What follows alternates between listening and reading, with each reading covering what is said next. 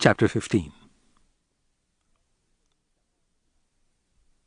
That day there was a strong south wind, which came burning from the sands of Africa across the Mediterranean. Clouds of fine sand twisted and turned in the air and got into throat and lungs. Teeth were gritty, and eyes inflamed. Doors and windows had to be locked tight if one wanted to make sure of eating a single piece of bread that was not sprinkled with sand. It was close. During those oppressive days when the sap was rising, I was myself a prey to the prevailing springtime unrest. A feeling of lassitude, an emotional tension in the breast, a tingling sensation throughout my body, a desire, or was it memory, of a vast and simple happiness. I took the pebbly mountain track. I had a sudden impulse to visit the small Minoan city which had risen from the ground after 3,000 or 4,000 years and was warming itself once more under its beloved Cretan sun. I thought that perhaps after 3 or 4 hours' walk, fatigue would calm the unrest that spring had brought. Bare grey stones, a luminous nakedness, the harsh and deserted mountain that I love. An owl, its round yellow eyes staring, blinded by the bright light, had perched on a stone. It was grave, beautiful, full of mystery. I was walking lightly, but its hearing was keen. It took fright, flew up silently among the stones, and disappeared. There was a scent of thyme in the air. The first tender flowers of the yellow gorse were already showing amongst its thorns. When I came in sight of the small ruined city, I stood spellbound. It must have been about noon. The sun's rays were falling perpendicularly and drenching the stones with light. In old ruined cities this is a dangerous time of day, for the air is filled with cries and the noise of spirits. If a branch cracks, if a lizard darts, if a cloud throws a shadow as it passes overhead, panic seizes you. Every inch of ground you tread is a grave, and you hear the dead groaning. Gradually my eyes grew accustomed to the bright light.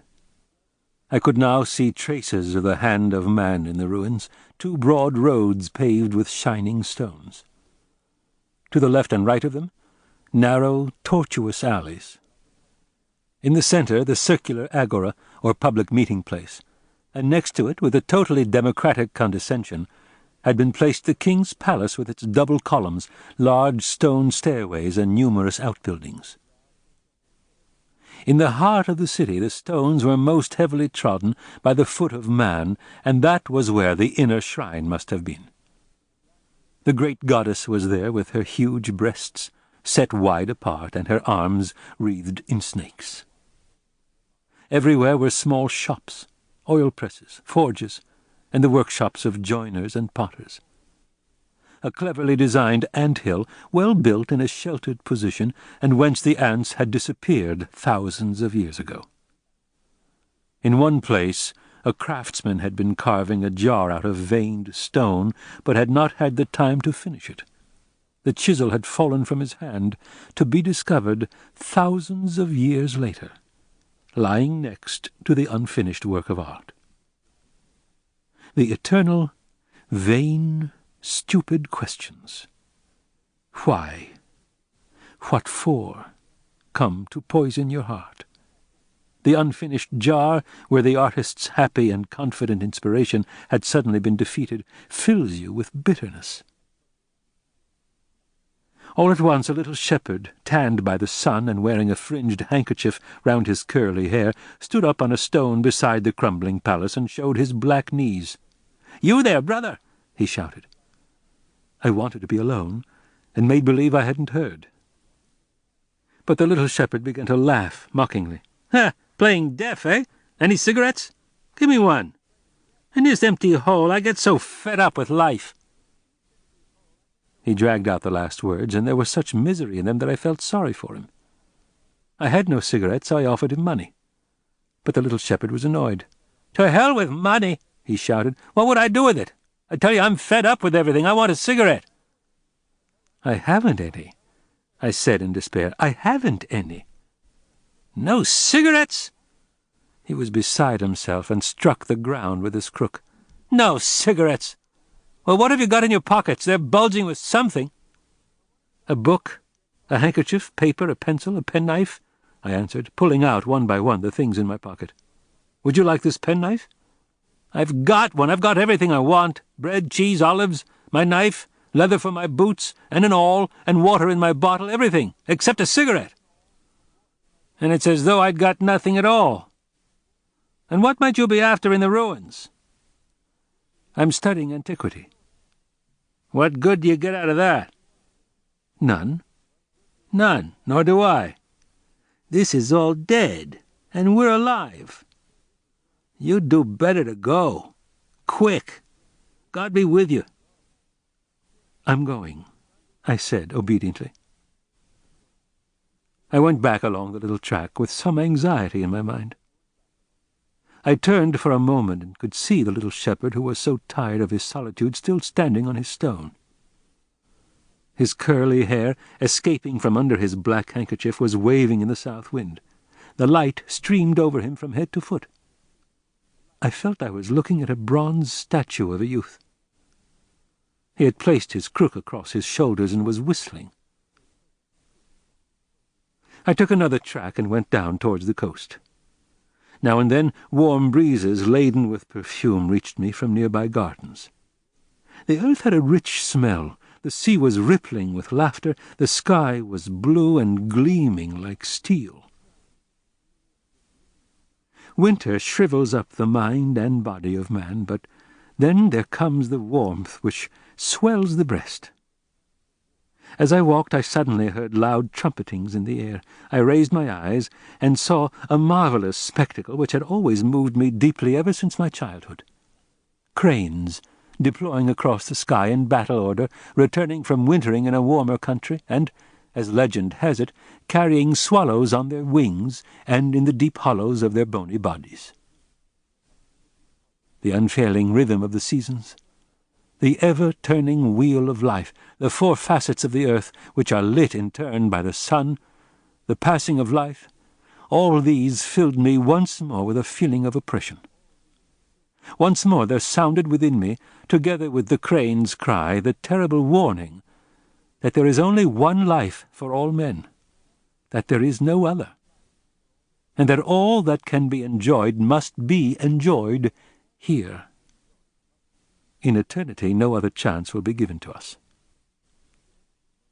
A mind hearing this pitiless warning, a warning which at the same time is so compassionate, would decide to conquer its weakness and meanness, its laziness and vain hopes, and cling with all its power to every second which flies away forever.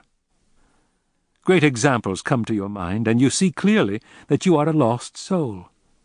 Your life is being frittered away on petty pleasures and pains and trifling talk.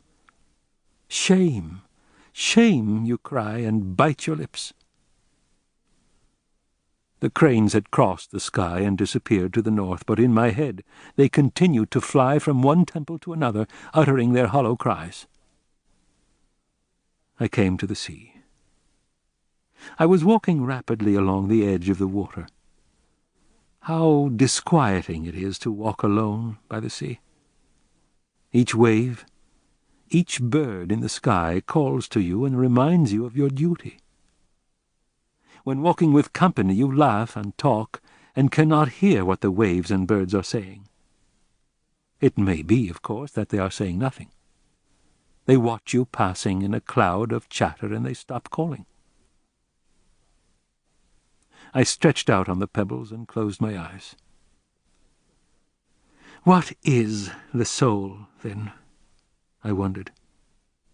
And what is this secret connection between the soul and sea, clouds and perfumes?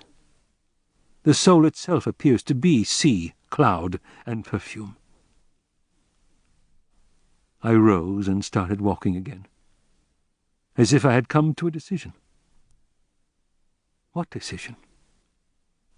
I did not know. Suddenly, I heard a voice behind me. Where are you going, sir, by the grace of God? To the convent?" I turned round.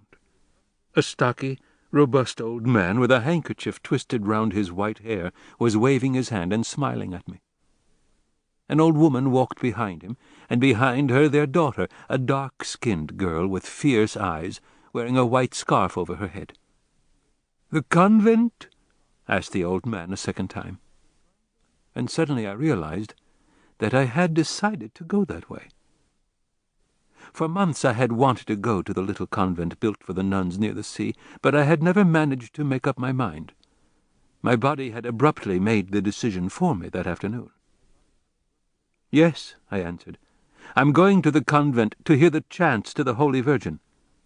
"May her blessing be upon you." He quickened his pace and caught me up. "Are you what they call the coal company?" "That's right." "Well, may the Blessed Virgin send you good profits. You are doing a lot of good for the village, bringing a means of livelihood to many a poor father with a family to keep. May you be blessed." And a moment or two later, the cunning old fellow, who must have known that we were not doing very well, added these words of consolation. "And even if you get no profit out of it, my son, don't worry. You'll not be the loser. Your soul will go direct to paradise." "That's what I'm hoping, Grandad." "I never had any education, but one day at church I heard something Christ had said. It stuck in my head, and I never forget it. 'Sell,' he said, 'everything you possess to obtain the great pearl.' And what is that great pearl? The salvation of your soul. You are well on the way to getting the great pearl, sir." The great pearl. How many times it had gleamed in the darkness of my mind like a huge tear. We began walking, the two men in front, the two women behind, with clasped hands. From time to time we made a remark. Would the olive blossom last on the trees? Would it rain and swell the barley? We must both have been hungry, because we constantly led the conversation round to food. "What is your favorite dish, Grandad?" "All of them, my son. It's a great sin to say, this is good and that is bad." "Why? Can't we make a choice?" "No, of course we can't." "Why not?" "Because there are people who are hungry." I was silent, ashamed. My heart had never been able to reach that height of nobility and compassion. The little convent bell rang out merrily and playfully like a woman's laugh. The old man made the sign of the cross. "May the martyred Virgin come to our help," he murmured. "She has a knife wound in the neck and bleeds in the time of the corsairs." And the old man began embroidering on the sufferings of the Virgin as though it were the story of a real woman, a young persecuted refugee who had come in tears with her child from the East and had been stabbed by the unfaithful. "Once a year, real warm blood runs from her wound," the old man went on. "I remember a long time ago, on her anniversary, I hadn't yet grown a moustache. People had come down from all the villages in the hills to worship the Virgin. It was the 15th of August. We men slept outside in the yard. The women were inside, and in my sleep I heard the Virgin cry out.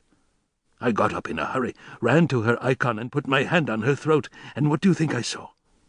My fingers were red with blood." The old man crossed himself and looked round at the women. "Come on, you women, we're nearly there," he cried. He lowered his voice. "I wasn't married then. I prostrated myself to Her Holiness and decided to leave this world of lies and be a monk." He laughed. "Why are you laughing, Grandad?" "Isn't it enough to make you laugh, my son? The very same day during the festival the devil, dressed up as a woman, stood before me. It was she." Without turning his head, he jerked his thumb backwards and indicated the old woman behind him, who was following us in silence. "She doesn't bear looking at now," he said.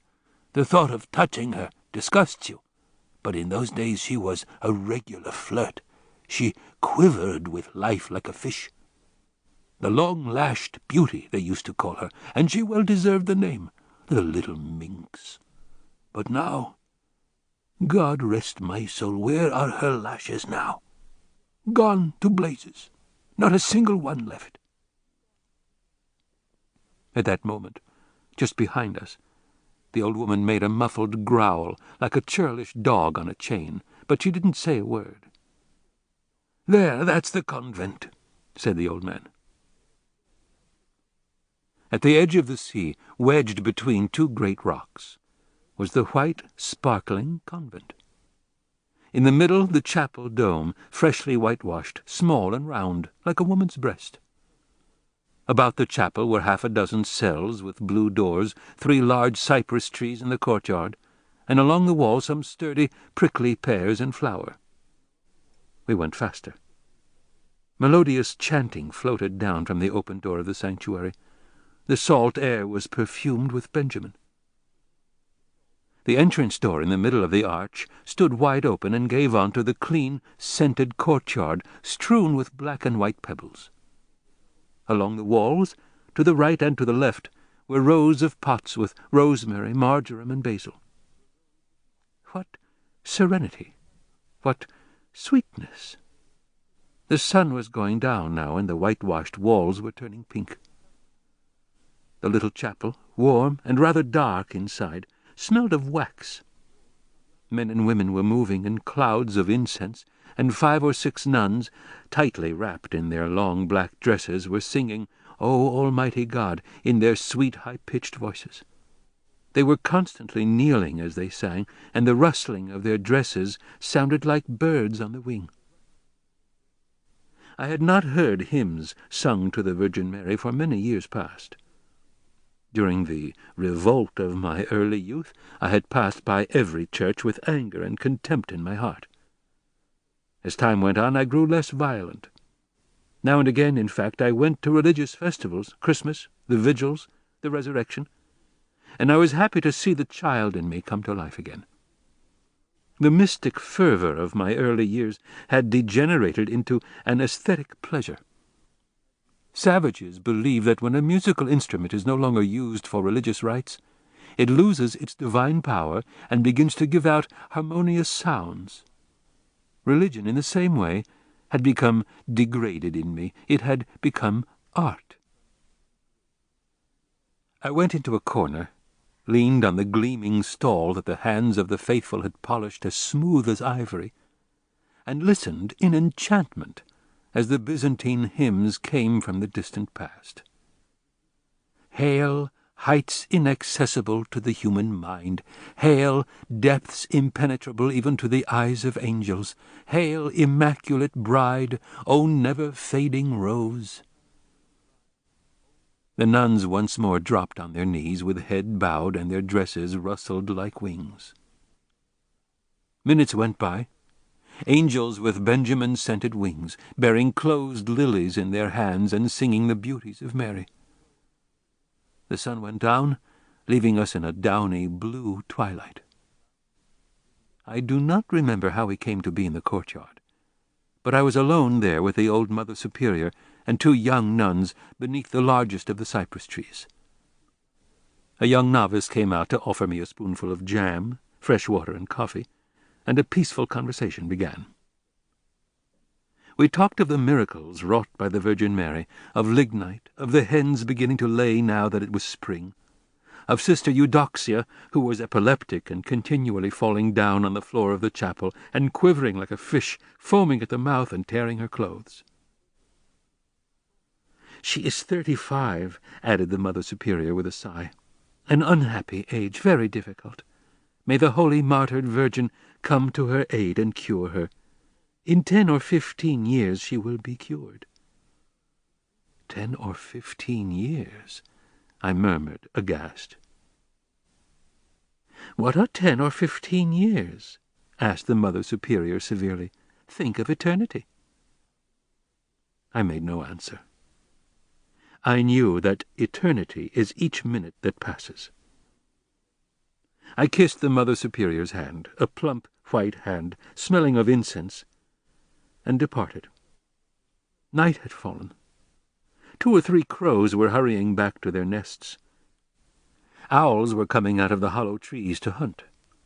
Snails, caterpillars, worms, field mice were coming out of the earth to be eaten by the owls. The mysterious snake that devours its own tail enclosed me in its circle. The earth brings to life and devours her own children, then bears more and devours them in their turn. I looked about me. It was quite dark. The last of the villagers had gone. No one could see me. I was absolutely alone. I bared my feet and dipped them in the sea. I rolled on the sand. I felt an urge to touch the stones, the water, and the air with my bare body. The Mother Superior had exasperated me with her eternity, and I felt the word fall about me like a lasso catching a wild horse. I made a leap to try to escape. I felt a desire to press my naked body against the earth and the sea, to feel with certainty that these beloved ephemeral things really existed. "You exist, and you alone," I cried in my innermost self. "O earth, I am your last-born. I am sucking at your breast and will not let go. You do not let me live for more than 1 minute, but that minute turns into a breast, and I suck." I shuddered as if I felt I was running the risk of being hurled into that anthropophagous word, eternity. I remembered how formerly, when only a year ago, I had eagerly pondered it with closed eyes and arms apart, wanting to throw myself into it. When I was in the first form at the state school, there was a story in the reading book we used for the second half of the alphabet. A little child had fallen into a well, said the story. There it found a marvelous city, flower gardens, a lake of pure honey, a mountain of rice pudding, and multicolored toys. As I spelled it out, each syllable seemed to take me further into that magic city. Once at midday, when I had come home from school, I ran into the garden, rushed to the rim of the well beneath the vine arbor, and stood fascinated, staring at the smooth black surface of the water. I soon thought I could see the marvelous city, houses and streets, the children in the vine arbor loaded with grapes. I could hold out no longer. I hung my head down, held out my arms, and kicked against the ground to push myself over the edge. But at that moment my mother noticed me. She screamed, rushed out, and caught me by my waistband just in time. As a child, then, I had almost fallen into the well. When grown up, I nearly fell into the word eternity, and into quite a number of other words, too. Love, hope, country, God. As each word was conquered and left behind, I had the feeling that I had escaped a danger and made some progress. But no. I was only changing words and calling it deliverance, and there I had been for the last 2 years, hanging over the edge of the word Buddha. But I now feel sure, Zobra be praised, that Buddha will be the last well of all, the last word precipice. And then I shall be delivered forever. Forever? That is what we say each time. I jumped up. I was happy from head to foot. I undressed and plunged into the sea. The joyful waves were frolicking, and I frolicked with them. Tired at last, I came out of the water, let the night wind dry me, and set out again with long, easy strides, feeling I had escaped a great danger, and that I had a still tighter grip on the Great Mother's breast. Chapter 16. As soon as I came within sight of the lignite beach, I stopped abruptly. There was a light in the hut. Zobra must be back, I thought happily. I felt like running, but restrained myself. I must hide my joy, I thought. I must look annoyed and first give him a good talking to. I sent him there on urgent business, and he'd just gone through my money, lived with some cabaret tart, and now comes back 12 days late. I must look as if I'm in a furious temper. I must. I walked slower to give me time to work up a temper. I tried hard to be angry, frowned and clenched my fists, did everything an angry man usually does, but could not manage it. On the contrary, the nearer I came, the happier I grew. I crept up to the hut and looked through the small lighted window. Zobra was on his knees by the tiny stove which he had lit and was making coffee. My heart melted, and I shouted, "Zobra!" In a trice the door swung open, and Zobra, barefoot, rushed out. He craned his neck, peering in the dark, discovered me, opened his arms to embrace me, then stopped and let them fall to his sides. "Glad to see you again, boss," he said hesitantly, standing long-faced and motionless before me. I tried to raise my voice angrily. "Glad to see you've taken the trouble to come back," I mocked. "Don't come any nearer, you reek of toilet soap." "Ah, if only you knew what a scrubbing I've given myself, boss," he said. "Have I cleaned myself up? I scraped my blasted skin to bits before seeing you, boss. I've sandstoned myself for an hour, but this hellish smell... Anyway, what of it? It'll pass off sooner or later. It isn't the first time. It's bound to go." "Let's get inside," I said, nearly bursting with laughter. We went in. The hut smelled of perfume, powder, soap, and women. "What in God's name is all that, may I ask?" I said, pointing to a case filled with handbags, bars of toilet soap, stockings, a small red parasol, and 2 minute bottles of scent. "Presents," muttered Zobra, hanging his head. "Presents?" I said, trying to sound furious. "Presents?" "Presents, boss. For little Bubulina. Don't be angry, boss. Easter's coming soon, and she's a human being too, you know." I managed to restrain my laughter once again. "You haven't brought her the most important thing," I said. "What?" "The marriage wreaths, of course." "What? What do you mean?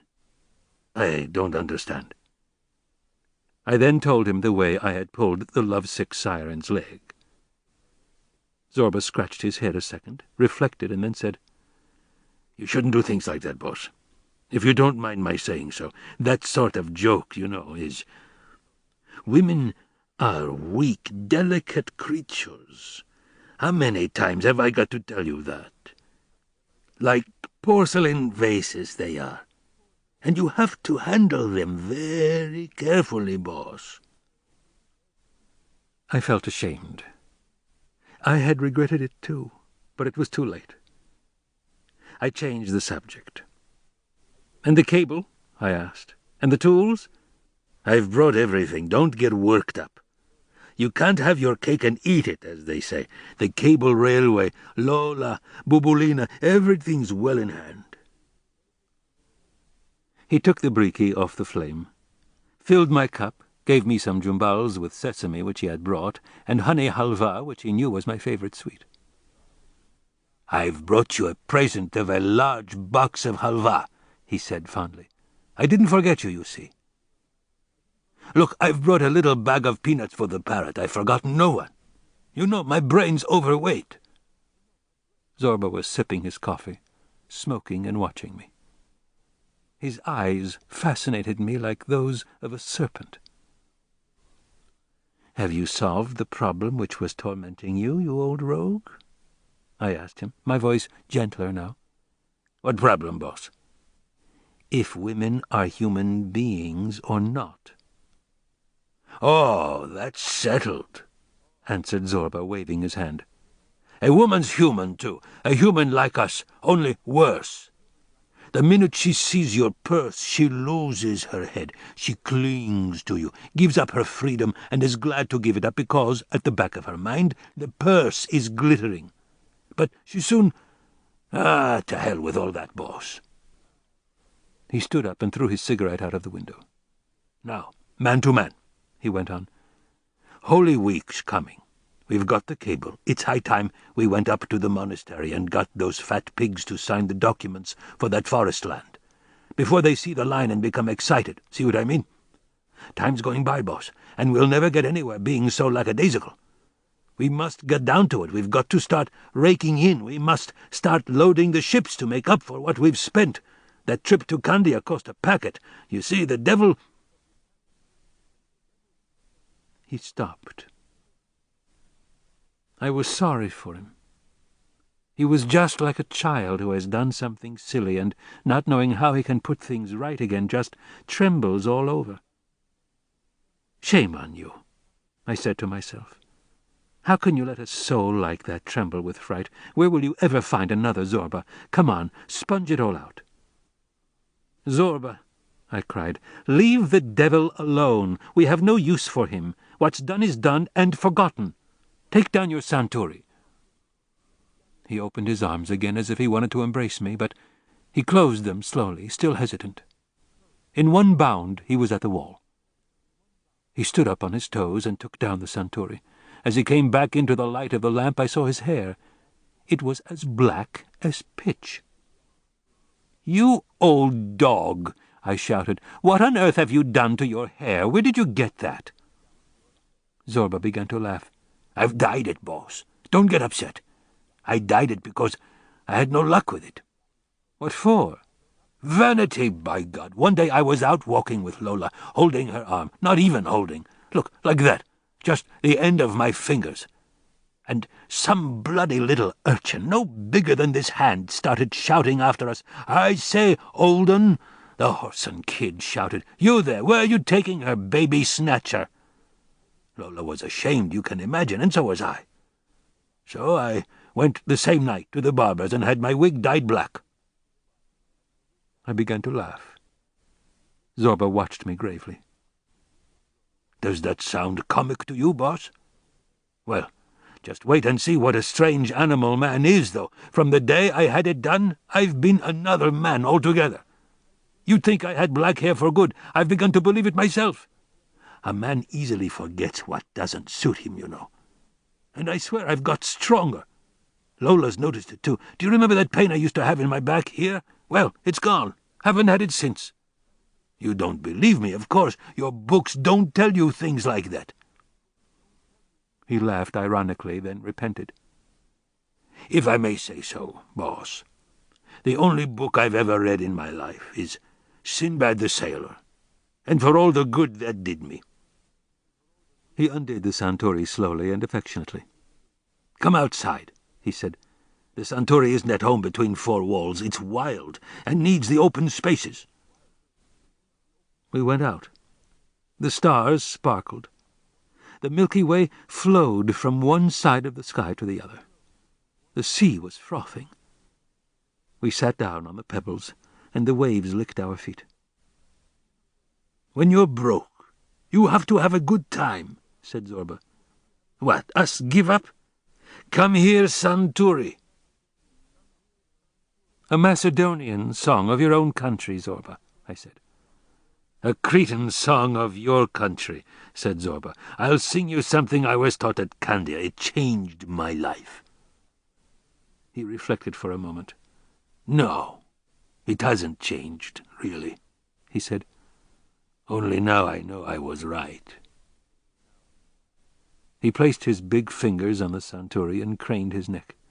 He sang in a wild, harsh, dolorous voice.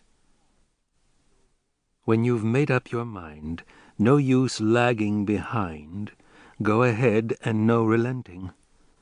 Let your youth have free rein, it won't come again, so be bold and no repenting." Our cares were scattered, petty troubles vanished, the soul reached its peak. Lola, lignite, the line, eternity, big and small worries, all became blue smoke that faded into the air. And there remained only a bird of steel, the human soul which sang. "I make you a present of everything, Zobra," I cried, when the proud song was done. "All you've done, the woman, your dyed hair, the money you spent, all of it's yours. Just go on singing." He craned out his scraggy neck once more. "Courage, in God's name. Venture, come what may. If you don't lose, you're bound to win the day." A number of workmen sleeping near the mine heard the songs. They got up, crept down to us and squatted round. They listened to their favourite songs and felt their legs tingling. At last, unable to restrain themselves longer, they loomed out of the darkness, half naked, their hair ruffled and their breeches baggy. They made a circle round Zobra and the San-Serif and began dancing on the pebbled shore. Thrilled, I watched them in silence. This is, I thought, the real vein I have been looking for. I want no other.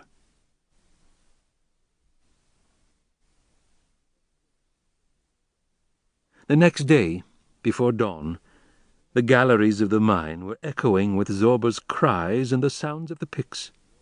The men were working frenziedly. Zobra alone could lead them on like that. With him, work became wine, women, and song, and the men were intoxicated. The earth came to life in his hands. The stones, coal, wood, and workers adopted his rhythm. A sort of war was declared in the galleries in the white light of the acetylene lamps, and Zobra was in the forefront, fighting hand to hand. He gave a name to each gallery and seam, and a face to all invisible forces, and after that it became difficult for them to escape him. "When I know that that is the Cannavaro gallery," he used to say about the first gallery he had christened, "where the hell do you think it can hide? I know its name. It wouldn't have the cheek to do the dirty on me. No more than Mother Superior, or Knock-Knees, or the Piddler. I know them all, I tell you, each one by its own name." That day I slipped into the gallery without his noticing me. "Come on, put some life into it," he was shouting to the workmen, as he always did when he was in good form. "Come on, we'll eat up the whole mountain yet. We're men, aren't we? Creatures to be reckoned with. God himself must tremble when he sees us. You Cretans and me, a Macedonian, will have this mountain. It takes more than a mountain to beat us. We beat the Turks, didn't we? So why should a little mountain like this put us off? Come on, then." Someone ran up to Zobra. In the acetylene light I could just make out Mamiko's thin face. "Zobra," he said in his mumbling voice. "Zobra." Zobra turned round and saw at a glance what it was about. He lifted his big hand. "Beat it!" he shouted. "Clear out!" "I've come for her," faltered the simpleton. "Clear out, I tell you! We've got work to do!" Mamiko made off as fast as his legs would carry him. Zobra spat in exasperation. "The day's for working," he said. "Daytime is a man, the night-time's for enjoying yourself. Night is a woman. You mustn't mix them up." I came up at that moment. "It's 12 o'clock, I said. "Time you stopped work and had a meal." Zobra turned round, saw me, and scowled. "Don't wait for us, boss, do you mind? You go and have your lunch. We've lost 12 days, remember, and we've got to catch up. I hope you eat well." I left the gallery and walked down towards the sea. I opened the book I was carrying. I was hungry, but I forgot my hunger.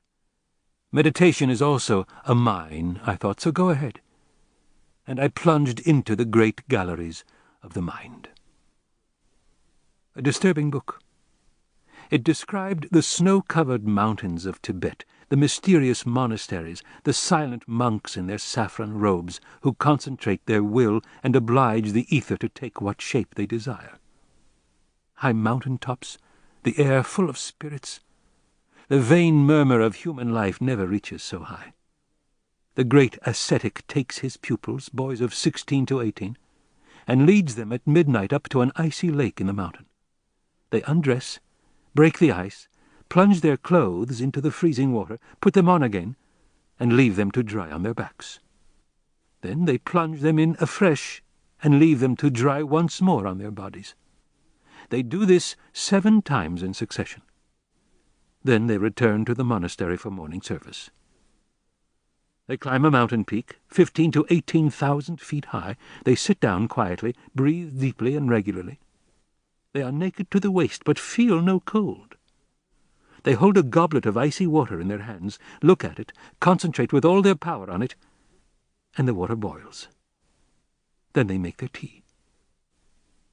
The great ascetic collects his students round him and says, "Woe to him who has not within himself the source of happiness. Woe to him who wants to please others. Woe to him who does not feel that this life and the next are but one. Night had fallen, and I could not see to read. I closed the book and looked at the sea. I must free myself of all these phantoms, I thought, Buddhas, gods, motherlands, ideas. Woe to him who cannot free himself from Buddhas, gods, motherlands, and ideas. The sea had suddenly turned black. The young moon was rapidly setting.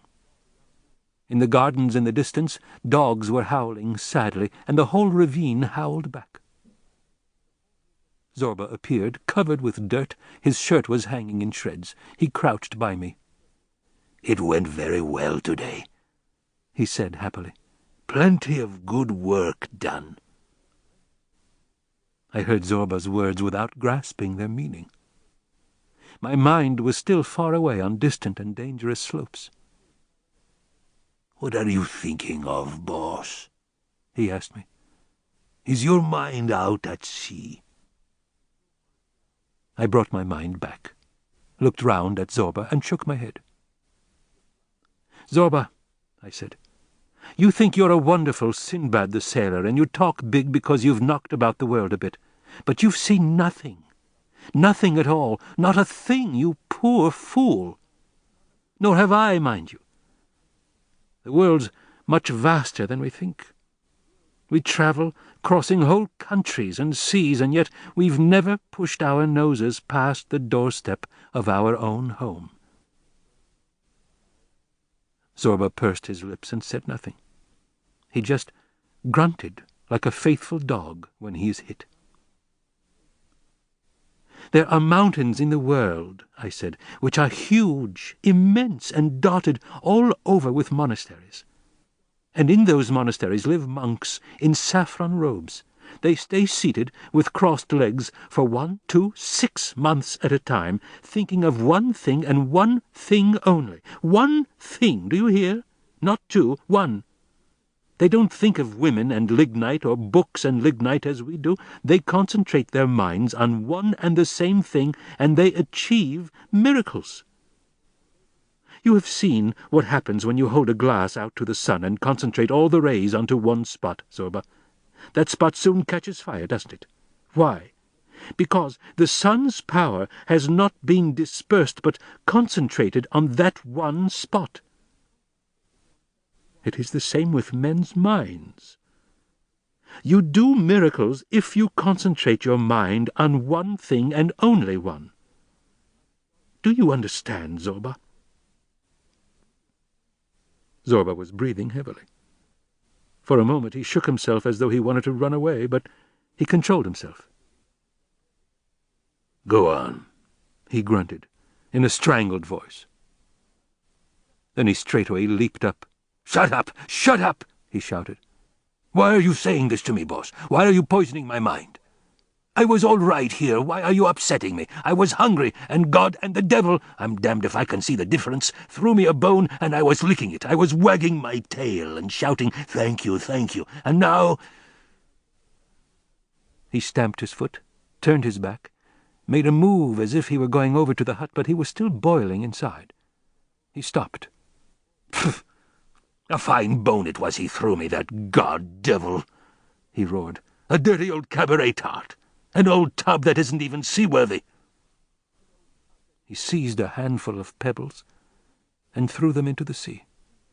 "But who is he? Who is it who throws these bones to us, eh?" He waited a little. Then, when he felt no reply was coming, he became excited. "Can't you say anything, boss?" he cried. "If you know, tell me, so that I know his name. Then, don't you worry, I'll look after him. But if it's just on the off chance like that, which way must I go? I'll come to grief." "I'm hungry," I said. "Go and get some food. Let's eat first." "Can't we last an evening without eating, boss? One of my uncles was a monk, and weekdays he took nothing but salt and water. On Sundays and feast days he added a bit of bran. He lived to be 120. He lived to be 120, Zobra, because he had faith. He had found his God, and he had no worries. But we have no God to nourish us, Zobra, so light the fire, will you, and we'll cook those chads. Make a thick hot soup with plenty of onions and pepper, the sort we like, then we'll see." "See what?" asked Zobra in a rage. "As soon as our bellies are full, we shall forget all that." "Exactly. That's what food's really for, Zobra. Now then, off you go and make a good fish soup, so that our heads don't burst." But Zobra didn't budge. He stayed where he was, motionless, looking at me. "Listen, boss. I want to tell you something. I know what you're up to. Just now, when you were talking to me, I suddenly had an inkling. I saw it all in a flash." "What am I up to, Zobra?" I asked, intrigued. "You want to build a monastery, that's it. Instead of monks, you'd stick a few quill drivers like your honored self inside, and they'd pass the time scribbling day and night. Then, like the saints in the old pictures, printed ribbons would come rolling out of your mouths. I've guessed right, haven't I?" I hung my head, saddened. Old dreams of my youth. Huge wings that have lost their feathers, naive, noble, generous impulses. Build an intellectual community, and bury ourselves there. A dozen friends, musicians, poets, painters. Work all day, meet only at night, eat, sing, read together, discuss the great problems of humanity, demolish the traditional answers. I had worked out the rules of the community already. I had even found the building in one of the passes of Mount Hymettus, at St. John the Hunter. "I've guessed it right enough," said Zobra happily, when he saw I remained silent. "Well, I'm going to ask you a favor, Holy Abbot. I want you to appoint me doorkeeper to your monastery so that I can do some smuggling and now and then let some very strange things through into the holy precincts. Women, mandolins, demijohns of raki, roast-sucking pigs, all so that you don't fritter away your life with a lot of nonsense." He laughed, and went quickly towards the hut. I ran after him. He cleaned the fish without opening his mouth, while I fetched wood and lit the fire. As soon as the soup was ready, we took our spoons and began eating straight out of the pot. Neither of us spoke. We had not had a bite all day, and we both ate ravenously. We drank some wine, and our spirits improved. Zobra opened his mouth at last. "It would be fun to see Dame Bubulina turn up now, boss. It would be a good moment for her to come, but God preserve us. She'd be the last straw. And yet, you know, boss, I've missed her. Devil-taker." You aren't asking me who threw you that particular little bone, are you? "What do you care, boss? It's like a flea in a haystack. Take the bone and don't worry about who threw it down to you. Is it tasty? Is there any flesh on it? Those are the questions to ask.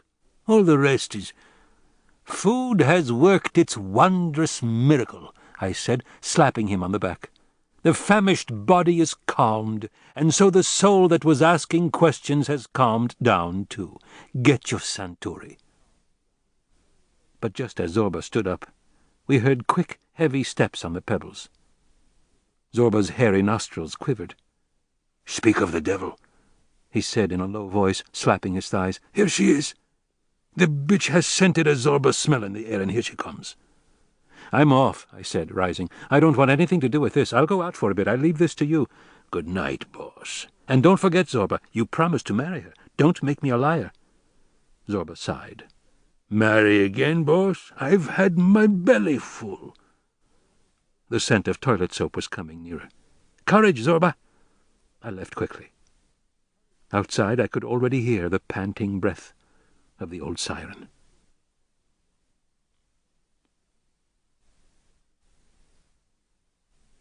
Chapter 17. The next day at dawn, Zorba's voice woke me from sleep. "What's got into you so early in the morning? Why all this shouting?" "We have to take things seriously, boss," he answered, filling his haversack with food. "I've brought 2 mules. Get up and we'll go to the monastery and have the papers signed for the cable railway. There's only one thing makes a lion afraid, and that's a louse. The lice will eat us all up, boss." "Why call that poor Bubolina a louse?" I asked him with a laugh. But Zobra pretended he had not heard. "Come on," he said, "before the sun is too high." I was really very glad to go up into the mountains and enjoy the smell of the pine trees. We mounted our beasts and began the ascent, halting for a moment at the mine where Zobra gave some instructions to the workmen. He told them to work at the Mother Superior, to dig out the trench in the Piddler and clean out the Cannavaro. The day shone like a diamond of the first water. The higher we went, the more our spirits seemed to have become purged and exalted. Once again I felt the influence on the soul of pure air, easy breathing, and a vast horizon. Anyone would think the soul, too, was an animal with lungs and nostrils, and that it needed oxygen, was stifled in the dust, or in the midst of too much stale breath. The sun was already high when we entered the pine forest. The air there smelled of honey. The wind was blowing above us, and soughed like the sea. During the trek, Zobra studied the slope of the mountainside. In his imagination, he was driving in piles every so many yards, and when he raised his eyes, he could already see the cable shining in the sun and running right down to the shore. Attached to the cable, the felled tree trunks descended, whistling along like arrows from a bow. He rubbed his hands together. "Capital," he said. "This will be a gold mine. We'll soon be rolling in money, and we can do all we said." I looked at him in astonishment. Don't tell me you've forgotten already. Before we built your monastery, we were going up the great mountain. What's its name?" "Tibet, Zobra. Tibet, but only the 2 of us. You can't take women there." "Who mentioned taking women?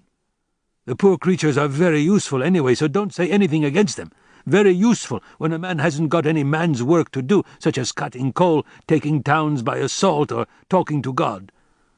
What else is there for him to do, then, if he isn't going to burst? He drinks wine, plays dice, or puts his arms round a woman. And he waits for his hour to come, if it is coming." He was silent for a moment. "If it is coming," he repeated in an irritated tone, "because it might never come at all."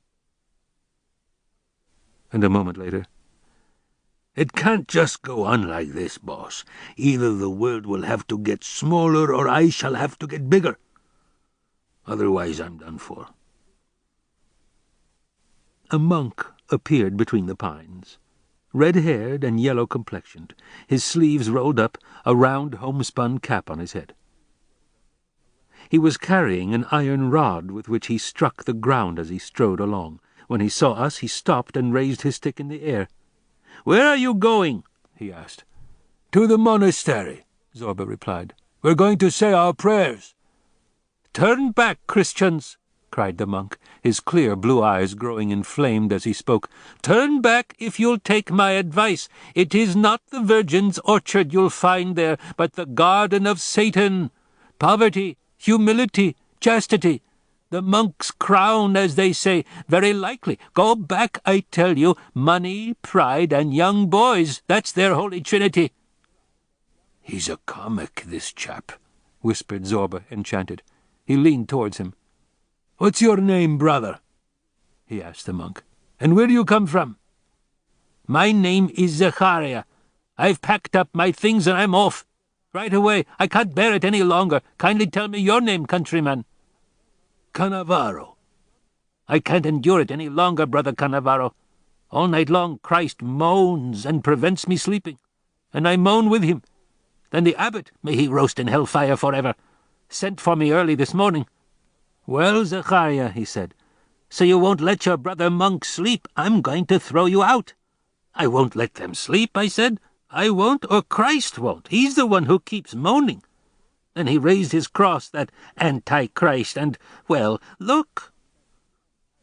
He took off his monk's cap and revealed a patch of congealed blood in his hair. "So I shook the dust of the place from my shoes and left." "Come back to the monastery with us," said Zobra. "I'll get round the abbot. Come on. You can keep us company and show us the way. You've been sent by heaven itself." The monk thought for a moment. His eyes shone.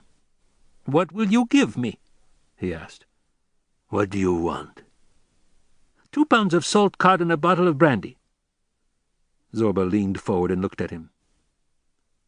"You wouldn't by any chance have a sort of devil inside you, would you, Zachariah?"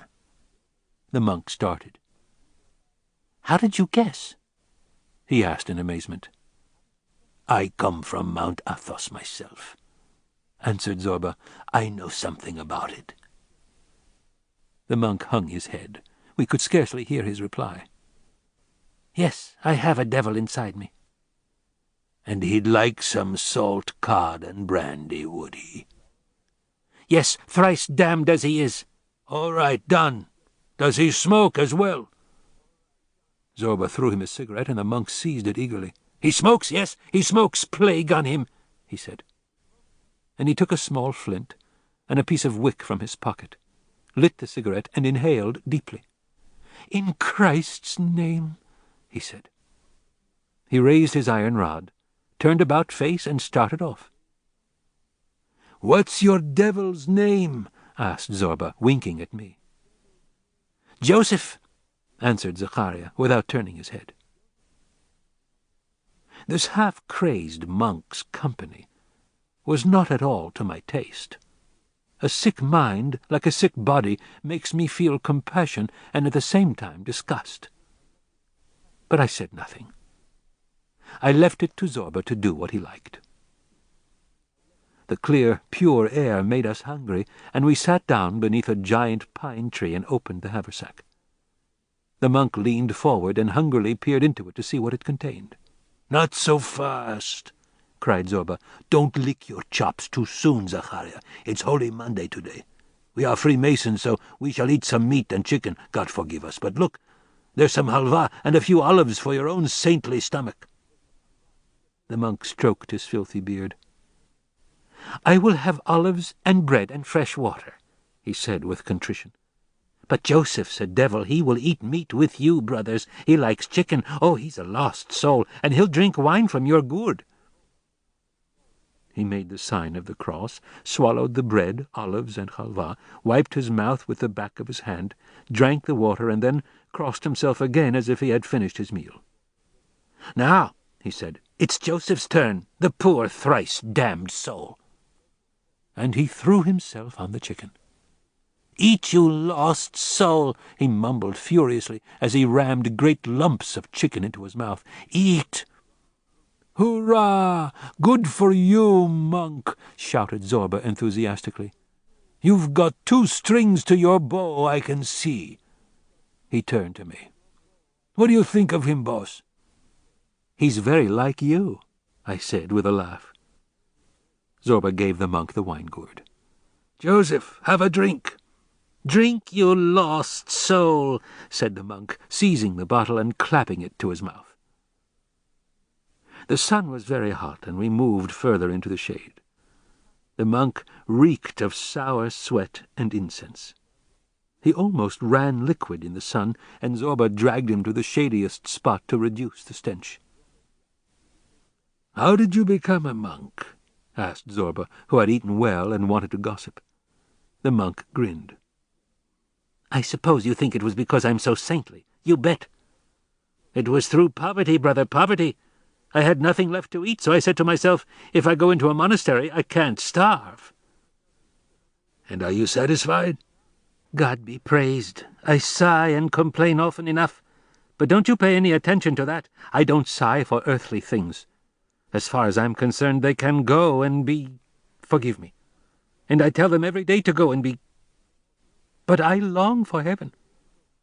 I tell jokes and cut capers about the place and make the monks laugh. They all say I'm possessed by the devil and insult me, but I say to myself, it can't be true. God must like fun and laughter. "Come inside, my little buffoon. Come inside," he'll say to me one day, I know. "Come and make me laugh." That's the way I'll get into paradise, as a buffoon. "You've got your head screwed on the right way, old fellow," said Zobra, standing up. "Come on. We must make a move, so that we don't get caught by the dark." The monk went ahead again. As we climbed the mountain, I felt we were clambering over ranges of the mind within me, passing from base and petty cares to nobler ones, from the comfortable truths of the plains to precipitous conceptions. Suddenly the monk stopped. "Our Lady of Revenge," he cried, pointing to a small chapel with a graceful dome. He sank to his knees and made the sign of the cross. I dismounted and entered the cool oratory. In one corner was an old icon, black with smoke and covered with votive offerings. Thin sheets of silver on which had been crudely engraved figures of feet, hands, eyes, hearts. A silver candlestick stood before the icon, holding an ever-burning light. I approached in silence. A fierce, warlike Madonna, with a strong neck and the austere, uneasy look of a virgin, held in her hand not the holy babe, but a long, straight spear. "Woe to him who attacks the monastery," said the monk in terror. "She hurls herself at him and sticks him through with her spear. In ancient times the Algerians came here and burnt the monastery, but see what it cost these heathens. As they passed this chapel, the Holy Virgin all of a sudden threw herself from the icon, rushed outside and started thrusting with her spear this way and that in all directions. And she killed them all, to a man. My grandfather remembered seeing their bones. They littered the whole of the forest. Since then we call her Our Lady of Revenge. Before that she was called Our Lady of Mercy." "Why didn't she perform her miracle before they burnt the monastery, Father Zachariah?" asked Zobra. "That was the will of the All-High," answered the monk, crossing himself 3 times. "Good for the All-High," muttered Zobra, climbing back into the saddle. "On we go." Soon a plateau appeared on which we could see the outline of the Holy Virgin's monastery, surrounded by rocks and pine trees. Serene, smiling, cut off from the rest of the world in the hollow of this high green gorge, uniting in deep harmony the nobility of the peak and the gentleness of the plain, this monastery appeared to me a marvelously chosen retreat for human meditation. Here, I thought, a gentle, sober spirit could cultivate a religious exaltation that would match the stature of men. Neither a precipitous, superhuman peak, nor a lazy, voluptuous plain, but what is needed and no more for the soul to be elevated without losing its human tenderness. A sight like this will fashion neither heroes nor swine. It will fashion men. Here, a graceful ancient Greek temple or a gay Mohammedan mosque would be in keeping. God must come down here in simple human form, walk barefoot across the spring grass, and converse quietly with men. What a marvel! What solitude! What felicity! I murmured. We dismounted, went through the central door, climbed to the visiting room, where we were offered the traditional tray of raki, jam, and coffee. The guest-master, or hospitaller, came to see us, and in a moment we were surrounded by monks who began to talk. Cunning eyes, insatiable lips, beards, moustaches, and the odour of so many he-goats. "Haven't you brought a newspaper?" one monk asked anxiously. "A newspaper?" I said in astonishment. "What would you do with a newspaper here?" "A newspaper, brother, would tell us what is happening in the world below," cried 2 or 3 indignant voices. Leaning on the rails of the balcony, they croaked like a lot of ravens.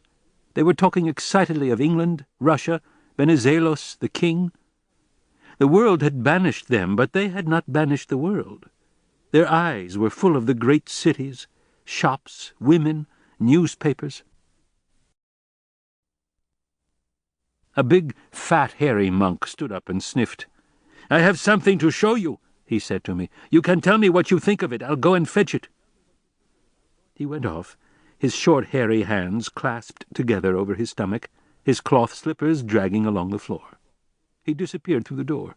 The monks all grinned nastily. "Father Demetrios is going to fetch his clay nun again," said the hospitaller. "The devil buried it in the ground especially for him, and one day Demetrios found it when he was digging in the garden. He took it to his cell and has lost his sleep ever since. He's nearly lost his senses, too." Zobra stood up. He was suffocating. "We came to see the abbot and to sign some papers," he said. "The holy abbot isn't here," said the hospitaller. "He went to the village this morning. Have patience." Father Demetrios reappeared, his two clasped hands outstretched as though he were carrying the holy chalice. "There," he said, opening his hands cautiously. I went up to him. A tiny Tanagra figurine, half naked and coy, smiled up at me from the monk's fat fingers. She was holding her head with the one hand that still remained to her. "For her to show her head like that," said Demetrios, "means that she has a precious stone inside it, maybe a diamond or a pearl. What do you think?" "I think," came one monk's acid comment, "that she's got a headache." But big Demetrios, his lips hanging down like a goat's, watched me and waited impatiently. "I think I ought to break her and see," he said. "I can't get any sleep at night for it. If there were a diamond inside—" I looked at the graceful young girl with her tiny, firm breasts, exiled here in the smell of incense and among crucified gods that lay their curse on the flesh, on laughter and kisses. Ah, if only I could save her. Zobra took the terracotta figurine, felt the thin womanly body, and his fingers stayed, trembling on the firm, pointed breasts. "But can't you see, my good monk," he said, "that this is the devil? It's the devil himself, and no mistake. Don't you worry, I know him well enough, accursed as he is. Look at her breasts here, Father Demetrios, cool, round, and firm. That's just what the devil's breast is like, and I know plenty about that." A young monk appeared in the doorway. The sun shone on his golden hair and round, downy face. The venomous-tongued monk, who had spoken before, winked to the hospitaller. They both smiled cunningly. "Father Demetrios," they said, "here is your novice, Gavrili." The monk seized his tiny clay woman immediately, and went rolling like a barrel towards the door. The handsome novice walked silently in front of him with a swinging step. They disappeared down the long, dilapidated corridor. I signed to Zobra, and we went out into the courtyard. It was agreeably hot outside.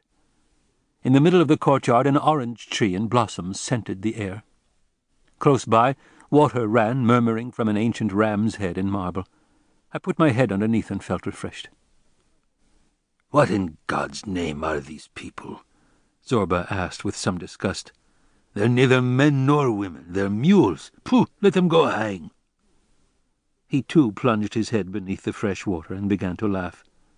"Pooh, let them go hang," he said again. "They've all got a devil of some sort in them. One wants a woman, another salt cod, another money, another newspapers. Bunch of noodles. Why don't they come down into the world, stuff themselves full of all that, and purge their brains?" He lit a cigarette and sat on the bench beneath the blossoming orange tree. "When I have a longing for something myself," he said, "do you know what I do? I cram myself chock full of it. And so I get rid of it and don't think about it any longer. Or if I do, it makes me wretch. Once when I was a kid, this'll show you, I was mad on cherries. I had no money, so I couldn't buy many at a time, and when I'd eaten all I could buy, I still wanted more. Day and night I thought of nothing but cherries. I foamed at the mouth. It was torture. But one day I got mad, or ashamed, I don't know which. Anyway, I just felt cherries were doing what they liked with me, and it was ludicrous. So what did I do? I got up one night, searched my father's pockets, and found a silver mezhidye and pinched it. I was up early the next morning, went to a market gardener and bought a basket of cherries. I settled down in a ditch and began eating. I stuffed and stuffed till I was all swollen out. My stomach began to ache and I was sick. Yes, boss, I was thoroughly sick. And from that day to this I've never wanted a cherry. I couldn't bear the sight of them. I was saved. I could say to any cherry, I don't need you any more. And I did the same thing later with wine and tobacco. I still drink and smoke, but at any second, if I want to, whoop, I can cut it out. I'm not ruled by passion. It's the same with my country. I thought too much about it, so I stuffed myself up to the neck with it, spewed it up, and it's never troubled me since. What about women? I asked. Their turn will come, damn them. It'll come. When I'm about 70. He thought for a moment, and it seemed too imminent. 80, he said, correcting himself. That makes you laugh, boss, I can see, but you needn't. That's how men free themselves. Listen to me. There's no other way except by stuffing themselves till they burst, not by turning ascetic. How do you expect to get the better of a devil, boss, if you don't turn into a devil and a half yourself? Demetrios came panting into the courtyard, followed by the fair young monk. Anybody'd think he was an angel in a temper, muttered Zobra, admiring his shyness and youthful grace. They went towards the stone staircase leading to the upper cells. Demetrios turned round, looked at the young monk, and said a few words. The monk shook his head as in refusal. But immediately afterwards he nodded in submission, put his arm round the old monk, and they mounted the steps together. "Get it?" asked Zobra. "Do you see? Sodom and Gomorrah." Two monks peeped out, winked at one another, and began to laugh. "Spiteful bunch," grunted Zobra. "Wolves don't tear one another to pieces, but look at these monks. Have you ever seen women go for one another like this?" "They're all men," I said, laughing. "There's not much difference here, boss. You take it from me. Mules, all of them. You can call them Gavrilis or Gavrila, Demetrios or Demetria, according to how you feel. Come on, boss, let's be off. Get the papers signed as quick as we can and let's go. We'll soon get disgusted with men and women altogether if we stay here." He lowered his voice. "Besides, I've got a scheme." "Another mad idea, I know. Don't you think you've done enough foolish things in your time, you old goat? Tell me what your scheme is." Zobra shrugged his shoulders. "How can I tell you a thing like that, boss? You're a nice chap, if you'll allow me to say so. You do your utmost for everybody, whoever they are. If you found a flea on your eiderdown in the winter, you'd put it underneath, so that it wouldn't catch cold. How should you understand an old scoundrel like me? If I find a flea, crack, I crush him. If I find a sheep, swish, I cut its throat, slap it onto the spit, and invite my friends to a feast. But you'd say the sheep isn't yours. No, I admit that. But, boss, let's finish eating it first. Afterwards we'll talk it over quietly and discuss what's yours and mine as much as you like. You could talk to your heart's content about it while I cleaned my teeth with a matchstick." The courtyard resounded with his peals of laughter. Zachariah appeared, terrified. He placed a finger on his lips and crept up to us on tiptoe. "Shh," he said. "You mustn't laugh. Look up there, that little window. That's where the bishop is working. It's the library. He's writing, the holy man is. He writes all day long, so don't make a noise." "Ah, you're just the person I wanted to see, Father Joseph," said Zobra, taking the monk's arm. "Come, take me to your cell. I want to chat with you." Then he turned to me. "While we're away, you go and have a look round the chapel and all the old icons," he said. "I'll wait for the abbot. He won't be long, but don't start anything yourself. You'll only make a mess of it. Leave it to me. I've got a scheme." He bent down and spoke in my ear. "We'll have that forest at half price. Don't say a word." And he went off quickly, holding the mad monk's arm.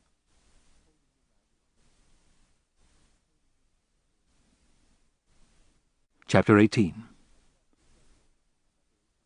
I crossed the threshold of the chapel and plunged into the shadowy interior, which was cool and fragrant. The building was deserted. The bronze chandeliers shed a faint light. A finely worked iconostasis filled the far end of the chapel. It represented a golden vine arbor laden with grapes. The walls were covered from top to bottom with half-obliterated frescoes, terrifying pictures of skeleton-like ascetics, the fathers of the church, Christ's prolonged passion, huge, fierce-looking angels with their hair tied in broad blue and pink ribbons which had faded with the damp. High up in the vault was the Virgin, with arms imploringly outstretched. A heavy silver lamp stood before her, and the soft light flickered round her, caressing her long, contorted face. I shall never forget her dolorous eyes, her puckered, rounded mouth, and strong, wilful chin. Here, I thought, is the completely happy and satisfied mother, even in the most agonizing pain, because she feels that from her mortal loins has issued something that will not die. When I recrossed the threshold, the sun was sinking. I sat down under the orange tree in a state of happiness. The dome of the chapel was turning pink as though it were dawn. The monks had gone to their cells and were resting. They would not sleep at all. They had to muster all their strength. Christ would begin to climb Golgotha that night, and they had to go with him. 2 black sows with pink teats were lying fast asleep beneath a carob tree.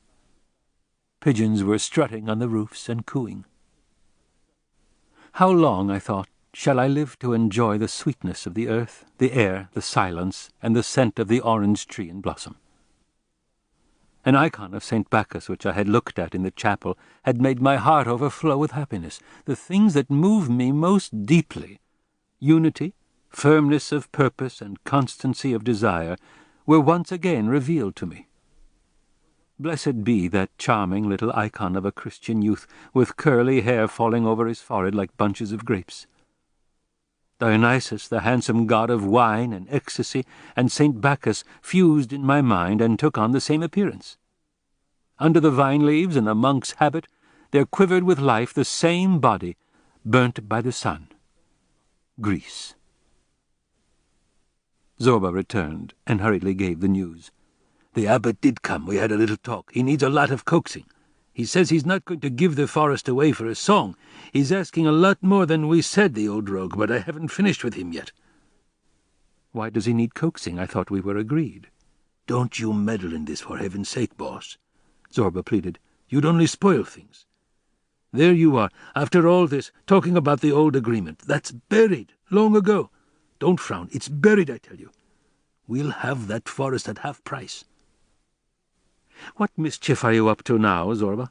Never you mind, that's my business. I'm going to oil the works and make them turn. Do you get it? But why? I don't get it at all. Because I spent more than I should have done at Candia, that's why. Because Lola swallowed quite a heap of my, that is to say, your money. You don't think I've forgotten, do you? There is such a thing as self-respect. No blots on my copybook. I've spent so much, so I pay so much. I've reckoned it up. Lola cost me 7,000 drachmas. I'll knock them off the price of the forest. It's the abbot, the monastery, and the Holy Virgin who'll pay for Lola. That's my scheme. How do you like it? Not at all. Why should the Holy Virgin be responsible for your excesses? She is responsible, and more than responsible. Look, she had her son, God. God made me, Zobra, and he gave me some instruments, you know what I mean. And these damned instruments, no matter where I meet the female of the species, makes me lose my head and open my purse. See? Therefore, Her Holiness is responsible, and more than responsible. Let her pay. I don't like it, Zobra. That's another question altogether. Let's save the 7 little banknotes first. We'll discuss it later. Make love to me first, darling. I'll be your aunt again afterwards. You know how the song goes. The fat hospitaller appeared. "Come inside," he said in a suave ecclesiastical tone. "Dinner is served." We went down to the refectory, a large hall with benches and long, narrow tables. The smell of sour, rancid oil filled the air. At the far end was an old fresco of the Last Supper. The 11 faithful disciples crowded around Christ like a flock of sheep, and on the other side, standing quite alone, was the red-haired Judas, the black sheep. He had a bulging forehead and aquiline nose, and Christ could not take his eyes off him. The Hospitaller sat down, placing me on his right and Zobra on his left. "We are fasting," he said, "so I hope you will excuse us. No oil or wine, even for visitors, but you are welcome." We made the sign of the cross. Then we served ourselves in silence to olives, spring onions, fresh beans, and halva. We all three munched slowly like rabbits. "Such is life here below," said the Hospitaller. "A crucifixion and a fast. But patience, brothers, patience. The resurrection and the Lamb are coming, and the kingdom of heaven." I coughed. Zobra trod on my foot as though to say, "Shut up." "I have seen Father Zachariah," said Zobra, to change the subject. The Hospitaller started. "What did that madman say to you?" he asked anxiously. "He has all 7 demons in him. Don't listen to a word he says. His soul is impure, and he sees impurity all around him."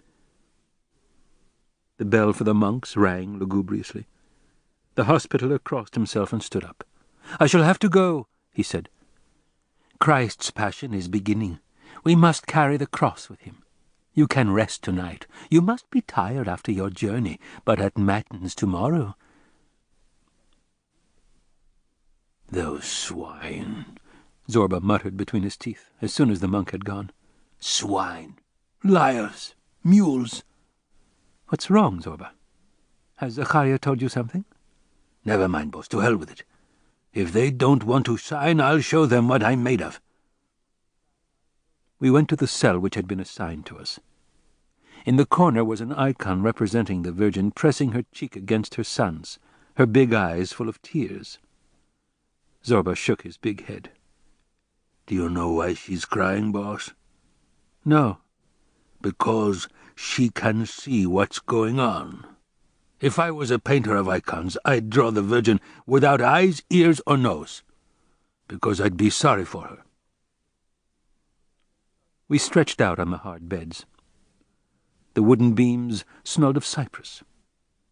Through the open window was wafted the gentle breath of spring, laden with the perfume of flowers. Occasionally the mournful tunes surged from the courtyard like gusts of wind. A nightingale began to sing close to the window, then another a short distance away, and still another. The night was overflowing with love. I could not sleep. The nightingale's song mingled with the lamentations of Christ, and I tried to climb Golgotha myself through the flowering orange trees, guiding myself by the huge spots of blood. In the blue spring night I could see the cold sweat glistening all over Christ's pale, faltering body. I could see his hands outstretched and trembling as though he were a beggar imploring the bystanders to listen. The poor people of Galilee hurried after him, crying, "Hosanna! Hosanna!" They had palm leaves in their hands and spread their mantles before his feet. He looked at the ones he loved, though none could divine the depths of his despair. He alone knew he was going to his death. Beneath the stars, weeping and silent, he consoled his poor human heart that was full of fear. "Like unto a grain of wheat, my heart, you too must fall into the ground and die. Be not afraid. If you do not, how can you bring forth fruit? How can you nourish men who die of hunger?" But within him, his man's heart was fainting and trembling and did not want to die. The wood round the monastery was full of the song of nightingales. Their song rose amidst the damp foliage and spoke entirely of love and passion, and with it trembled, swelled, and wept the poor heart of mankind. Gradually, imperceptibly, together with Christ's passion and the nightingale's song, I entered the realm of sleep, just as the soul must enter paradise.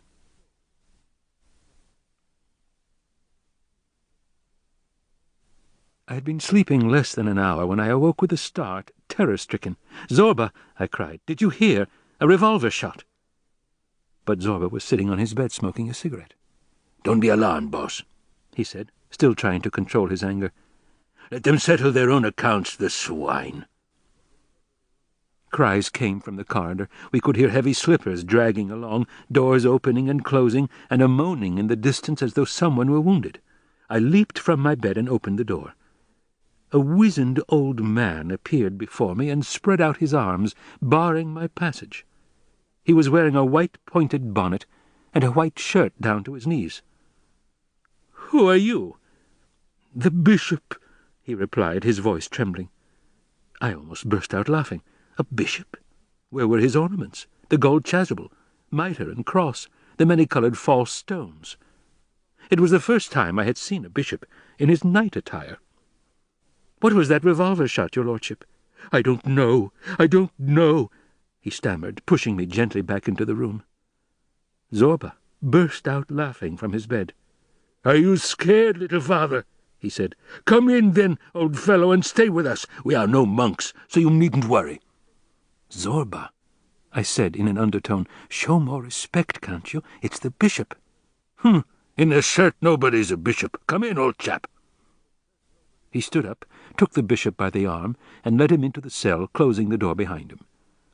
He took a bottle of rum out of his haversack and filled a small glass. "Drink, my friend," he said. "That'll buck you up." The little old man drained his glass and soon came round. He sat down on my bed and leaned against the wall. "Very reverend father," I said, "what was that revolver shot?" "I don't know, my son. I had worked till midnight and gone to bed, when next door in Father Demetrios' cell I heard—" "Ah, ha!" said Zobra with a laugh. "You were right then, Zachariah, those dirty swine." The bishop bowed his head. "It must have been a thief of some sort," he murmured. In the corridor, the uproar had ceased, and the monastery sank into silence once more.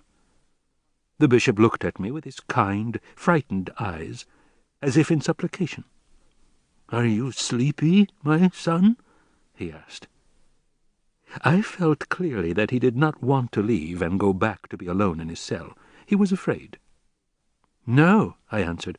"I'm not at all sleepy. Stay here a while." We began to talk. Zobra was leaning on his pillow and rolling a cigarette. "You appear to be a cultured young man," the bishop said to me. "Here I can't find anyone to talk to. I have 3 theories that help to make my life agreeable.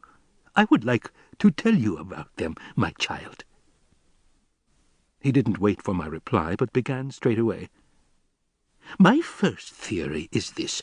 The shape of flowers influences their color. Their color influences their properties.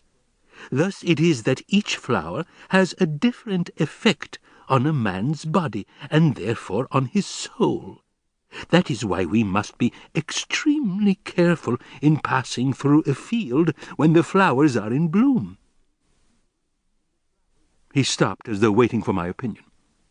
I could see the little old man wandering through a field, searching the ground with secret excitement for the shapes and colors of the flowers. The poor old man must tremble with mystic awe. In the spring the fields must be peopled for him with many-colored devils and angels. This is my second theory. Every idea that has a real influence has also a real existence. It is really there. It does not float invisibly in the atmosphere. It has a real body, eyes, a mouth, feet, a stomach. It is male or female, and therefore runs after men or women, as the case may be. That is why the Gospel says, "The Word became flesh." He looked anxiously at me again. "My third theory," he went on hurriedly, as he could not bear my silence, "is this. There is some eternity even in our ephemeral lives, only it is very difficult for us to discover it alone. Our daily cares lead us astray. A few people only, the flower of humanity, manage to live an eternity even in their transitory lives on this earth. Since all the others would therefore be lost, God had mercy on them and sent them religion. Thus the crowd is able to live in eternity too." He had finished, and was visibly relieved for having spoken. He raised his small eyes, which had no lashes, and smiled at me. It was as though he were saying, "There, I am giving you all I have, take it." I was very moved at the sight of this little old man thus offering me outright, when he hardly knew me, the fruits of a lifetime's work. He had tears in his eyes. "What do you think of my theories?" he asked, taking my hand between his own and looking into my eyes. I felt that he depended on my reply to tell him whether his life had been of any use or not. I knew that, over and above the truth, there exists another duty which is much more important and much more human. "Those theories may save many souls," I answered. The bishop's face lit up. That was the justification of his entire life. "Thank you, my son," he whispered, squeezing my hand affectionately. Zobra leaped from his corner. "I've got a fourth theory," he cried. I looked anxiously at him. The bishop turned to him. "Speak, my son, and may your theory be blessed. What is it?" "That 2 and 2 make 4, said Zobra gravely. The bishop looked at him flabbergasted. "And the fifth theory, old man," Zobra went on, "that 2 and 2 don't make 4. Go on, my friend, take a chance. Make your choice." "I don't understand," stammered the old man, casting a questioning glance at me. "Neither do I," said Zobra, bursting into laughter. I turned to the poor old man, who was abashed, and changed the subject. "What are your special studies here in the monastery, Reverend Father?" I asked. "I am making copies of the ancient manuscripts of the monastery, my son, and recently I have been collecting all the sacred epithets used by the Church in connection with the Virgin Mother." He sighed. "I am old," he said, "and I can't do anything else. I find relief in listing all the verbal adornments of the Virgin, and thus I forget the miseries of this world." He leaned his elbow on the pillow, closed his eyes, and began murmuring as though in delirium.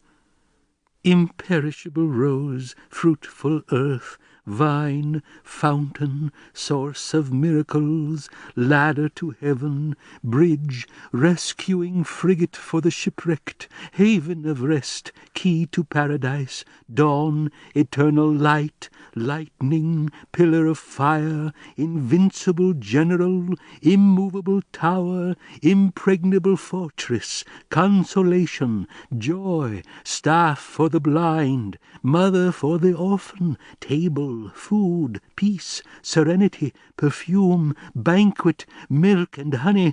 "The old boy's delirious," said Zobra in an undertone. "I'll cover him over so that he doesn't catch cold." He stood up, threw a blanket over the bishop, and put his pillow straight. "There are 77 kinds of madness, so I've heard," he said. "This one must be the 78th.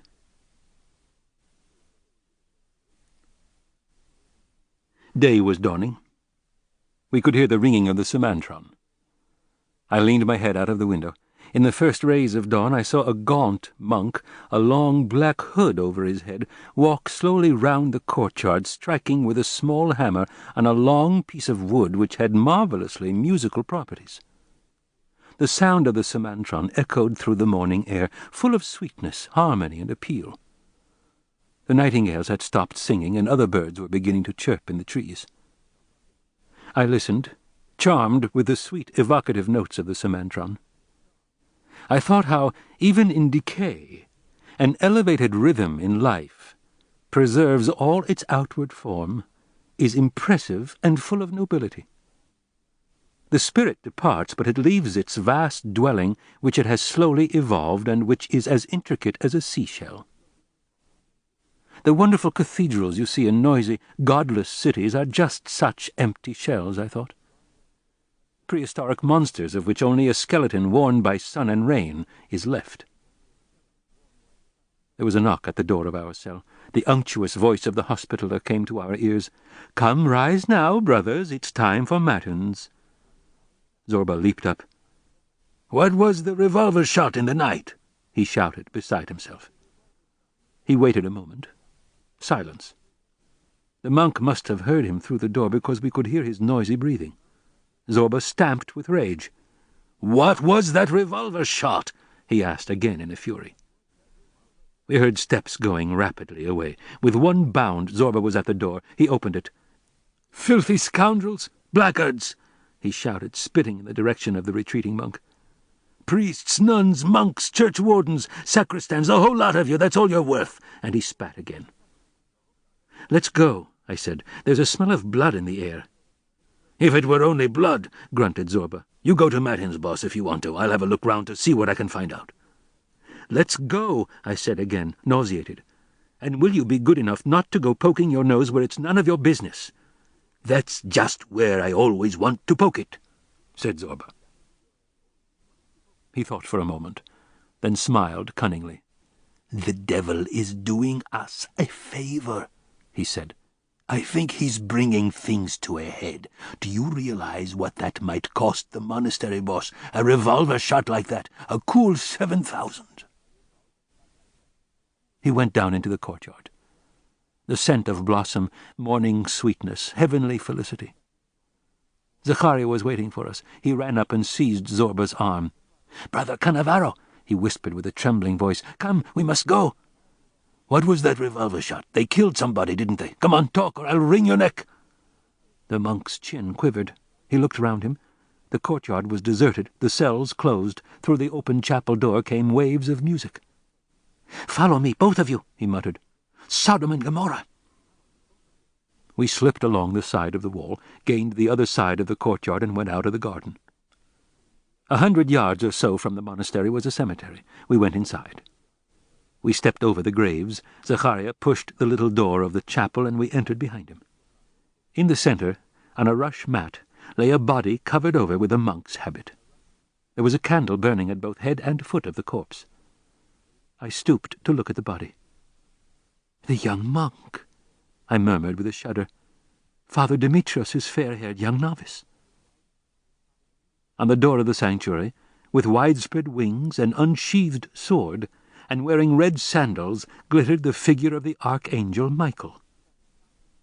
"Archangel Michael," cried the monk, "send fire and brimstone and burn them all. Archangel Michael, do something, leave your icon, raise your sword and smite them. Did you not hear that revolver shot?" "Who killed him? Who was it, Demetrios? Speak, old goatbeard." The monk slipped out of Zobra's grasp and threw himself flat on the floor before the Archangel.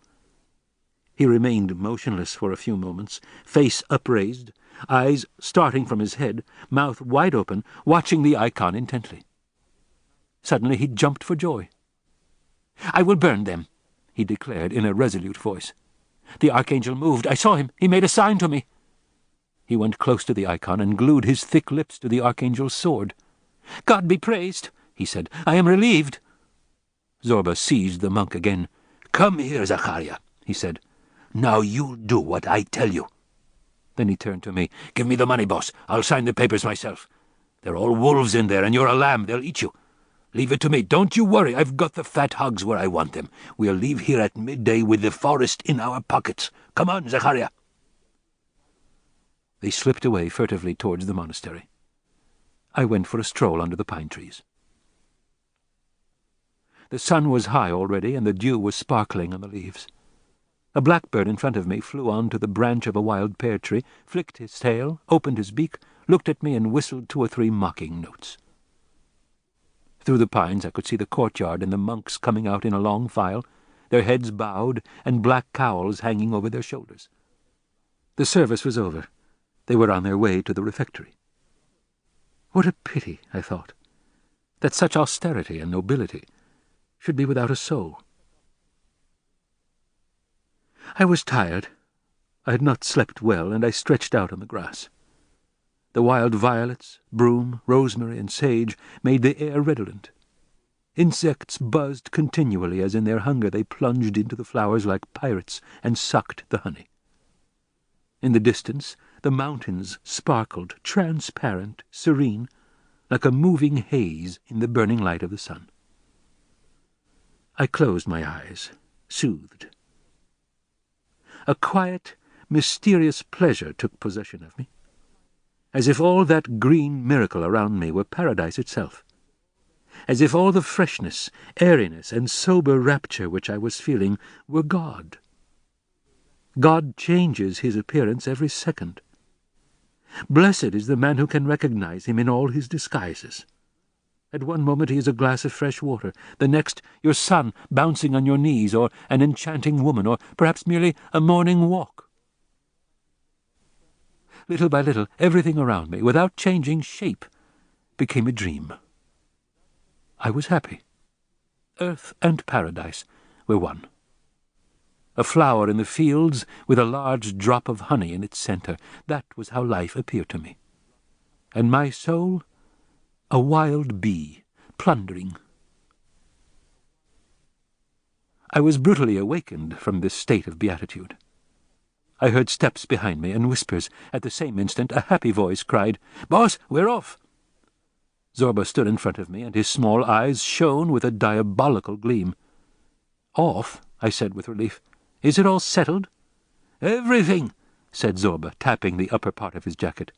"Here's the forest. I hope it brings us luck. And here are the 7,000 Lola cost us." He took a roll of banknotes from his inside pocket. "Take 'em," he said. "I pay my debts. I'm not ashamed to look you in the face any more. The stockings and handbags and perfume and Dame Bubulina's parasol are all included in that, even the parrot's nuts. And the halva I brought you as well." "Keep it yourself, Zobra. It's a present from me," I said. "Go and burn a candle to the Virgin you've sinned against." Zobra turned round. Father Zacharia was coming towards us in his filthy gown, which was turning green, and his down-at-heel shoes. He was leading our 2 mules. Zobra showed him the roll of notes. "We'll split, Father Joseph," he said. "You can buy 200 pounds of salt cod and stuff yourself with it till you burst your belly, till you spew it up and deliver yourself from cod for ever and ever. Come on, hold out your paw." The monk took the dirty notes and hid them. "I shall buy some paraffin," he said.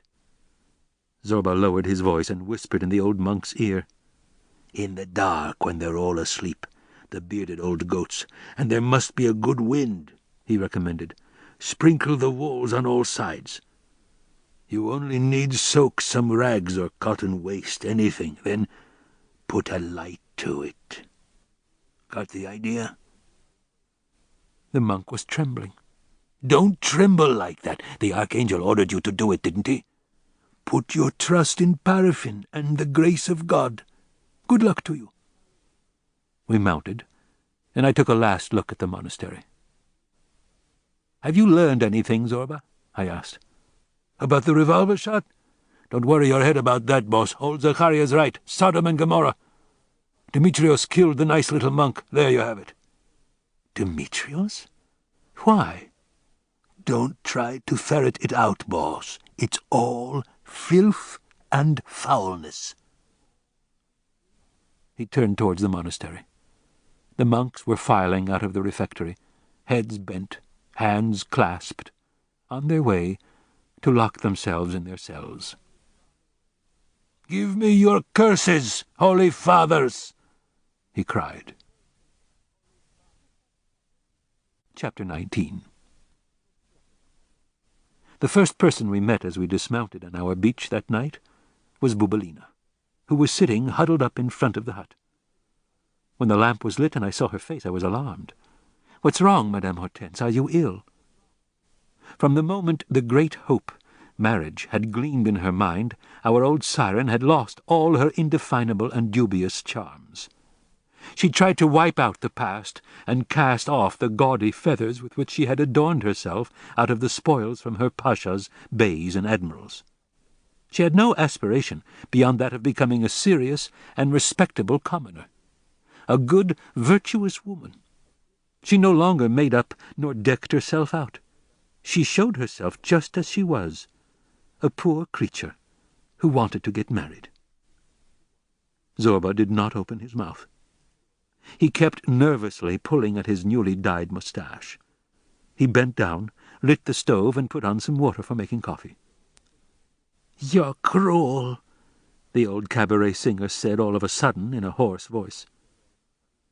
Zobra raised his head and looked at her. His eyes softened. He could never hear a woman say anything to him in a harrowing tone without being completely overwhelmed. One tear from a woman could drown him. He said nothing, put the coffee and sugar in the pot, and stirred.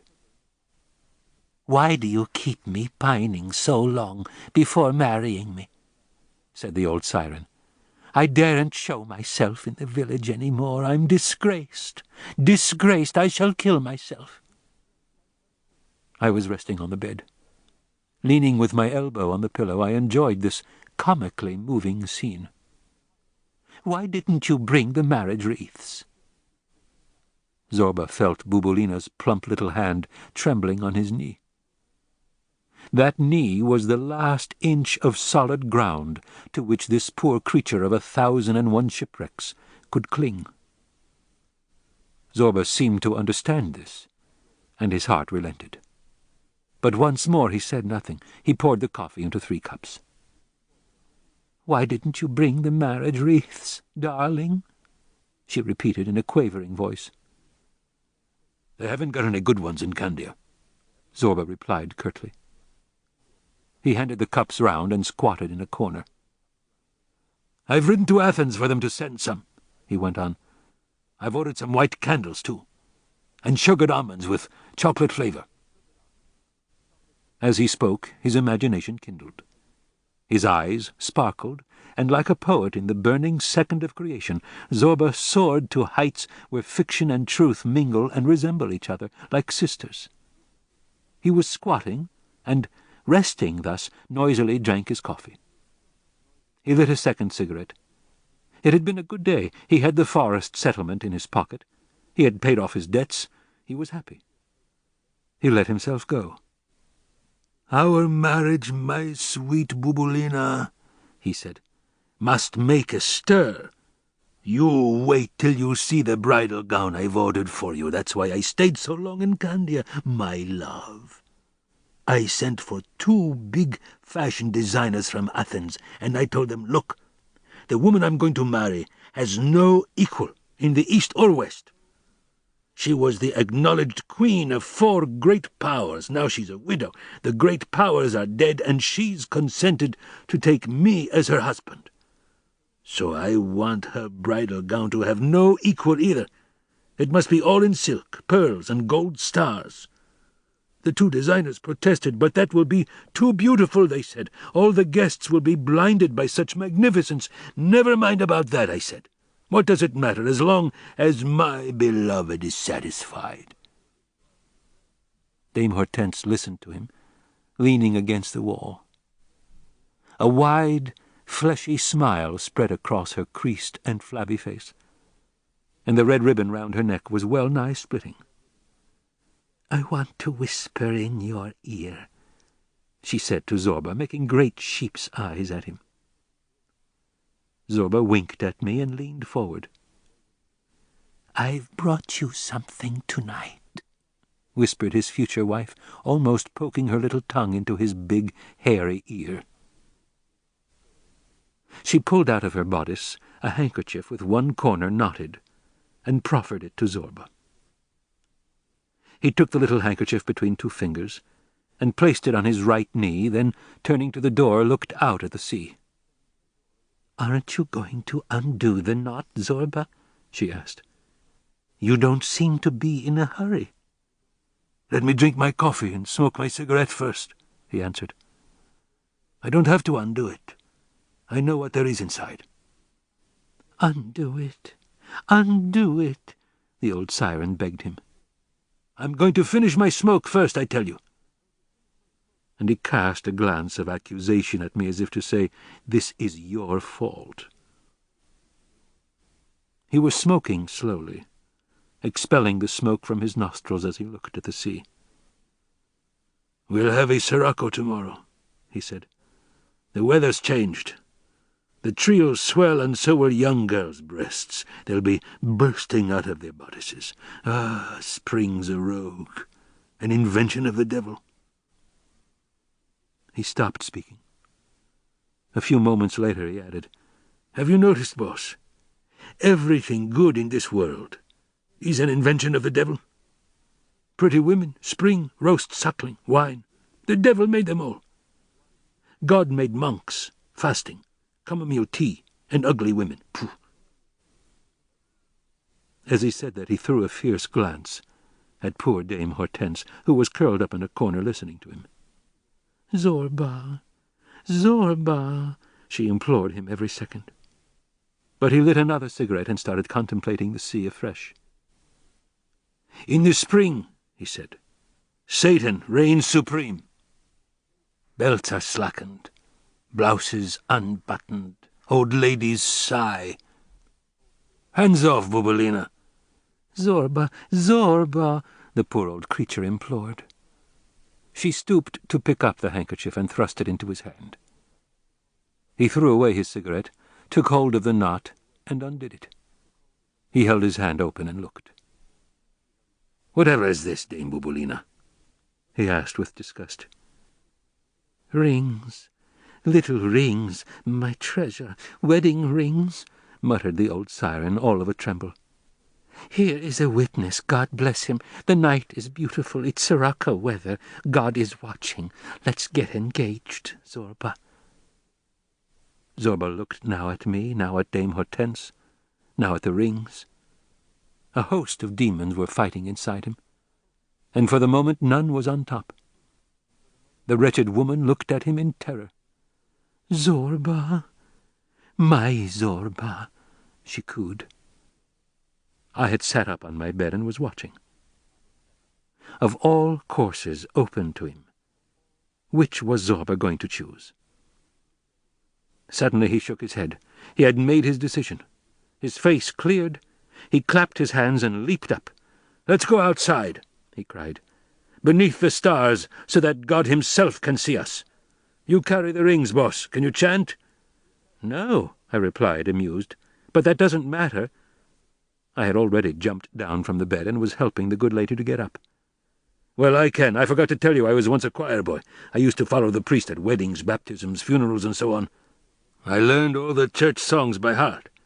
Come, my Bubulina, come. Hoist your sail, my little French frigate, and come on my right." Of all Zobra's demons, it was the kind-hearted clown who had won. Zobra had been sorry for the old siren. His heart had been torn when he saw her faded eyes fixed on him so anxiously. "Devil take me," he muttered as he made his decision. "I can still give some joy to the female of the species. Come on." He rushed out onto the beach, took Dame Hortense's arm, gave me the rings, turned to the sea and began to chant. "Blessed be our Lord in the world without end. Amen." He turned to me and said, "Do your stuff, boss." "There is no such thing as boss tonight," I said. "I'm your best man." "Well, keep your wits about you, then. When I cry out, 'Bravo,' you put the rings on." He started chanting again in his deep ass's bray. "For the servant of God Alexis, and the servant of God Hortense, now affianced to each other, we beg salvation, O Lord." "Kyrie eleison, Kyrie eleison, I quavered, with difficulty controlling laughter and tears. There's a lot more business yet, said Zobra. Damned if I can remember it all. Anyway, let's get the ticklish part over.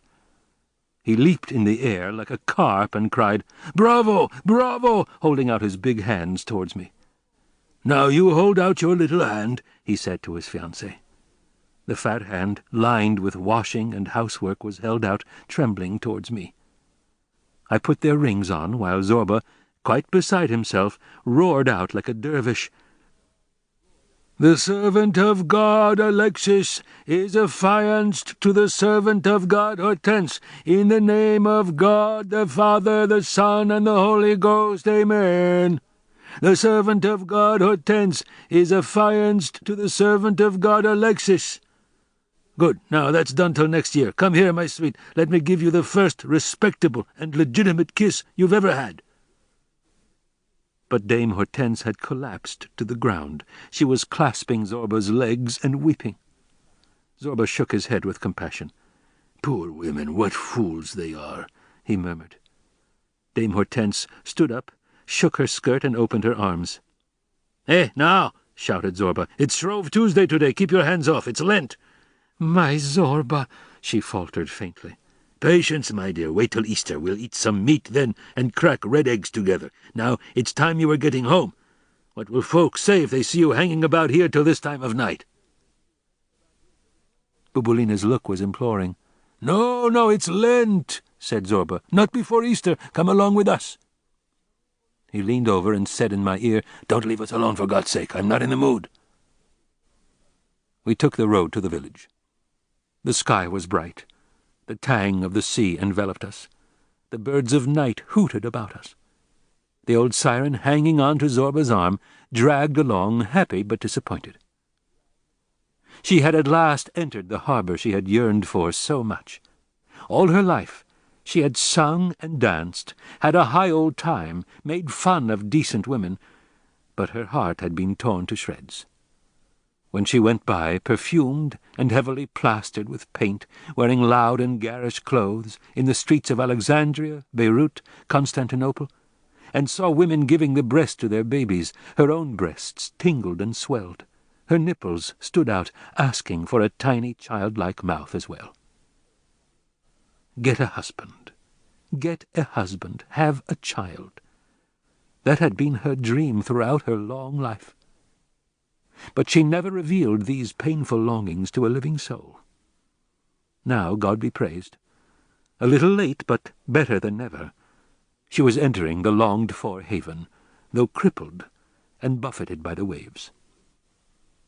From time to time she raised her eyes and peeped sideways at the great gawk of a fellow who was striding beside her. "He isn't a rich pasha with a gold-tasseled fez," she was thinking, "and he's not the handsome son of a bey, but, God be praised, he's better than nothing. He will be my husband forever, God be praised." Zobra felt her weighing on his arm, and dragged her on, eager to reach the village and be rid of her. And the poor woman kept tripping over the stones in the road. Her toenails were almost torn out. Her corns were hurting, but she said not a word. Why speak? Why complain? Everything was splendid, praise be to God. We passed the fig tree of our young lady, and the widow's garden, and when the first village houses appeared, we stopped. "Good night, my treasure," said the old siren fondly, standing up on tiptoe to reach her fiancé's lips. But Zobra did not bend. "Let me kiss your feet, my love," said Bubulina, making ready to drop to the ground. "No, no," protested Zobra. He was moved, and took her in his arms. "I ought to kiss your feet, my love. I ought to, but I don't feel up to it. Good night." We left her, and went in silence along the road, breathing in the scented air. Zobra suddenly turned to me. "What ought we to do, boss? Laugh or cry? Give me some advice." I made no answer. I was tight about the throat, too, and could not say why. Was it from laughing or crying? "Boss," said Zobra suddenly, Who was that rascally god who would never let a single woman have room for complaint? I've heard something about him, I know. It seems he used to dye his beard, too, and tattooed hearts and arrows and sirens on his arms. He used to disguise himself, they say. Turned into a bull, a swan, a ram, and saving his reverence, an ass. In fact, whatever the jades desired. What was his name? You must be talking about Zeus. What made you think of him? God preserve his soul, said Zobra, raising his arms to heaven. He had some rough times, he did. What he must have gone through. A great martyr, believe me, boss. You swallow everything your books say, but just think a moment what the people who write books are like. A lot of schoolmasters. What do they know about women, or men who run after women? Not the first thing. Why don't you write a book yourself, Zobra, and explain all the mysteries of the world to us? I sneered. Why not? For the simple reason that I live all those mysteries, as you call them. And I haven't the time to write. Sometimes it's war, sometimes women, sometimes wine, sometimes the Centauri. Where would I find time to drive a miserable pen? That's how the business falls into the hands of the pen-pushers. All those who actually live the mysteries of life haven't the time to write. And all those who have the time don't live them, do you see? Let's get back to our subject. What about Zeus? Ah, the poor chap, sighed Zobra. I'm the only one to know what he suffered. He loved women, of course.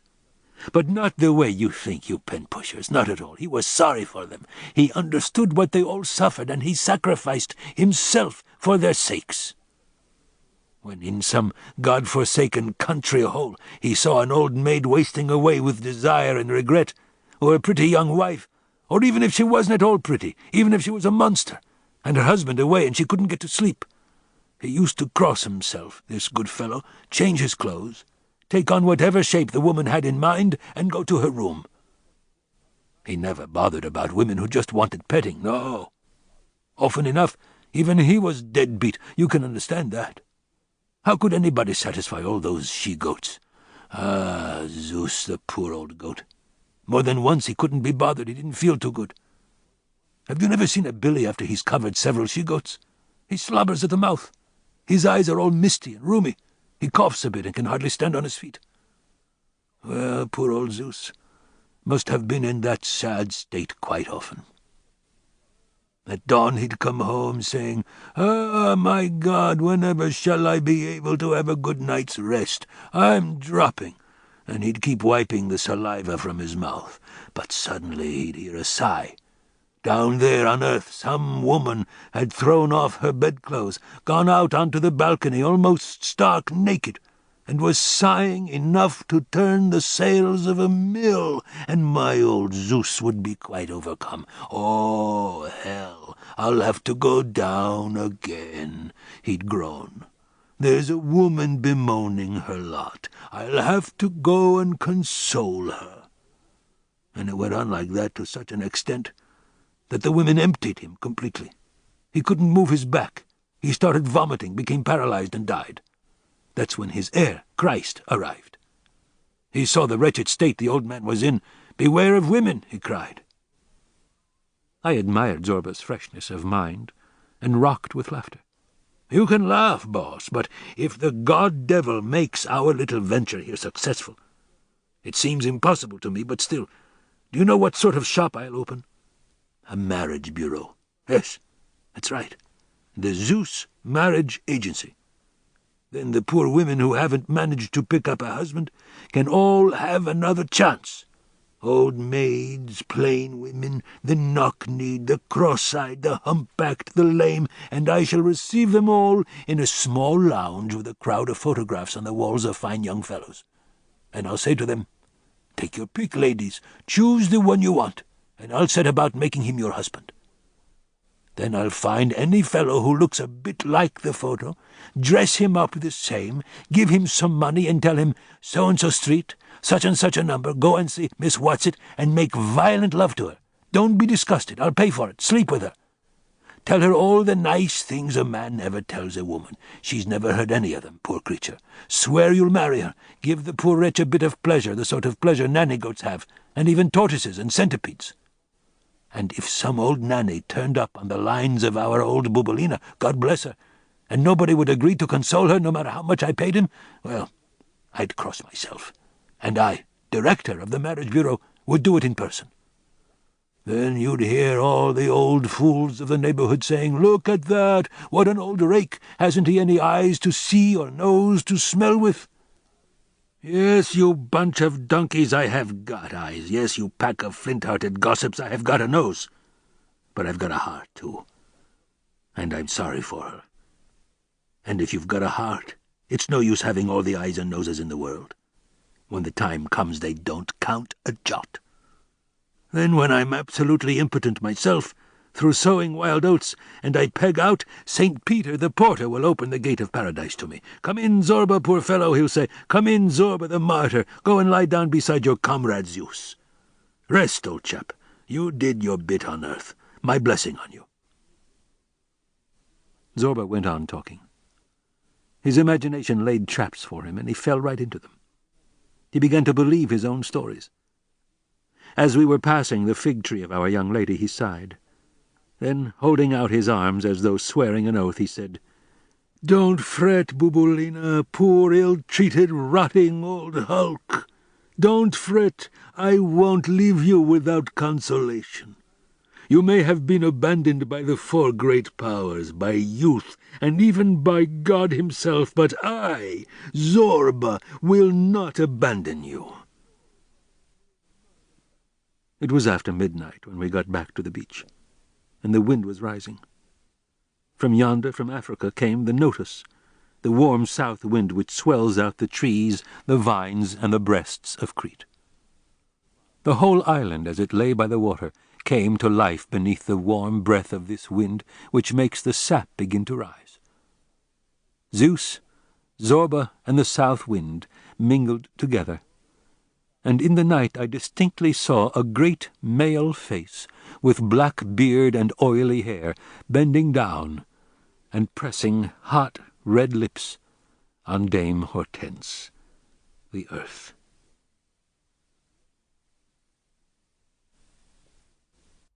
Chapter 20. As soon as we arrived, we went to bed.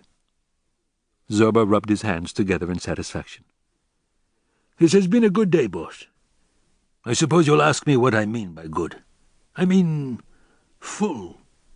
Just think, this morning we were miles away at the monastery, settling the abbot's hash. He must have cursed us. Afterwards we came down here to our hut, found Dame Bubulina, and I got engaged. By the way, look at the ring. Mint gold. She said she still had 2 English sovereigns the English admiral gave her towards the end of last century. She was keeping them, she said, for her funeral, and now, may the hour be kind to her, she goes and gives them to the goldsmith to have rings made of them. What a damned mystery mankind is." "Go to sleep, Zobra," I said. "Calm down. That's enough for one day. Tomorrow we have a solemn ceremony to perform, the setting up of the first pylon for our cable. I've asked Papa Stephanos to come." "You did well, boss. That's not a bad idea. Let him come, that old goat-bearded priest, and let all the village notables come as well. We'll even give out little candles, and they can light them. That's the sort of thing to make an impression. It'll be good for our business. Don't take any notice of what I do. I've got my own God and my own devil. But other people—" He began to laugh. He could not sleep. His brain was in a turmoil. "Ah, Grandad, may God sanctify your bones," he said after a time. "He was a rake, too, just like me. And yet the old rascal went to the Holy Sepulchre and became a Haji. God knows why. When he got back to the village, one of his cronies, a goat thief, who had never done a decent thing in his life, said, 'Well, my friend, didn't you bring me back a piece of the Holy Cross from the Holy Sepulchre?' 'What do you mean, didn't I bring you any back?' said my cunning old Grandad. 'Do you think I'd forget you? Come to my house tonight and bring the priest with you to give his blessing, and I'll hand it over to you. Bring a roast-sucking pig, too, and some wine to bring us luck.' That evening Grandad went home, and cut out of the doorpost, which was all worm-eaten, a small piece of wood no bigger than a grain of rice. He wrapped it in some wadding, poured a drop or 2 of oil over it, and waited. After a time, up comes the fellow in question with the priest, the sucking pig, and the wine. The priest brings out his stole and gives the blessing. Grandad performs the ceremony of handing over the precious piece of wood, and then they start devouring the sucking pig. Well, believe me, boss, the fellow bowed and prostrated himself before that little piece of wood, hung it round his neck, and from that day forth was another man altogether. He changed completely. He went up into the mountains, joined the armatolls and clefts, and helped to burn Turkish villages. He'd run fearlessly through showers of bullets. Why should he be afraid? He was carrying a piece of the Holy Cross from the Holy Sepulchre. The bullets couldn't hit him. Zobra burst out laughing. "The idea's everything," he said. "Have you faith? Then a splinter from an old door becomes a sacred relic. Have you no faith? Then the whole Holy Cross itself becomes an old doorpost to you." I admired this man whose brain functioned with so much confidence and daring, and whose soul, wherever you touched it, struck out fire. "Have you ever been to war, Zobra?" "How do I know?" he asked with a frown. "I can't remember. What war?" "I mean, have you ever fought for your country?"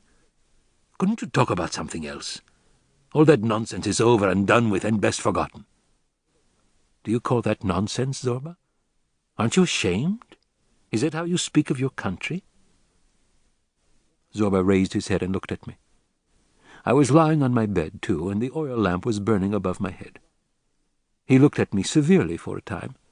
Then, taking a firm hold of his moustache, said, "That's a half-baked thing to say. It's what I expect from a schoolmaster. I might as well be singing, boss, for all the good it is my talking to you, if you'll pardon my saying so." "What?" I protested. "I understand things, Zobra, don't forget." "Yes, you understand with your brain. You say, this is right and that's wrong, this is true and that isn't. He's right, the other one's wrong. But where does that lead us? While you are talking, I watch your arms and chest. Well, what are they doing? They're silent. They don't say a word, as though they hadn't a drop of blood between them. Well, what do you think you understand with? With your head? Bah!" "Come, give me an answer, Zobra. Don't try to dodge the question," I said, to excite him. "I'm pretty sure you don't bother yourself over much about your country, do you?" He was angry and banged his fist on the wall of petrol cans. "The man you see here in front of you," he cried, "once embroidered the church of St. Sophia in hairs from his own head and carried it round with him, hanging on his chest like a charm. Yes, boss, that's what I did, and I embroidered it with these great paws of mine, and with these hairs, too, which were as black as jet at the time. I used to wander about the mountains of Macedonia with Pavlos Melas. I was a strapping fellow then, taller than this hut, with my kilt, red fez, silver charms, amulets, yataghan, cartridge cases and pistols. I was covered with steel, silver and studs. When I marched, there was a clatter and clank, as if a regiment were passing down the street. Look here, here, and look there." He opened his shirt and lowered his trousers. "Bring the light over," he ordered. I held the lamp close to the thin, tanned body. What with deep scars, bullet and sword marks, his body was like a colander. "Now look at the other side." He turned round and showed me his back. "Not a scratch on the back, you see. Do you understand? Now take the lamp back." "Nonsense!" he cried in a rage. "It's disgusting. When will men really be men, do you think? We put trousers on, and shirts and collars and hats. And yet we're still a lot of mules, foxes, wolves, and pigs. We say we're made in the image of God. Who, us? I spit on our idiotic mugs." Terrifying memories seemed to be coming to his mind, and he was getting more and more exasperated. Incomprehensible words issued from between his shaking, hollow teeth. He rose, picked up the water jug, took a long drink, and seemed refreshed and calmer. "No matter where you touch me, I yell," he said. "I'm all wounds and scars and lumps." What do you mean by all that rot about women? When I discovered I was really a man, I didn't even turn round to look at them. I touched them for a minute, like that, in passing, like a cock, then went on. The dirty ferrets, I said to myself. They'd like to suck me dry of all my strength. Bah! To hell with women! Then I picked up my rifle, and off I went. I went into the mountains as a komitaji. One day at dusk, I came into a Bulgarian village and hid in a stable. It was the very house of a priest, a ferocious, pitiless Bulgarian komitaji. At night he'd take off his cassock, put on shepherd's clothes, pick up his rifle, and go over into the neighbouring Greek villages.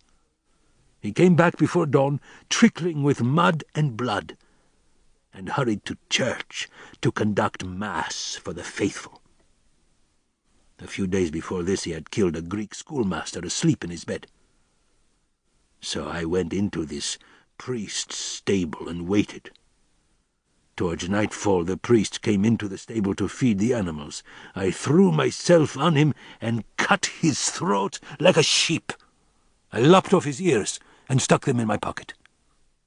I was making a collection of Bulgar ears, you see. So I took the priest's ears and made off. A few days later, there I was in the village again. It was midday. I was peddling. I'd left my arms in the mountains and had come down to buy bread, salt, and boots for the others. Then I met 5 little kids in front of one of the houses. They were all dressed in black, barefoot, holding one another by the hand and begging. 3 girls and 2 boys. The eldest couldn't have been more than 10. The youngest was still a baby. The eldest girl was carrying the youngster in her arms, kissing him and caressing him so that he shouldn't cry. I don't know why. Divine inspiration, I suppose. But I went up to them. "Whose children are you?" I asked them in Bulgarian. The eldest boy raised his little head. "The priest's. Father's throat was cut the other day in the stable," he answered. The tears came to my eyes, and the earth began turning round like a millstone. I leaned against the wall, and it stopped. "Come here, children," I said. "Come near to me." I took out my purse. It was full of Turkish pounds and medjidies. I knelt down and poured them all out on the floor. "There, take them," I cried. "Take them, take them." The children threw themselves on the ground and gathered up the money. "It's for you, it's for you," I cried. "Take it all." Then I left them my basket, with all I had bought. "All that's for you too. Take it, all." And I cleared out. I left the village, opened my shirt, seized the Saint Sophia I had embroidered and tore it to shreds, threw it away and ran for all I was worth. And I'm still running. Zobra leaned against the wall and turned towards me. "That was how I was rescued," he said. "Rescued from your country?" "Yes, from my country," he said in a firm, calm voice. Then, after a moment, "Rescued from my country, from priests, and from money." I began sifting things, sifting more and more things out. I lighten my burden that way. How shall I put it? I find my own deliverance. I become a man. Zobra's eyes glowed. His large mouth laughed contentedly. After staying silent a moment or two, he started off again. His heart was overflowing. He couldn't control it. "There was a time when I used to say, 'That man's a Turk or a Bulgar or a Greek.' I've done things for my country that would make your hair stand on end, boss. I've cut people's throats, burned villages, robbed and raped women, wiped out entire families. Why? Because they were Bulgars or Turks. Bah, to hell with you, you swine, I say to myself sometimes. To hell with you right away, you ass. Nowadays I say, this man is a good fellow, That one's a bastard. They can be Greeks or Bulgars or Turks, it doesn't matter. Is he good or is he bad? That's the only thing I ask nowadays. And as I grow older, I'd swear this on the last crust I eat. I feel I shan't even go on asking that. Whether a man's good or bad, I'm sorry for him. For all of them. The sight of a man just rends my insides, even if I act as though I don't care a damn. There he is. Poor devil, I think. He also eats and drinks and makes love and is frightened, whoever he is. He has his God and his devil just the same, and he'll peg out and lie as stiff as a board beneath the ground and be food for worms just the same. Poor devil. We're all brothers. All worm meat. And if it's a woman, then I just want to cry my eyes out. Your honored self, boss, keeps teasing me and saying I'm too fond of the women. Why shouldn't I be fond of them when they're all weak creatures who don't know what they're doing and surrender on the spot if you just catch hold of their breasts? Once I went into another Bulgarian village, and one old brute who'd spotted me, he was a village elder, told the others, and they surrounded the house I was lodging in. I slipped out onto the balcony, and crept from one roof to the next. The moon was up, and I jumped from balcony to balcony like a cat. But they saw my shadow, climbed up onto the roofs and started shooting. So what do? I dropped down into the yard, and there I found a Bulgarian woman in bed. She stood up in her nightdress, saw me, and opened her mouth to shout, but I held out my arms and whispered, "Mercy, mercy, don't shout," and seized her breasts. She went pale and half swooned. "Come inside," she said in a low voice. "Come in so that we can't be seen." I went inside. She gripped my hand. "Are you a Greek?" she said. "Yes, Greek, don't betray me." I took her by the waist. She said not a word. I went to bed with her, and my heart trembled with pleasure. "There, Zobra, you dog," I said to myself. "There's a woman for you. That's what humanity means." What is she? Bulgar? Greek? Papuan? That's the last thing that matters. She's human, and a human being with a mouth and breasts, and she can love. Aren't you ashamed of killing? Bah! Swine! That's the way I thought while I was with her, sharing her warmth. But did that mad bitch, my country, leave me in peace for that, do you think? I disappeared next morning in the clothes the Bulgar woman gave me. She was a widow. She took her late husband's clothes out of a chest, gave them to me, and she hugged my knees and begged me to come back to her. Yes, I did go back the following night. I was a patriot then, of course, a wild beast. I went back with a can of paraffin and set fire to the village. She must have been burnt along with the others, poor wretch. Her name was Ludmilla. Zobra sighed. He lit a cigarette, took one or two puffs, and then threw it away. My country, you say? You believe all the rubbish your books tell you? Well, I'm the one you should believe. So long as there are countries, man will stay like an animal, a ferocious animal. But I am delivered from all that, God be praised. It's finished for me. What about you? I didn't answer. I was envious of the man. He had lived with his flesh and blood, fighting, killing, kissing. All that I had tried to learn through pen and ink alone. All the problems I was trying to solve point by point in my solitude and glued to my chair, this man had solved up in the pure air of the mountains with his sword.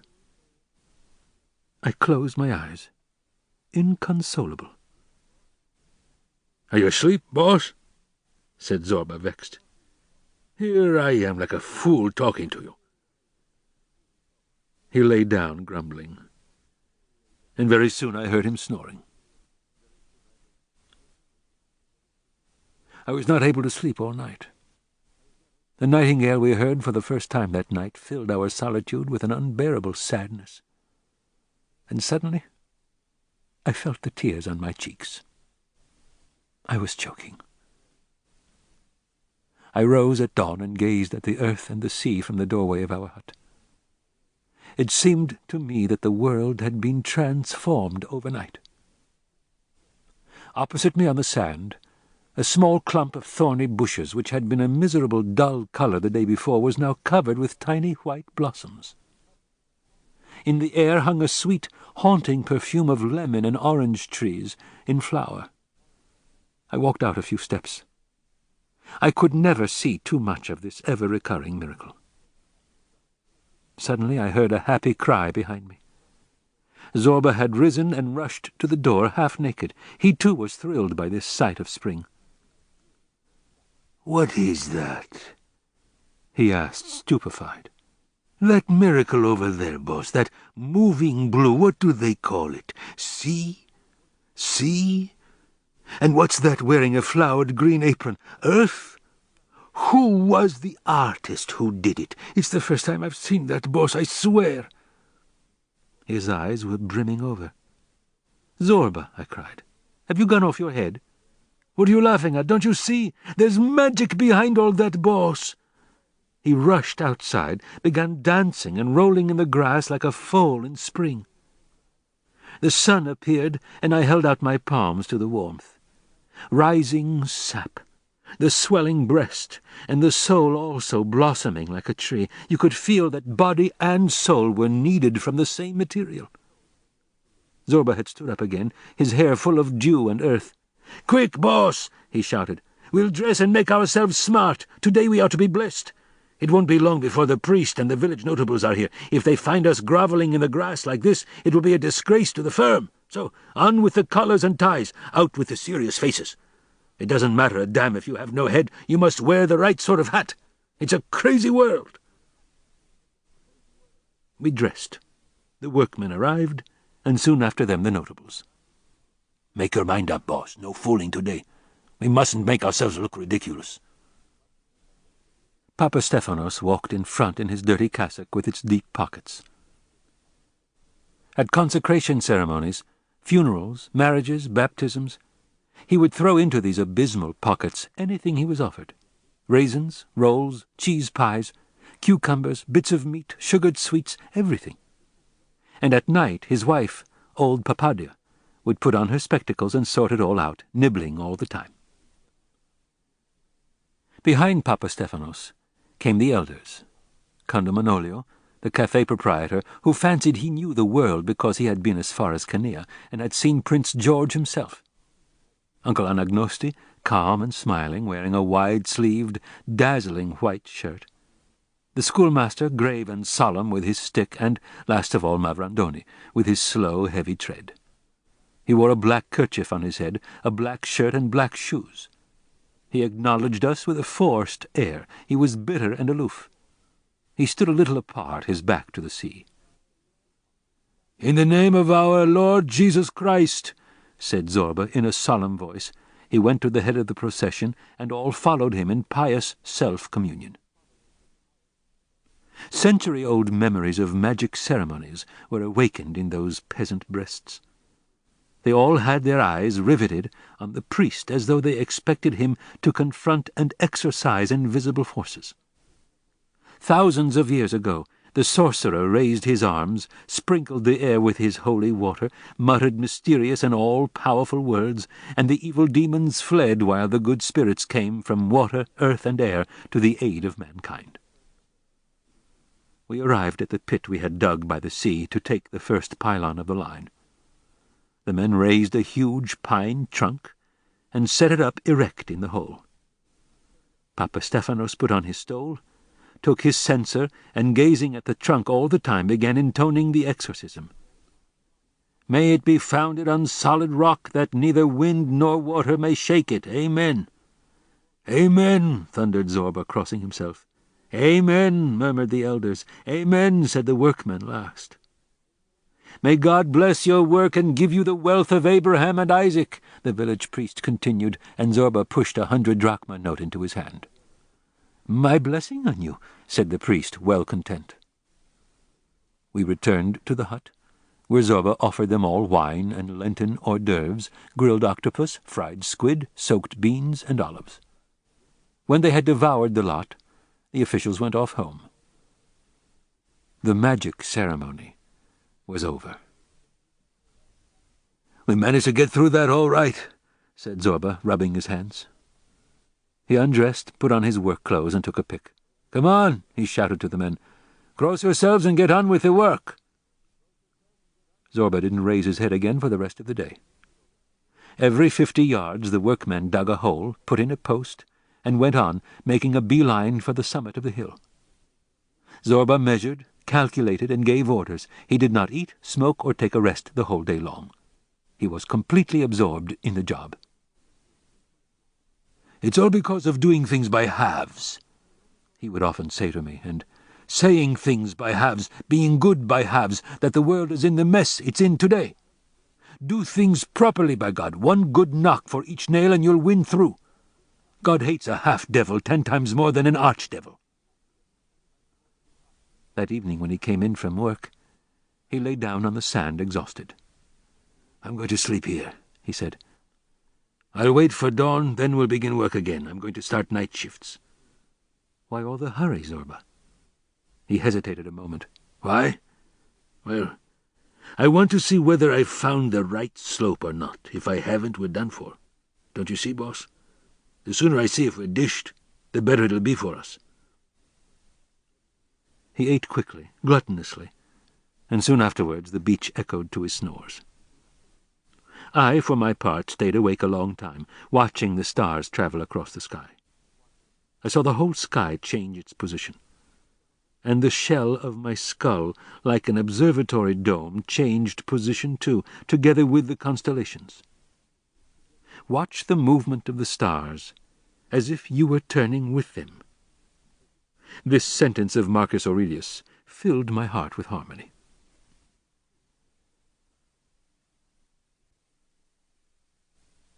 Chapter 21. It was Easter Day. Zobra had dressed himself up. He had put on some thick, dark purple woolen socks, which he said had been knitted for him by one of his women friends in Macedonia. He anxiously ran up and down a hillock near our beach. Putting his hand up over his thick eyebrows to shield his eyes, he watched the village road. "She's late, the old seal. She's late, the trollop.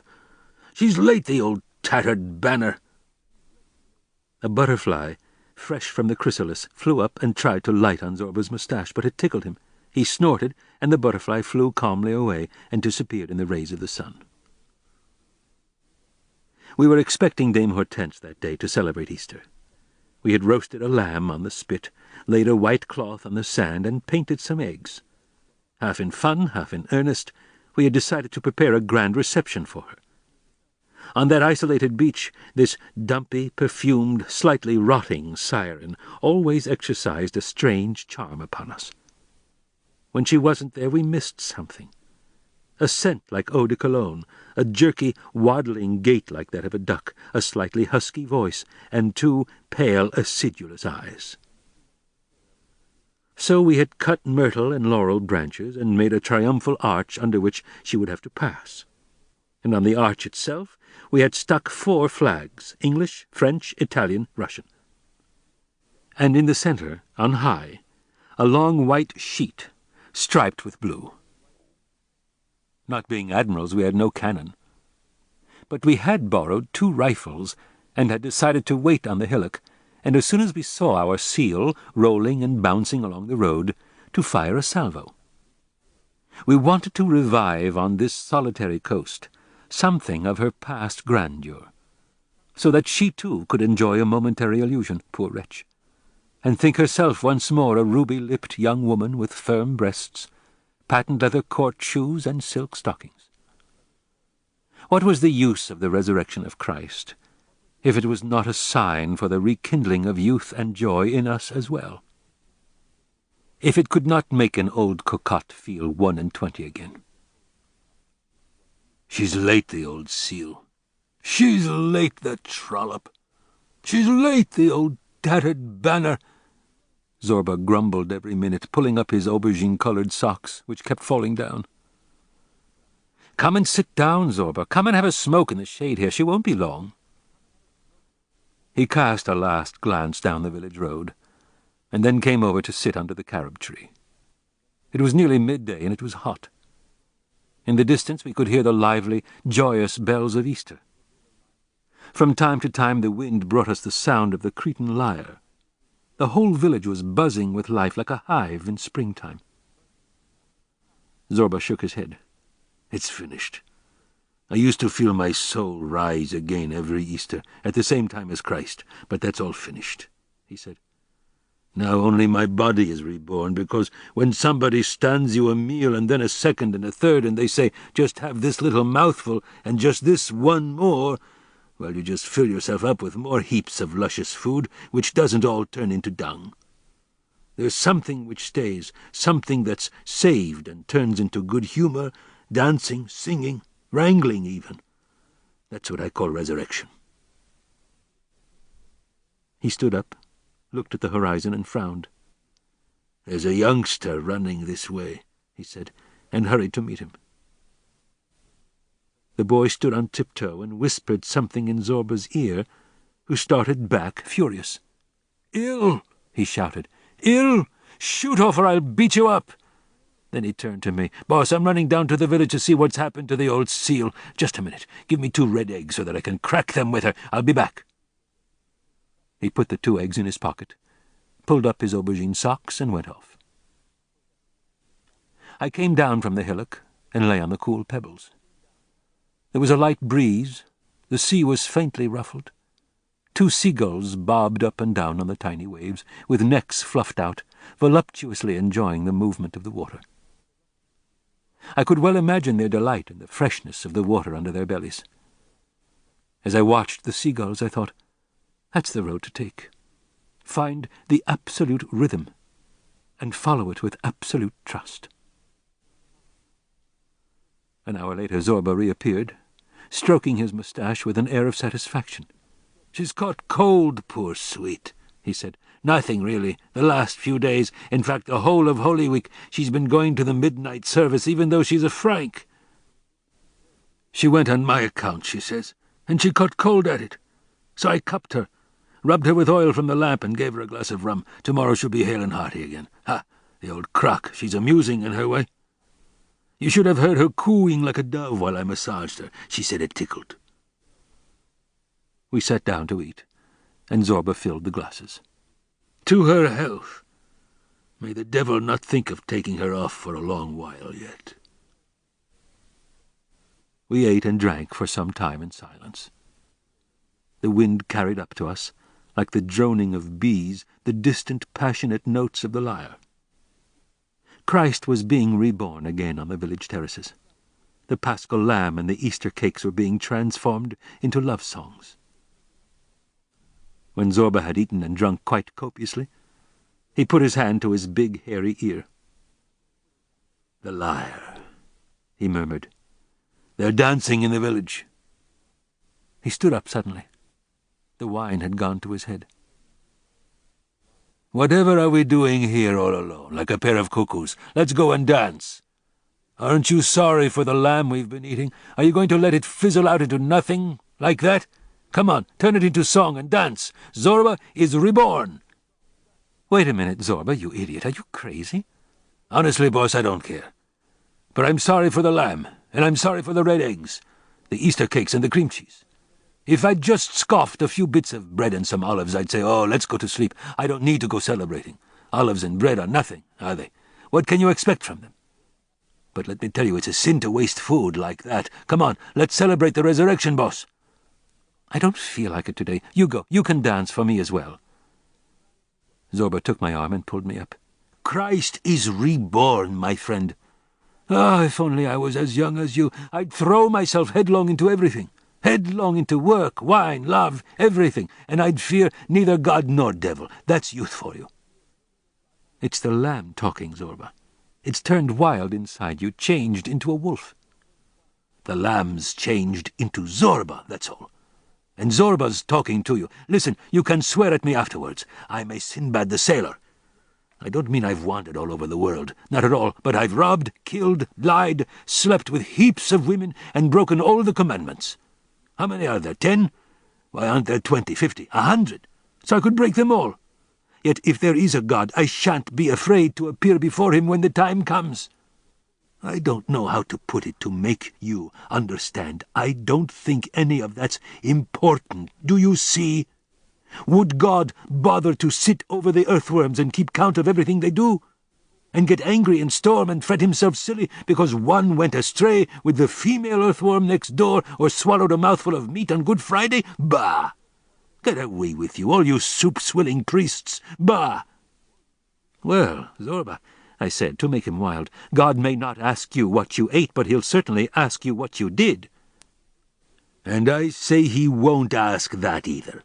And how do you know that, Zobra, you ignoramus? You'll ask me. I just know. I'm sure of it. If I had 2 sons, one quiet, careful, moderate, and pious, and the other rascally, greedy, lawless, and a woman-chaser, my heart would go out to the second one. Perhaps because he'd be like me, but who's to say I'm not more like God himself than old Papa Stephanos, who spends his days and nights going down on his knees and collecting money?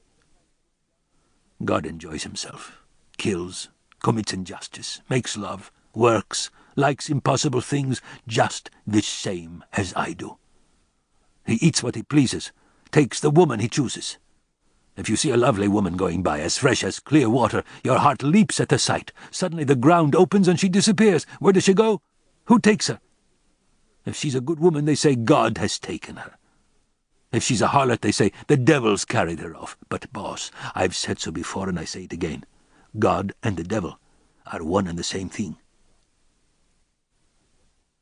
Zobra picked up his stick, pushed his cap to one side, perkily, looked at me with pity, and his lips moved for a moment as if he wanted to add something to what he had just said. But he said nothing and went off with his head in the air towards the village. In the evening light I could see his giant shadow and his swinging stick. The whole beach came alive as Zobra passed by. I listened for some time, picking out his steps as they grew fainter and fainter. As soon as I felt myself to be absolutely alone, I leaped up. Why? To go where, I did not know. My mind had made no decision. It was my body that had leaped up. My body alone was deciding and was not consulting me. Go on, forward, it commanded. I went towards the village with quick, determined steps, stopping here and there to enjoy a deep breath of spring. The earth smelled of chamomile, and as I approached the gardens I ran into wave upon wave of perfume from the blossom on the lemon and orange trees and the laurels. In the west the evening star began to dance merrily in the sky. Sea, women, wine, and hard work. I was murmuring Zobra's words in spite of myself as I walked. Sea, women, wine, and hard work, throwing yourself headlong into your work, into wine and love, and never being afraid of either God or devil. That's what youth is. I kept saying it to myself and repeating it, as if to give myself courage, and I walked on. Suddenly I stopped dead, as though I had come to my destination. Where? I looked round. I was in front of the widow's garden. Behind the hedge of reeds and prickly pear I could hear someone humming in a soft, feminine voice. I went near and parted the reeds. Beneath the orange tree was a woman, dressed in black, with a great, swelling bosom. She was cutting branches of blossom and singing as she did so. In the dusk I could see the white globes of her half-naked breasts. It took my breath away. She's a wild beast, I thought, and she knows it. What poor, vain, absurd, defenseless creatures men are to her. She is fat and voracious, just like some female insects, the praying mantis, the grasshopper, the spider. and she too must devour the males at dawn. Had the widow become aware of my gaze? She suddenly ceased her song and turned round. Our eyes met. I felt my knees give way as though I had seen a tigress behind the reeds. "Who is it?" she said in a strangled voice. She pulled her neckerchief over her bosom. Her face darkened. I was on the point of leaving, but Zobra's words suddenly filled my heart. I gathered strength. Sea, women, wine. "It's me," I answered. "It's me. Let me in." I had hardly said these words when a feeling of terror gripped me, and I was just about to run away again, but I controlled myself, though filled with shame. "Who do you mean, you?" She took a slow, cautious step forward, leaning in my direction. She half closed her eyes to see more clearly, advanced another step, with head forward on the alert. Suddenly her face lit up. She put the tip of her tongue out and licked her lips. "The boss," she said in a softer voice. She came forward again, crouching, as if ready to leap. "You, boss?" she asked hoarsely. "Yes." "Come."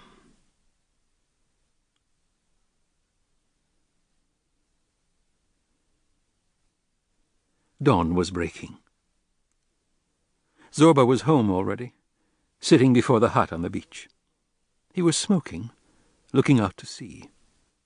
He seemed to be waiting for me. As soon as I appeared, he raised his head and fixed me with his gaze. His nostrils were quivering, like those of a greyhound. He craned his neck and took a long sniff. He was scenting me. In a second his face lit up with joy. He had scented the widow. He stood up slowly, smiled with his whole being, and stretched out his arms to me. "My blessing on you," he said. I went to bed, closed my eyes. I heard the sea quietly, rhythmically breathing, and I felt myself rise and fall on it like a seagull. Thus, gently rocked, I fell asleep and dreamed. I saw, as it were, a giant negress crouching on the ground, and she looked to me like a gigantic old temple in granite. I was going round and round her, desperately trying to find the entrance. I was scarcely as big as her little toe. Suddenly, as I rounded her heel, I saw a dark opening, rather like a cave. A great voice commanded, "Enter." And I entered. I woke towards midday. The sun was coming in through the window, bathing the bedclothes in light.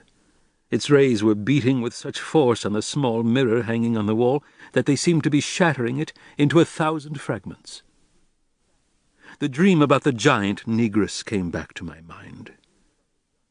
I could hear the sea murmuring. I closed my eyes again, and I was deeply happy. My body was light and contented, like an animal after the hunt, when it has caught and eaten its prey and is lying in the sun, licking its lips. My mind, a body too in its way, was resting, contented.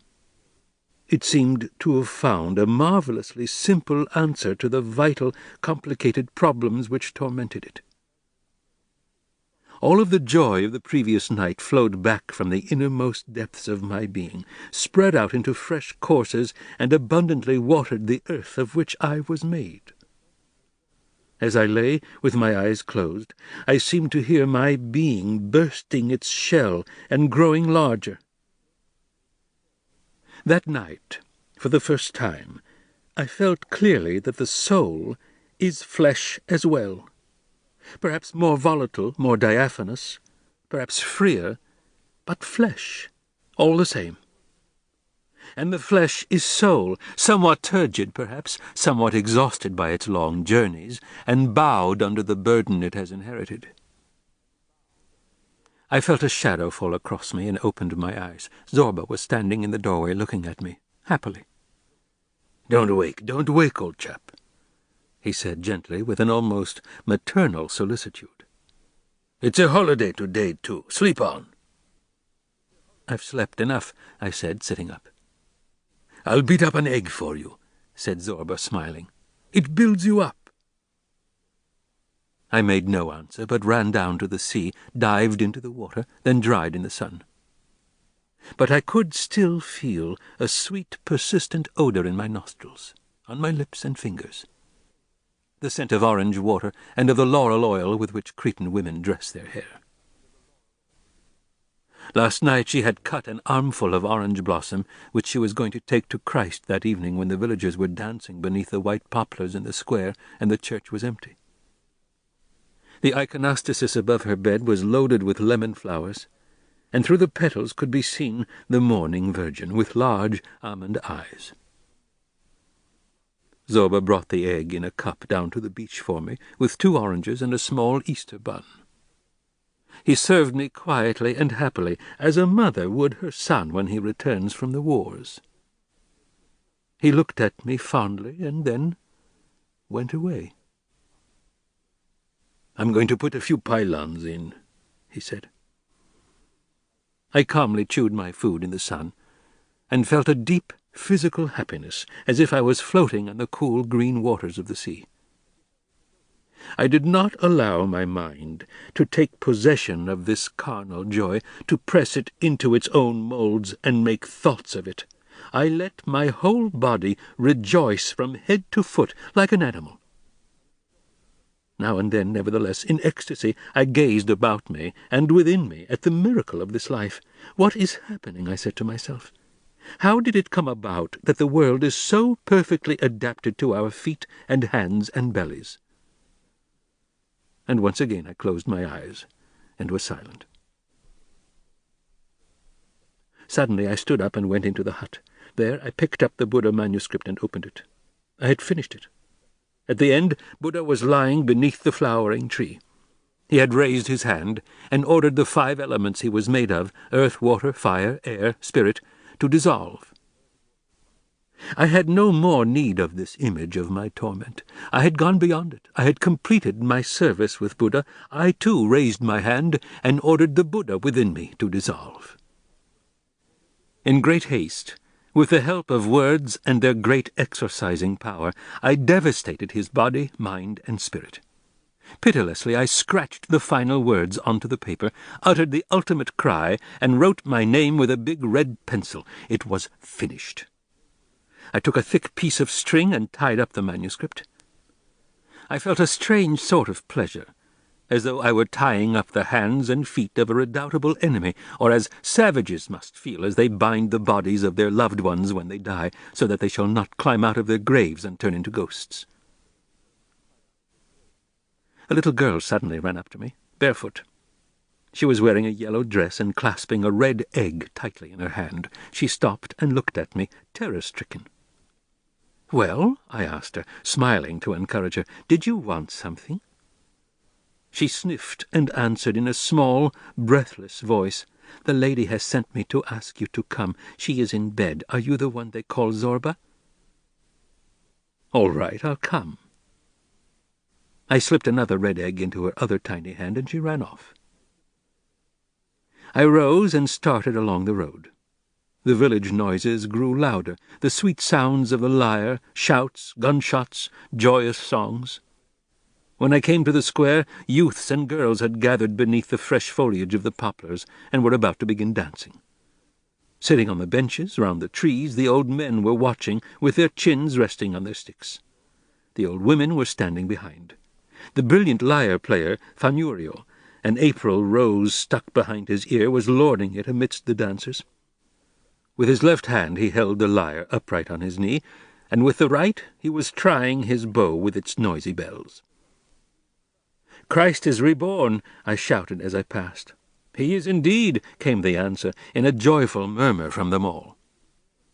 I looked round quickly. Well-built youths, with slim waists, wearing puffed-out breeches, and on their heads kerchiefs with fringes which fell over their foreheads and temples like curly locks. And young girls with sequins round their necks, embroidered white fichus and lowered eyes were trembling with expectation. "Wouldn't you care to stay with us, sir?" asked a few voices. But I had already passed.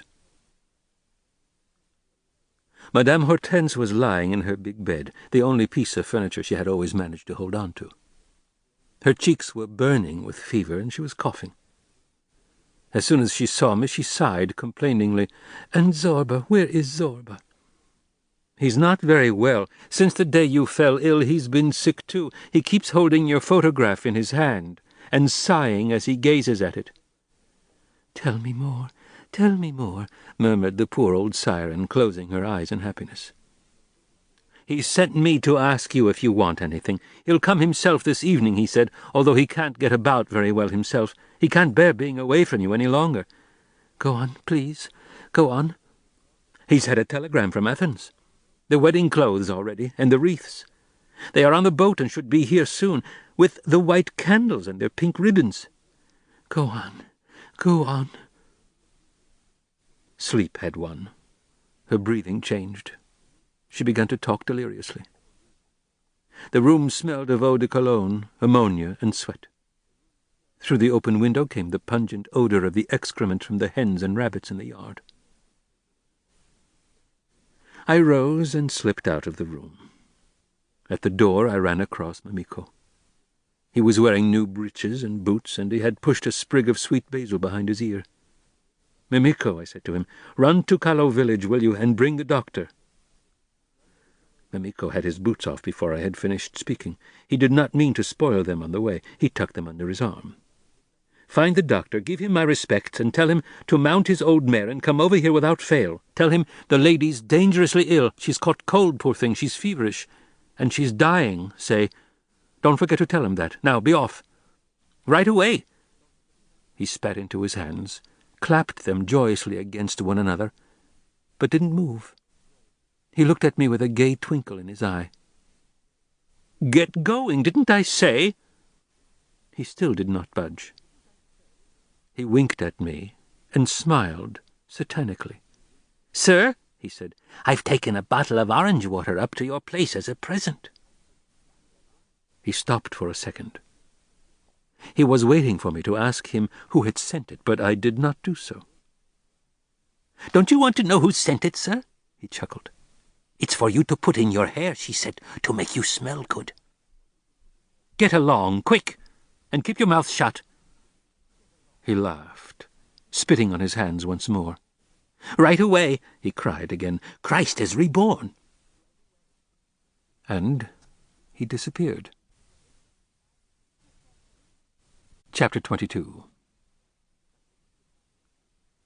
Beneath the poplar trees, the Paschal dance was at its height.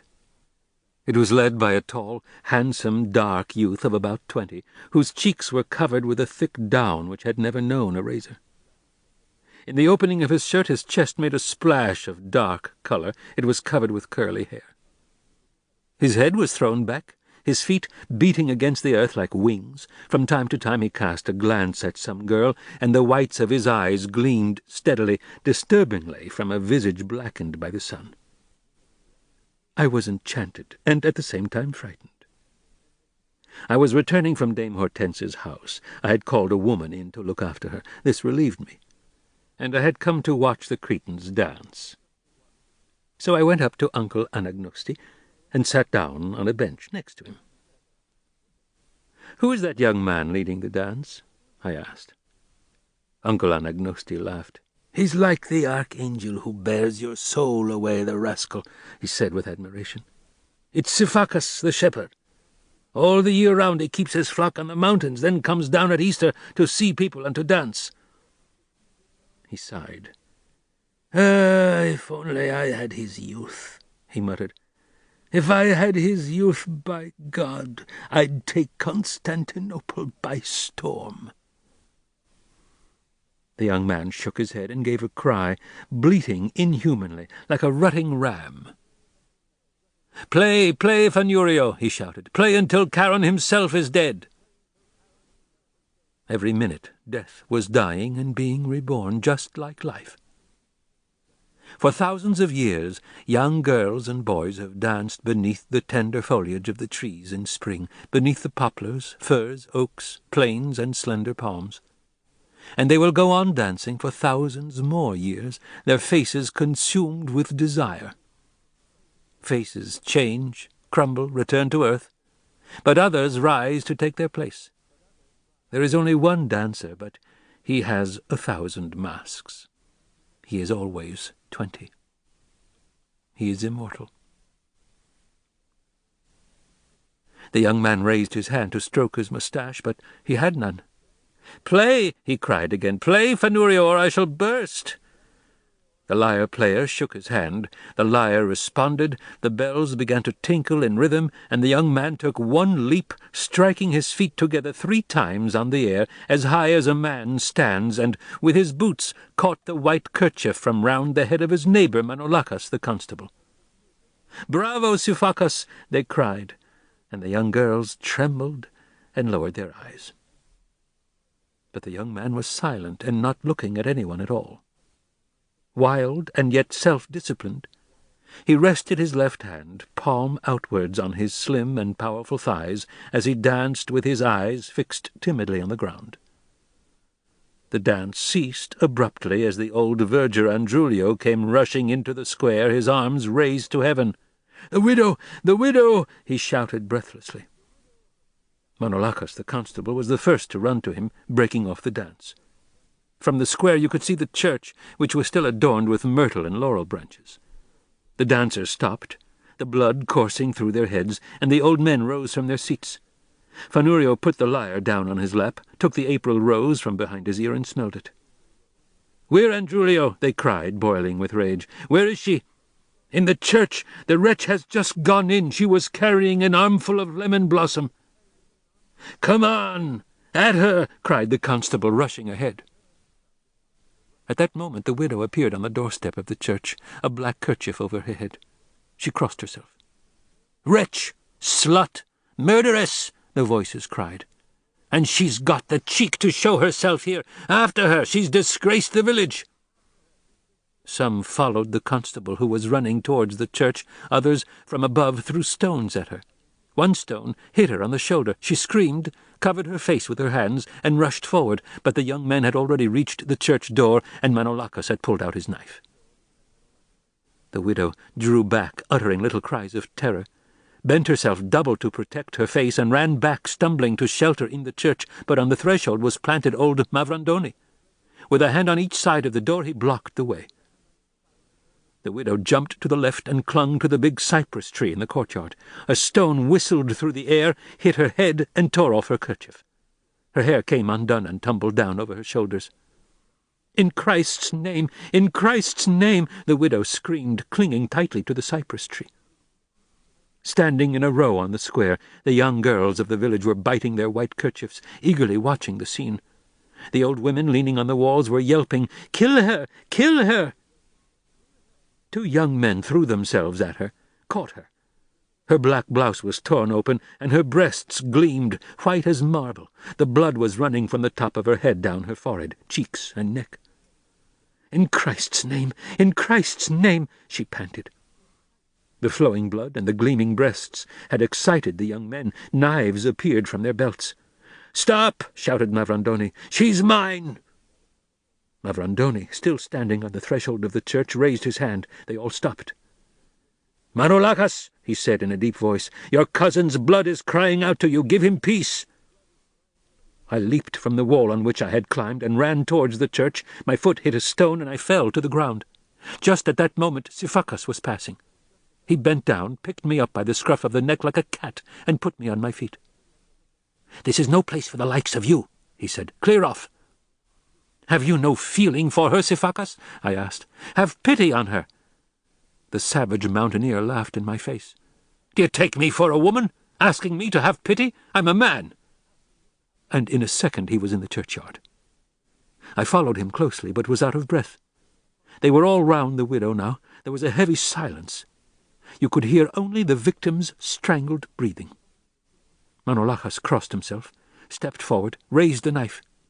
The old women up on the walls yelped with joy. The young girls pulled down their kerchiefs and hid their faces. The widow raised her eyes, saw the knife above her, and bellowed like a heifer. She collapsed at the foot of the cypress, and her head sank between her shoulders. Her hair covered the ground, her throbbing neck glistened in the half-light. "I call on God's justice!" cried old Mavrandoni, and he also crossed himself. But just at that second, a loud voice was heard behind us. "Lower your knife, you murderer!" Everyone turned round in stupefaction. Manolacas raised his head. Zobra was standing before him, swinging his arms with rage. He shouted, "Aren't you ashamed? Fine lot of men you are, a whole village to kill a single woman. Take care, or you'll disgrace the whole of Crete." "Mind your own business, Zobra, and keep your nose out of ours," roared Mavrandoni. Then he turned to his nephew. "Manolacas," he said, "in the name of Christ and the Holy Virgin, strike!" Manolacas leaped up. He seized the widow, threw her to the ground, placed his knee on her stomach, and raised his knife. But in a flash Zobra had seized his arm, and, with his big handkerchief wrapped round his hand, strained to pull the knife from the constable's hand. The widow got onto her knees and looked about her for a way of escape, but the villagers had barred the way. They were in a circle round the churchyard and standing on the benches. When they saw her looking for an opening, they stepped forward and closed the circle. Meanwhile Zobra, agile, resolute, and calm, was struggling silently. From my place near the church door I watched anxiously. Manolacas's face had gone purple with fury. Sifacas and another giant of a man came up to help him, but Manolacas indignantly rolled his eyes. Keep away! Nobody's to come near!" he shouted. He attacked Zobra again fiercely. He charged him with his head like a bull. Zobra bit his lips without saying a word. He got a hold like a vice on the constable's right arm and dodged to right and left to avoid the blows from the constable's head. Mad with rage, Manolacas lunged forward and seized Zorba's ear between his teeth and tore at it with all his might. The blood spurted. "Zobra!" I cried, terrified, rushing forward to save him. "Get away, boss!" he cried. "Keep out of it!" He clenched his fist and hit Manolacas a terrible blow in the lower part of the abdomen. The wild beast let go immediately. His teeth parted and set free the half-torn ear. His purple face turned ghastly white. Zobra thrust him to the ground, snatched away his knife, and threw it over the church wall. He stemmed the flow of blood from his ear with his handkerchief. He then wiped his face, which was streaming with sweat, and his face became all smeared with blood. He straightened up, glanced around him. His eyes were swollen and red. He shouted to the widow, "Get up! Come with me!" And he walked towards the churchyard door. The widow stood up. She gathered all her strength together in order to rush forward. But she did not have the time. Like a falcon, old Mavrandoni threw himself on her, knocked her over, wound her long black hair 3 times round his arm, and with a single blow of his knife cut off her head. "I take the responsibility for this sin," he cried, and threw the victim's head on the doorstep of the church. Then he crossed himself. Zobra looked round and saw the terrible sight. He gripped his moustache and pulled out a number of hairs in horror. I went up to him and took his arm. He leaned forward and looked at me. 2 big tears were hanging on his lashes. "Let's get away, boss," he said in a choking voice. That evening Zobra would have nothing to eat or drink. "My throat's too tight," he said. "Nothing will go down." He washed his ear in cold water, dipped a piece of cotton wool in some raki, and made a bandage. Seated on his mattress, his head between his hands, he remained pensive. I, too, was leaning on my elbows as I lay on the floor along by the wall, and I felt warm tears run slowly down my cheeks. My brain was not working at all. I was thinking of nothing. I wept like a child overcome by deep sorrow. Suddenly Zobra raised his head and gave vent to his feelings. Pursuing his savage thoughts, he began to shout aloud, "I tell you, boss, everything that happens in this world is unjust, unjust, unjust. I won't be a party to it. I, Zobra, the worm, the slug. Why must the young die and the old wrecks go on living? Why do little children die? I had a boy once, Dmitri, he was called, and I lost him when he was 3 years old. Well, I shall never, never forgive God for that, do you hear? I tell you, the day I die, if he has the cheek to appear in front of me, and if he is really and truly a god, he'll be ashamed. Yes, yes, he'll be ashamed to show himself to Zobra the slug." He grimaced as though he was in pain. The blood started flowing again from his wound. He bit his lips so that he should not cry out. "Wait, Zobra," I said. "I'll change your dressing." I washed his ear once again in raki. Then I took the orange water which the widow had sent me and which I had found on my bed, and I dipped the cotton wool in it. "Orange water?" said Zobra, eagerly sniffing at it. "Orange water? Put some on my hair, like that, will you? That's it. And on my hands, pour it all out. Go on." He had come back to life. I looked at him, astounded. "I feel as though I'm entering the widow's garden," he said. And he began his lamentations again. "How many years it's taken," he muttered. "How many long years for the earth to succeed in making a body like that. You looked at her and said, if only I were 20 and the whole race of men disappeared from the earth and only that woman remained, and I gave her children. No, not children, real gods they'd be. Whereas now—" He leaped to his feet. His eyes filled with tears. "I can't stand it, boss," he said. "I've got to walk. I shall have to go up and down the mountainside 2 or 3 times tonight, to tire myself, calm myself a bit. That widow. I feel I must chant a mirologue for you." He rushed out, went towards the mountain, and disappeared into the darkness. I lay down on my bed, turned out the lamp, and once more began in my wretched, inhuman way to transpose reality, removing blood, flesh, and bones, and reduce it to the abstract, link it with universal laws, until I came to the awful conclusion that what had happened was necessary, and, what is more, that it contributed to the universal harmony. I arrived at this final and abominable consolation. It was right that all that had happened should have happened. The widow's murder entered my brain, the hive in which for years all poisons had been changed into honey, and threw it into confusion. But my philosophy immediately seized upon the dreadful warning, surrounded it with images and artifice, and quickly made it harmless. In the same way, bees encase the starving drone in wax when it comes to steal their honey. A few hours later, the widow was at rest in my memory, calm and serene, changed into a symbol. She was encased in wax in my heart. She could no longer spread panic inside me and paralyze my brain. The terrible events of that one day broadened, extended into time and space, and became one with great past civilizations.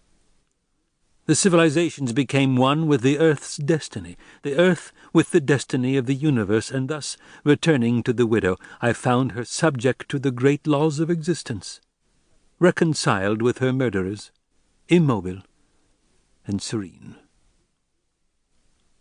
For me, time had found its real meaning. The widow had died thousands of years before, in the epoch of the Aegean civilization, and the young girls of Knossos, with their curly hair, had died that very morning on the shores of this pleasant sea. Sleep took possession of me, just as one day, nothing is more certain, Death will do. And I slipped gently into darkness. I did not hear when Zobra returned, or even if he returned.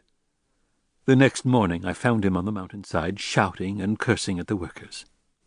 Nothing they did was to his liking.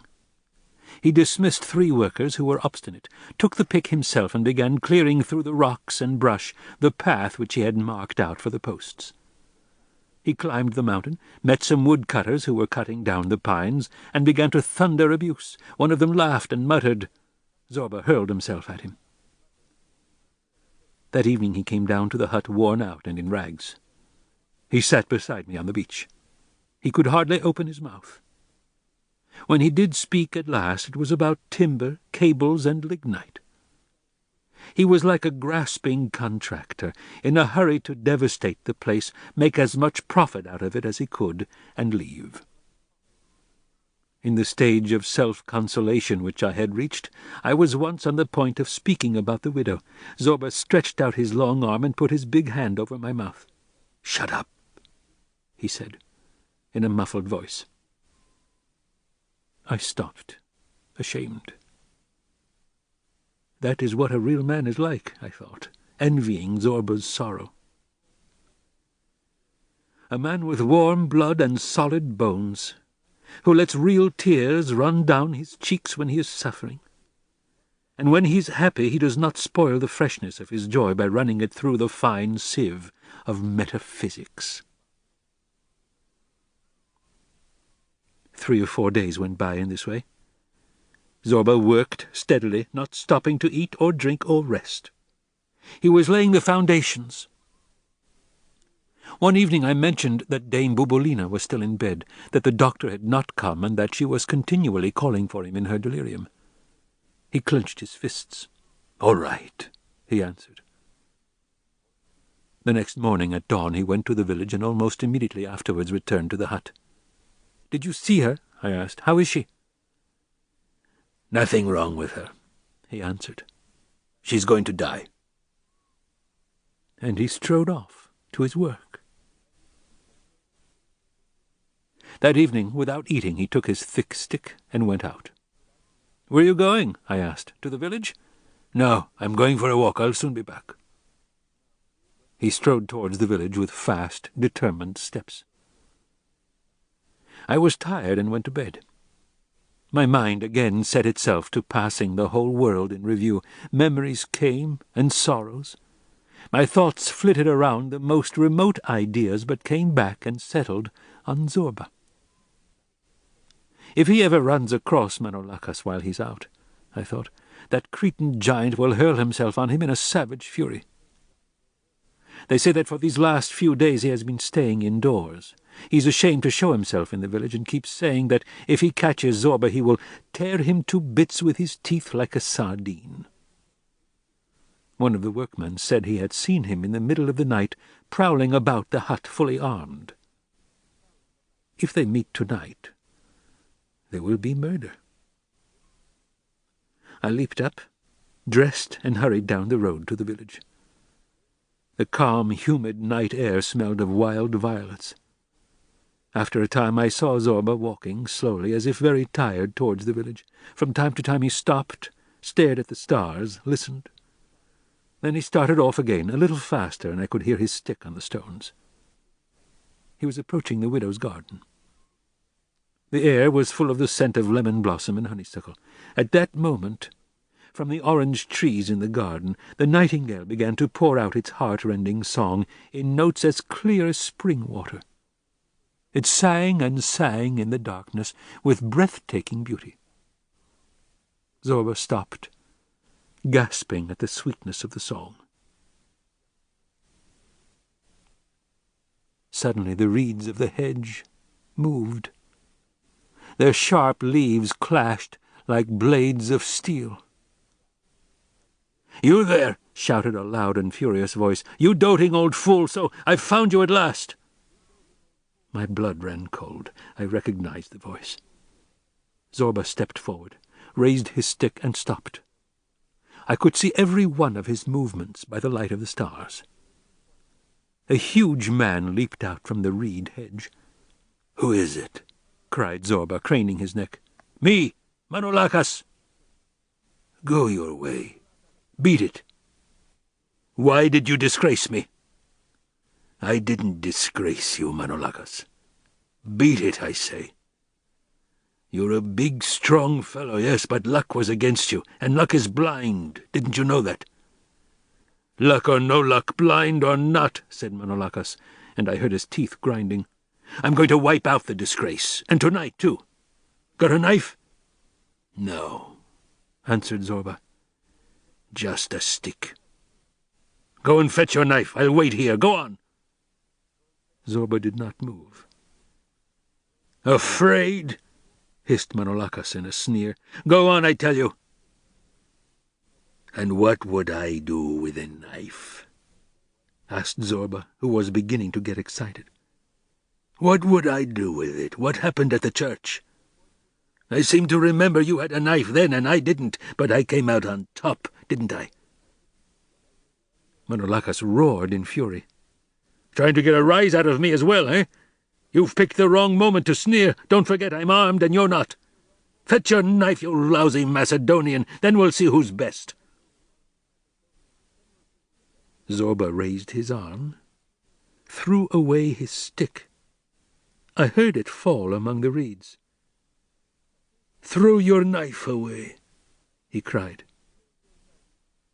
I had gone up to them on tiptoe, and in the light of the stars I could just see the glitter of the knife as it too fell among the reeds.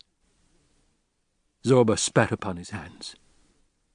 "Come on," he shouted, making a preliminary leap into the air. But before they had time to come to grips, I ran in between them. "Stop!" I cried. "Here, Manolakas, and you, Zobra, come here, shame on you!" The two adversaries came slowly towards me. I took each by the right hand. "Shake hands," I said. "You are both good, stout fellows. You must patch up this quarrel." "He's dishonored me," said Manolakas, trying to withdraw his hand. "No one can dishonor you as easily as that," I said. "The whole village knows you're a brave man. Forget what happened at the church the other day. It was an unlucky hour. What's happened is over and done with. And don't forget, Zobra is a foreigner, a Macedonian, and it's the greatest disgrace we Cretans can bring on ourselves to raise a hand against a guest in our country. Come now, give him your hand. That's real gallantry. And come to the hut, Manolakas. We'll drink together and roast a yard of sausage to seal our friendship." I took Manolakas by the waist and led him a little apart. "The poor fellow's old, remember?" I whispered.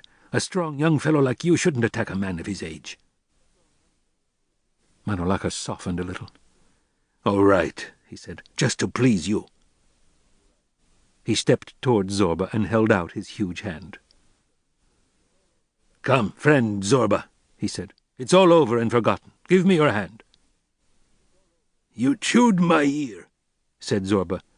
"Much good may it do you. Here's my hand." They shook hands forcefully, more and more vigorously, looking each other in the eyes. I was afraid they were going to start fighting again. "You've got a strong grip, Manolakas," said Zobra. "You're a stout fellow and pretty tough. You've a strong hand, too. See if you can grip me tighter still." "That's enough," I cried. "Let's go and seal our friendship with a drink." On the way back to the beach, I walked in between them, Zobra on my right and Manolakas on my left. "There'll be a very good harvest this year," I said, to change the subject. "There's been a lot of rain." Neither of them answered. They were still tight about the chest. My hope lay in the wine. We reached the hut. "Welcome to our humble home," I said. "Zobra, roast the sausage and find something to drink." Manolakas sat down on a stone in front of the hut. Zobra took a handful of twigs, roasted the sausage, and filled 3 glasses. "Good health," I said, raising my glass. "Good health, Manolakas. Good health, Zobra. Clink glasses." They clinked glasses, and Manolakas spilled a few drops on the ground. "May my blood run like this wine," he said in a solemn voice, "if ever I raise my hand against you, Zobra." "May my blood too run like this wine," said Zobra, following suit and pouring a few spots on the ground. "If I haven't already forgotten the way you chewed my ear."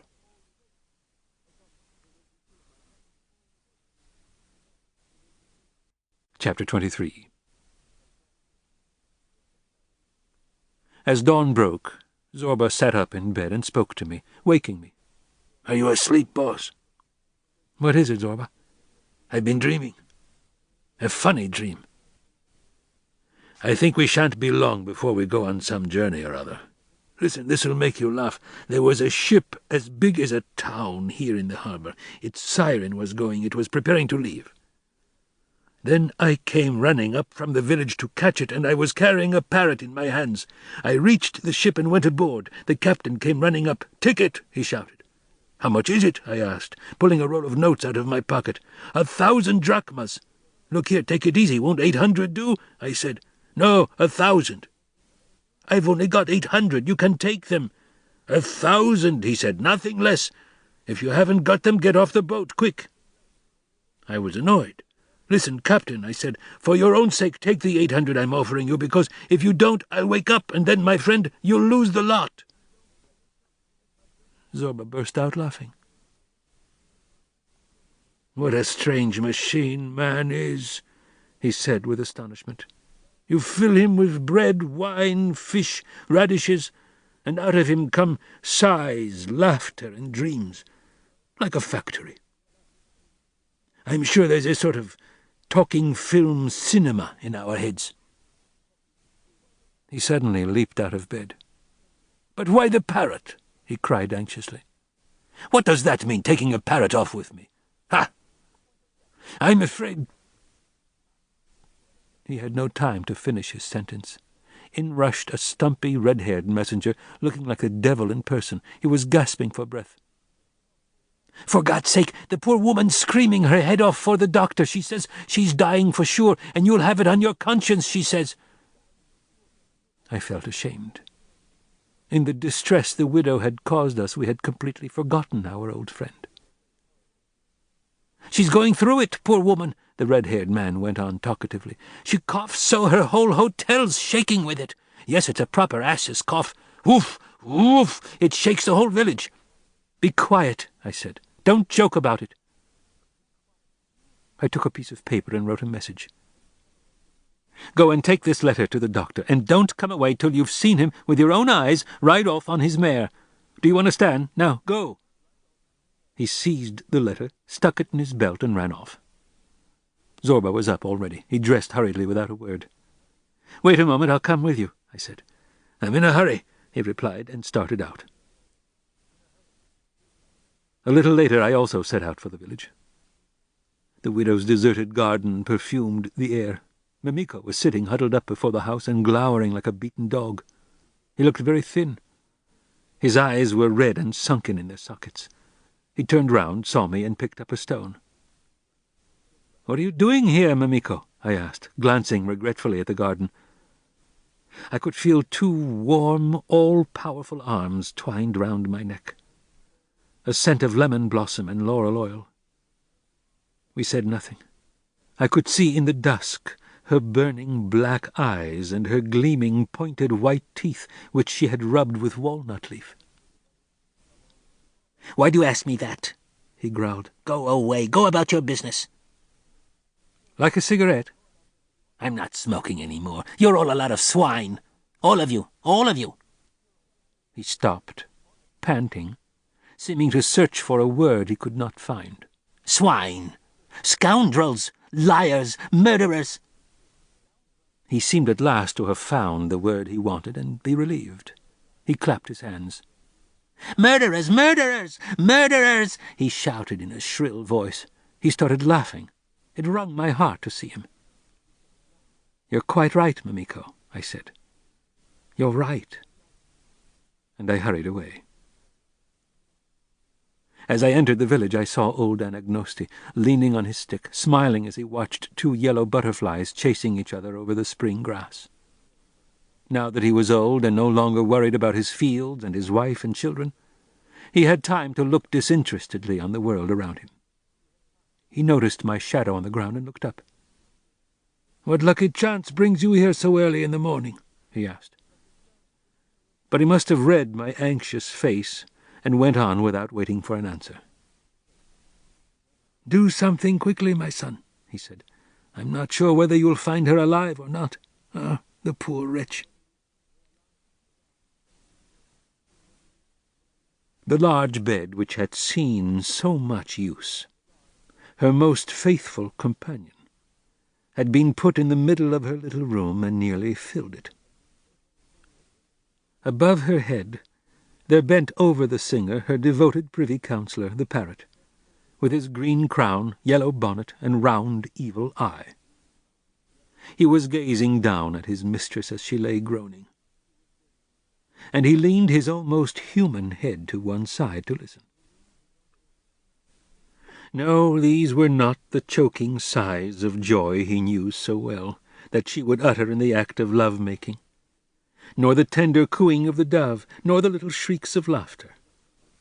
The beads of ice-cold sweat running down his mistress's face, her hair like tow, unwashed, uncombed, sticking to her temples, the convulsive movements in the bed, these the parrot saw for the first time, and he was uneasy.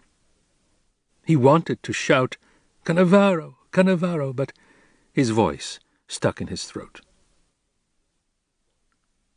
His poor mistress was groaning.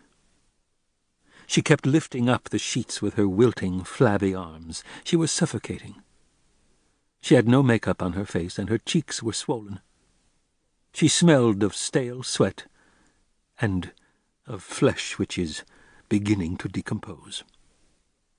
Her down-at-heel, out-of-shape court shoes were poking out from under the bed. It wrung your heart to see them. Those shoes were more moving than the sight of their owner herself. Zobra sat at her bedside, looking at the shoes. He could not take his eyes off them. He was biting his lips to keep back the tears. I went in and sat behind Zobra, but he did not hear me. The poor woman was finding it difficult to breathe. She was choking. Zobra took down a hat decorated with artificial roses and fanned her with it. He waved his big hand up and down very quickly and clumsily, as though he were trying to light some damp coal. She opened her eyes in terror and looked around her. It was dark, and she could see no one, not even Zobra, fanning her with the flowered hat. Everything was dark and disturbing about her. Blue vapors were rising from the ground and changing shape. They formed sneering mouths, claw-like feet, black wings. She dug her nails into her pillow, which was stained with tears, saliva, and sweat, and she cried out, "I don't want to die. I don't want to." But the two mourners from the village had heard of the condition she was in and had just arrived. They slipped into the room, sat on the floor, and leaned against the wall. The parrot saw them, with his round, staring eyes, and was angry. He stretched out his head and cried, "Canav!" But Zobra savagely shot his hand out at the cage and silenced the bird. Again the cry of despair rang out. "I don't want to die. I don't want to." Two beardless youths, tanned by the sun, poked their heads round the door, looked carefully at the sick woman. Satisfied, they winked at each other and disappeared. Soon afterwards we heard a terrified clucking and beating of wings coming from the yard. Someone was chasing the hens. The first dirge singer, old Malamatania, turned to her companion. "Did you see them, Auntie Lanio? Did you see them? They're in a hurry, the hungry wretches. They're going to wring the hens' necks and eat them. All the good-for-nothings of the village have collected in the yard. It'll not be long before they plunder the place." Then turning to the dying woman's bed, "Hurry up and die, my friend," she muttered impatiently. "Give up the ghost as quick as you can so that we get a chance as well as the others." "To tell you God's own truth," said Aunt Lanio, creasing her little toothless mouth, "Mother Malamatania, they're doing right, those boys. If you want to eat something, pilfer. If you want to own something, steal. That's what my old mother used to say to me. We've only got to rattle off our mirror logs as fast as we can, lay our hands on a couple of handfuls of rice, some sugar, and a saucepan, and then we can bless her memory. She had neither parents nor children, did she? So who's going to eat her hens and her rabbits? Who'll drink her wine? Who'll inherit all those cottons and combs and sweets and things? Ha! What do you expect, Mother Malamatania? God forgive me, but that's the way the world is, and I'd like to pick up a few things myself." "Wait a bit, dear. Don't be in too much of a hurry," said Mother Malamatania, seizing her arm. "I had the same idea myself, I don't mind admitting, but just wait till she's given up the ghost." Meanwhile, the dying woman was fumbling frantically beneath her pillow. As soon as she thought she was in danger, she had taken out of her trunk a crucifix in gleaming white bone and thrust it under her pillow. For years she had entirely forgotten it, and it had lain among her tattered chemises and bits of velvet and rags at the bottom of the trunk. As if Christ were a medicine to be taken only when gravely ill, and of no use so long as you can have a good time, eat, drink, and make love.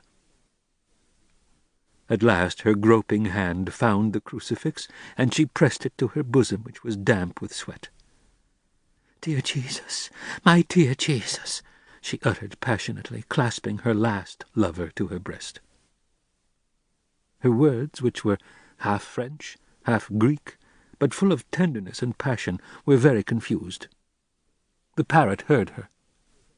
He sensed that the tone of voice had changed, remembered the former long sleepless nights, and livened up immediately.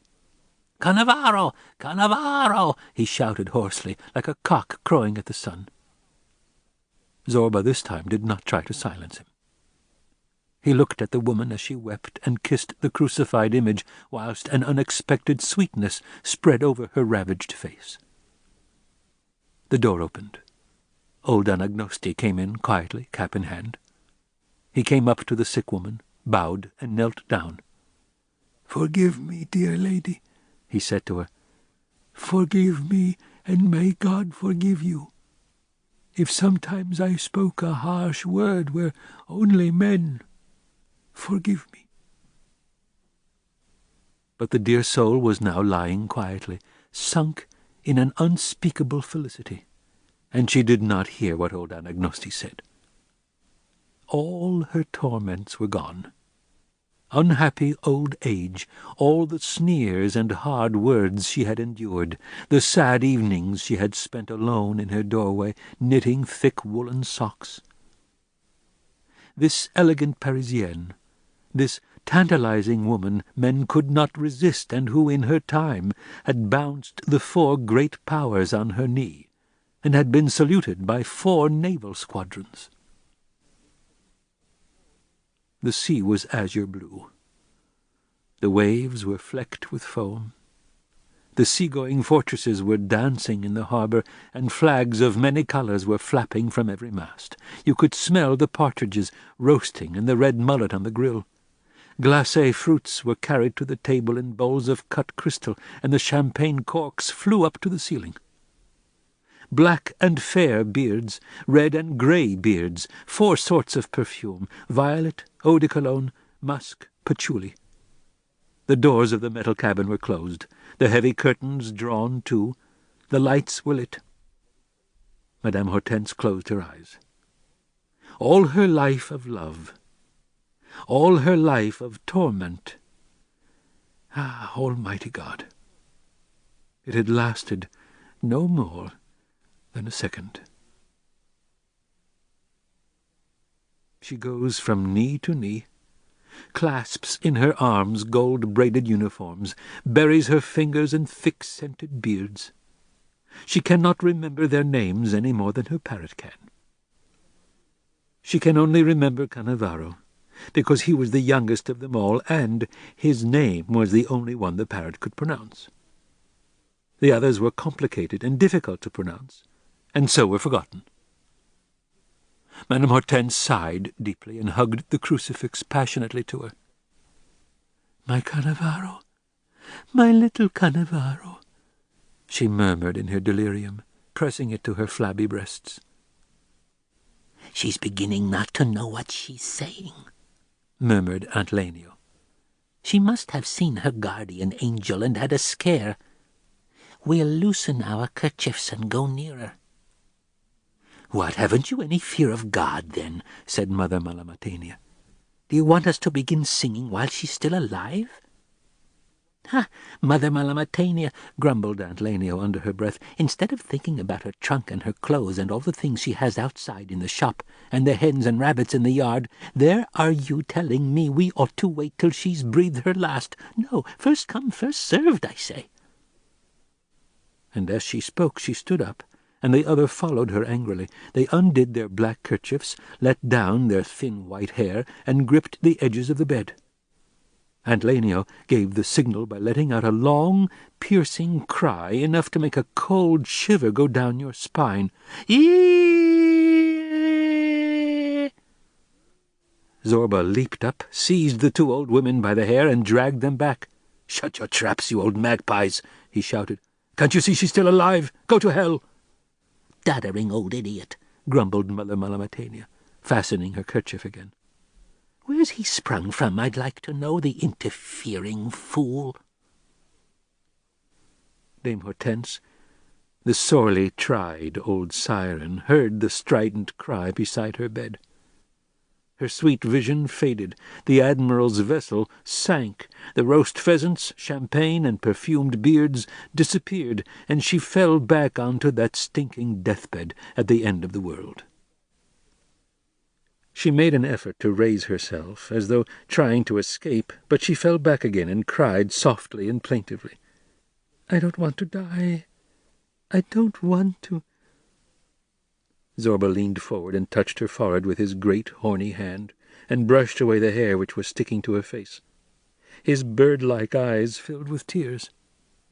"Quiet, my dear, quiet," he murmured. "I'm here. This is Zobra. Don't be afraid." And suddenly the vision returned, like an enormous sea-green butterfly, and spread its wings over the whole bed. The dying woman seized Zorba's big hand, slowly stretched out her arm, and put it round his neck as he bent over her. Her lips moved. "My Cannavaro, my little Cannavaro."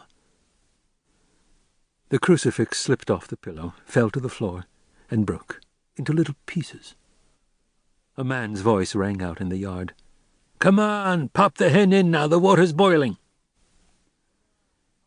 I was sitting in a corner of the room, and from time to time my eyes filled with tears. That is life, I thought. Checkered, incoherent, indifferent, perverse, pitiless. These primitive Cretan peasants surround this old cabaret singer come from the other end of the earth, and with inhuman joy watch her die, as if she were not also a human being.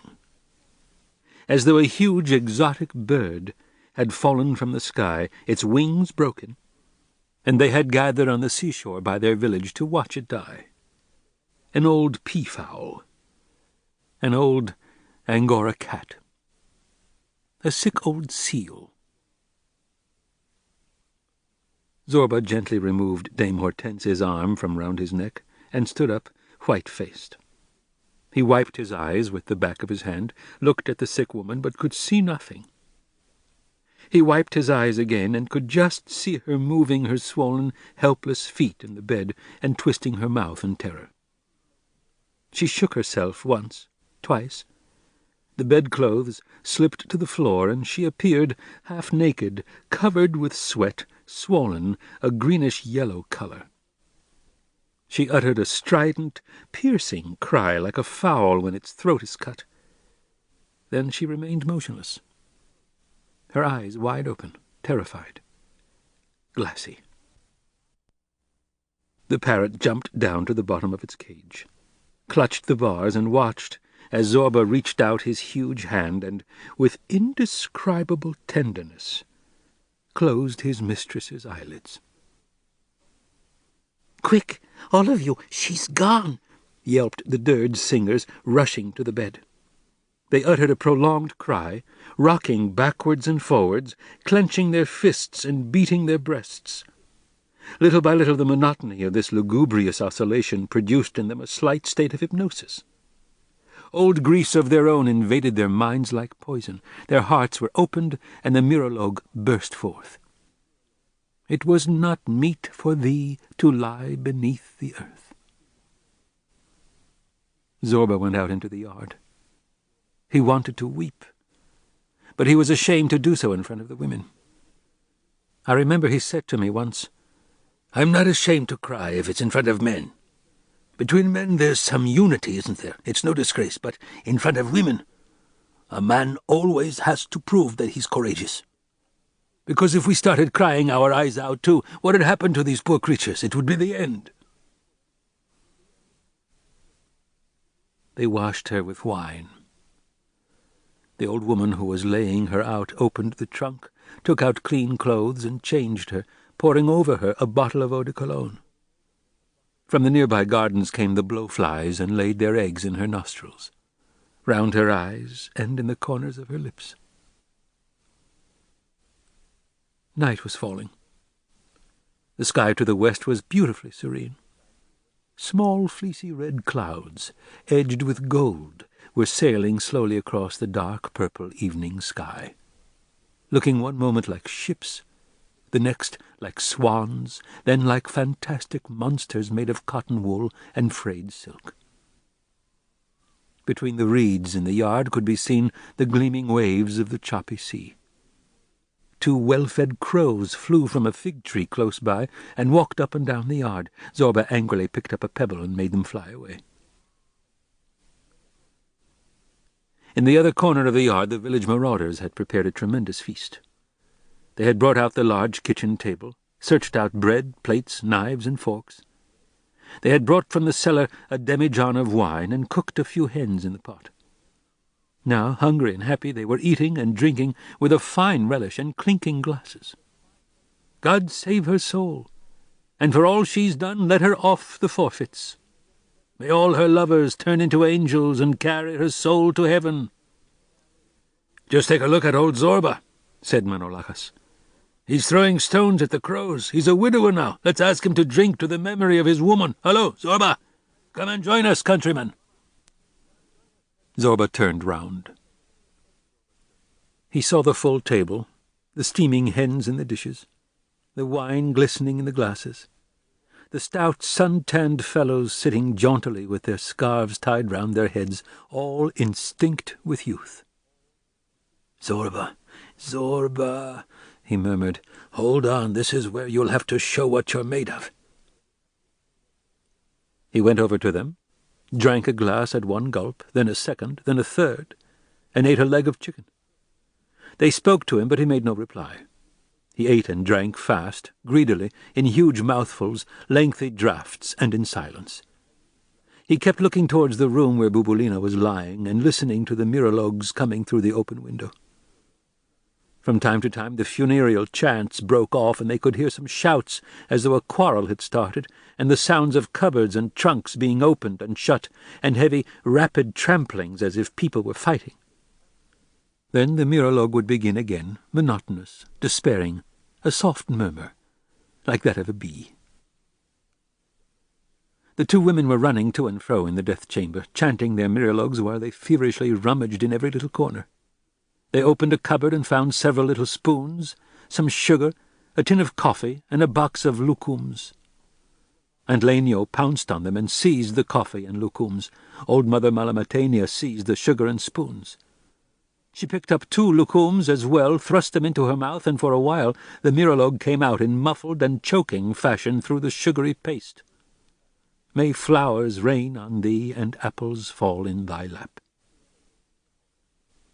2 other old women crept into the room, rushed to the trunk, plunged their hands inside, picked up a few little handkerchiefs, 2 or 3 towels, 3 pairs of silk stockings, a garter, and thrust them down their bodices, then turned to the dead woman on the bed and crossed themselves. Mother Malamatania saw the old women rob the trunk, and that put her into a fury. "You go on, keep going, dear, I shan't be a second," she cried to Aunt Lenio, and dived head first into the trunk herself. Bits of old satin, an old-fashioned mauve dress, Antique red sandals, a broken fan, a new scarlet sunshade, and, right at the bottom, an admiral's three-cornered hat. A present someone had made Bubulina, long ago. When she was alone in the house, sometimes she used to put it on and sadly and gravely admire herself in the mirror. Someone approached the door. The old women went out, while Aunt Lenio gripped the deathbed once more and started beating her breast as she chanted, "And crimson carnations round thy neck." Zobra entered, looked at the dead woman, still and peaceful now, quite yellow and covered with flies, as she lay with her arms folded and a tiny velvet ribbon round her neck. "A bit of earth," he thought. "A bit of earth that was hungry and laughed and kissed. A lump of mud that wept human tears. And now, who the devil brings us onto this earth, and who the devil takes us away?" He spat and sat down. Outside in the yard the young people were taking their places for the dance. The clever lyre-player, Fanurio, came at last, and they pulled the tables aside and cleared away the paraffin cans, the wash-tub, and the clothes-basket, to make room for the dance. The village worthies appeared, Uncle Anagnosti with his long crooked stick and full white shirt, Condo Manolio, plump and dirty, the schoolmaster with a large brass inkhorn in his belt and a green penholder stuck behind his ear. Old Mavrandoni was not there. He had gone into the mountains as an outlaw. "Glad to see you," said Uncle Anagnosti, raising his hand in greeting. "Glad to see you're enjoying yourselves. God bless you all. But don't shout, you mustn't. The dead can hear. Remember, the dead can hear." Condo Manolio explained. "We've come to make an inventory of the dead woman's belongings, so that they can be divided among the poor. You've all eaten and drunk your fill. Now that's enough. Don't strip the whole place. Look!" He waved his stick threateningly in the air. Behind the three elders appeared a dozen ragged women with untidy hair and bare feet. Each one carried an empty sack under her arm and a basket on her back. They came in furtively, step by step, without a word. Uncle Anagnosti turned round, saw them, and burst out, "You get back there, you pack of gypsies! What, come to rush the place? We're going to write everything down, item by item, and then it'll all be divided properly and fairly between the poor. Get back, will you?"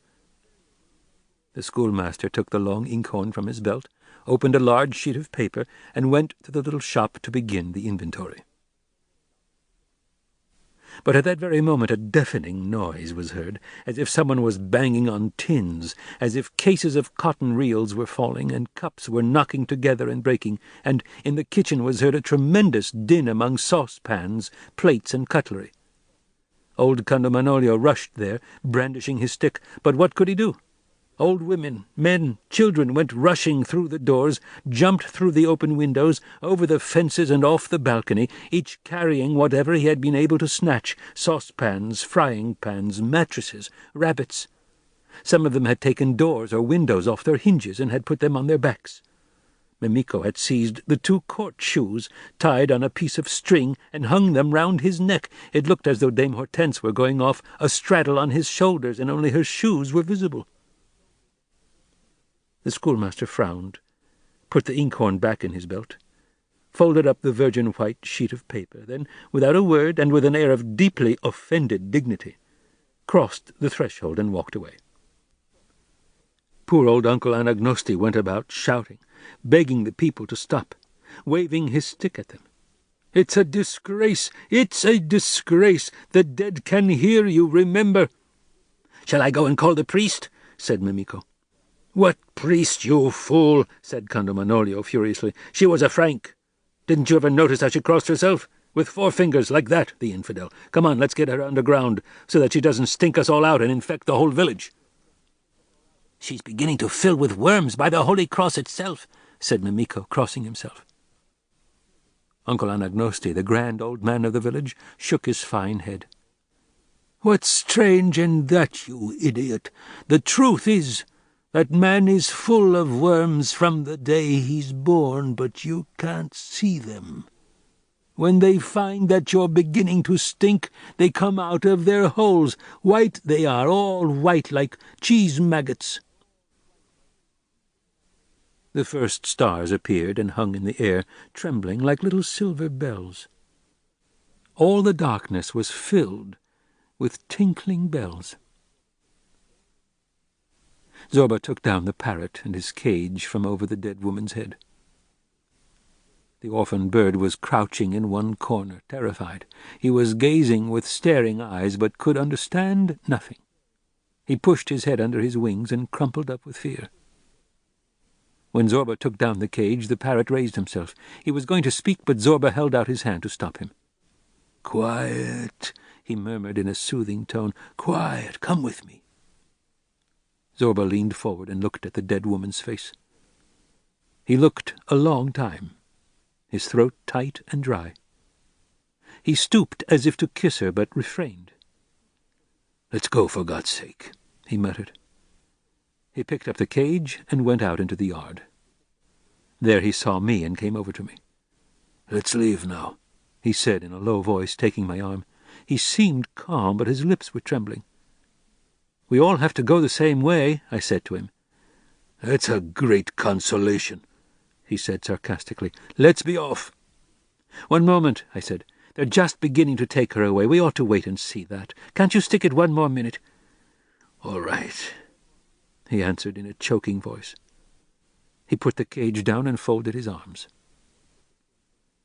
From the death chamber, Uncle Anagnosti and Conde Manolio came bareheaded and crossed themselves. Behind them came 4 of the dancers, with April roses still stuck behind their ears. They were gay, half drunk. Each was holding a corner of the door on which they had placed the dead woman's body. There followed the lyre-player with his instrument, a dozen more men who were rather tipsy, still marching, and 5 or 6 women, each carrying a saucepan or chair. Mimiko came last, with the down-at-heel court shoes tied round his neck. "Murderers! Murderers! Murderers!" he shouted gaily. A warm, humid wind was blowing, and the sea was choppy. The lyre-player raised his bow. His fresh voice rang out merrily and sarcastically in the warm night. "O sun, how hurriedly hast thou set in the west!" "Come on," said Zobra. "It's over now."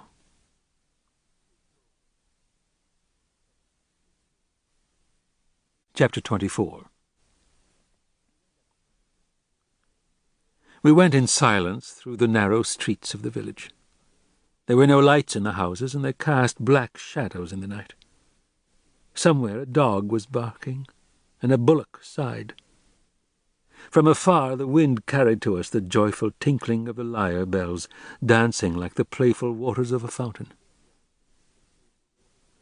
"Zobra," I said, to break our heavy silence, "what is this wind? The notice?" But Zobra marched on in front, holding the parrot's cage like a lantern, and made no reply. When we came to the beach, he turned round. "Are you hungry, boss?" he asked. "No, I'm not hungry, Zobra." "Are you sleepy?" "No." "Neither am I. Shall we sit down on the pebbles for a bit? I've got something to ask you." We were both tired, but neither of us wanted to sleep. We were unwilling to lose the bitterness of those last few hours, and sleep seemed to us like running away in the hour of danger. We were ashamed of going to bed. We sat down by the sea. Zobra put the cage between his knees and remained silent for a while. A disturbing constellation appeared in the sky from behind the mountain, a monster with countless eyes and a spiral tail. From time to time a star detached itself and fell away. Zobra looked at the sky with open mouth in a sort of ecstasy, as though he were seeing it for the first time. "What can be happening up there?" he murmured. A moment later he decided to speak. "Can you tell me, boss," he said, and his voice sounded deep and earnest in the warm night, "what all these things mean? Who made them all? And why? And above all," here Zobra's voice trembled with anger and fear, "why do people die?" "I don't know, Zobra," I replied, ashamed, as if I had been asked the simplest thing, the most essential thing, and was unable to explain it. "You don't know?" said Zobra in round-eyed astonishment, just like his expression the night I had confessed I could not dance.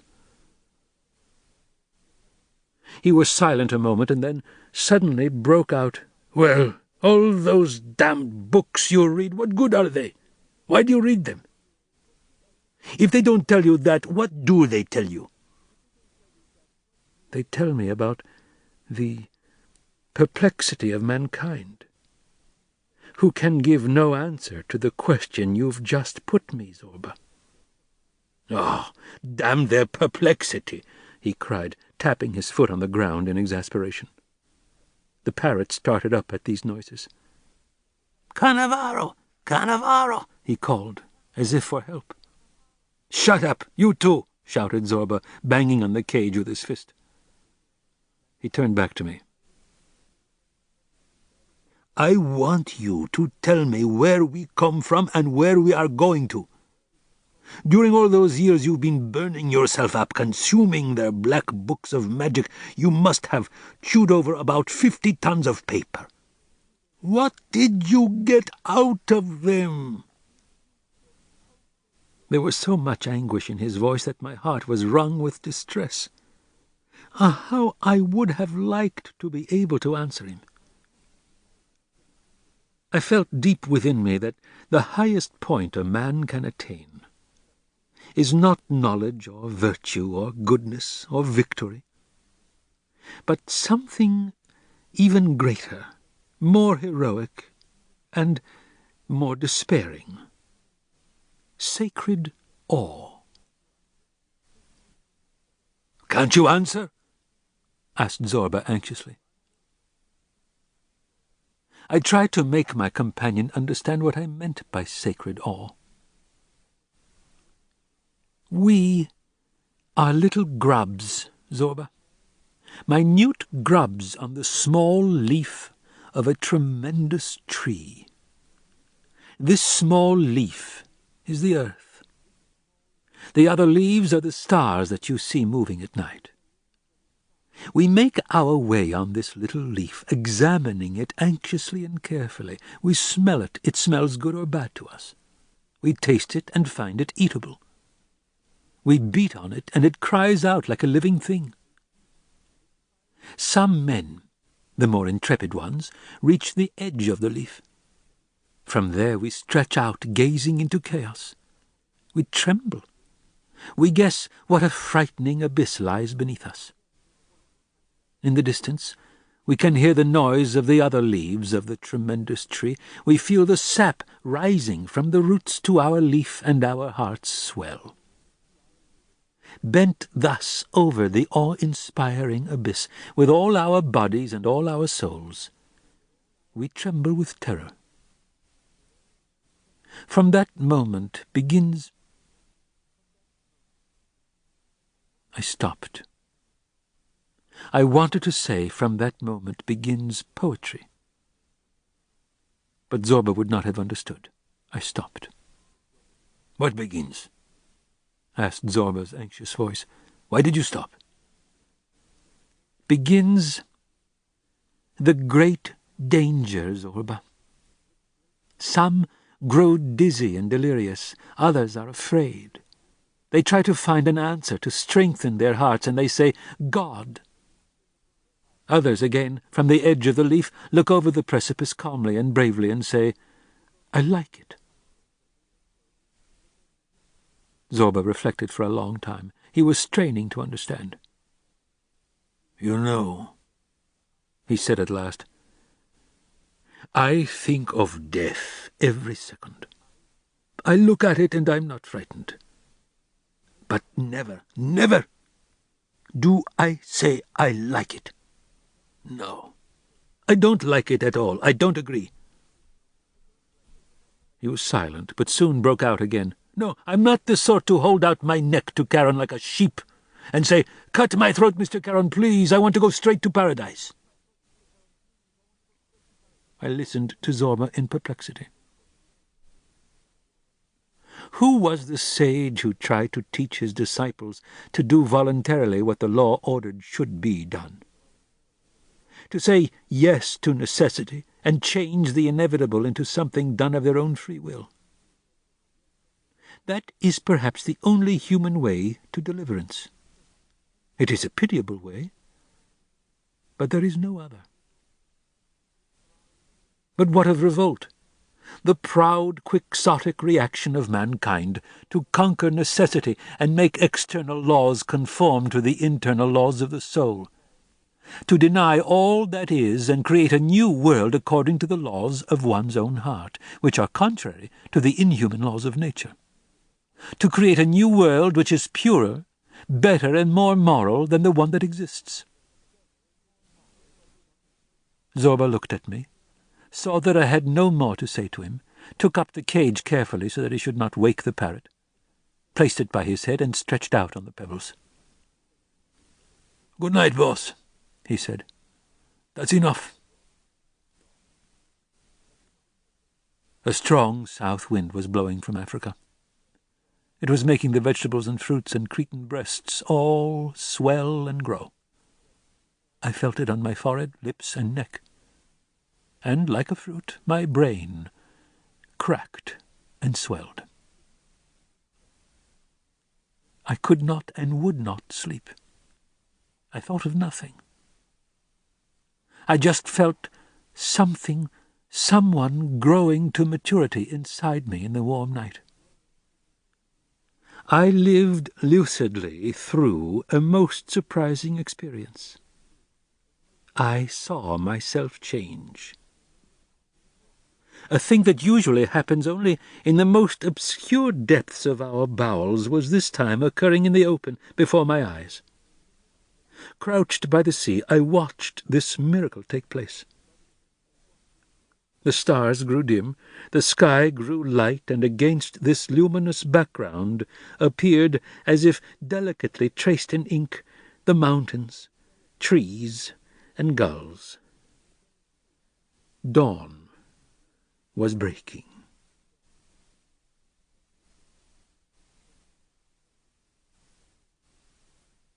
Several days went by. The corn had ripened, and the heavy ears were hanging down with the weight of the grain. On the olive trees the cicadas sawed the air, and brilliant insects hummed in the burning light. Vapor was rising from the sea. Zobra went off silently at dawn every day to the mountain. The work of installing the overhead line was nearing an end. The pylons were all in place, the cable was stretched ready, and the pulleys fixed. Zobra came back from work at dusk, worn out. He lit the fire, made the evening meal, and we ate.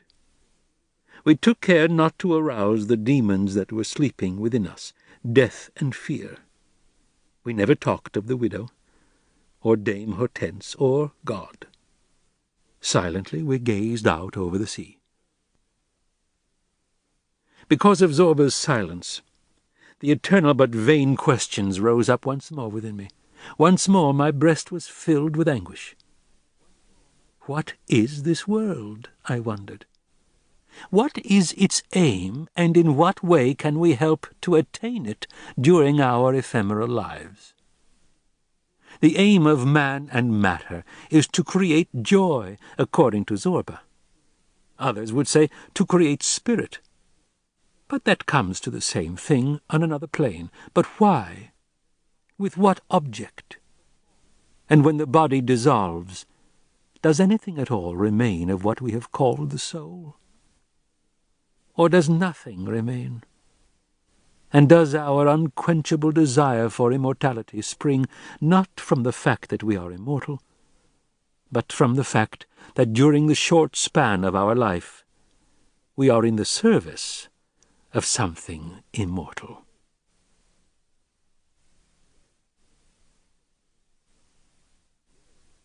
One day I rose and washed, and the earth, it seemed, had also just risen and finished its ablutions.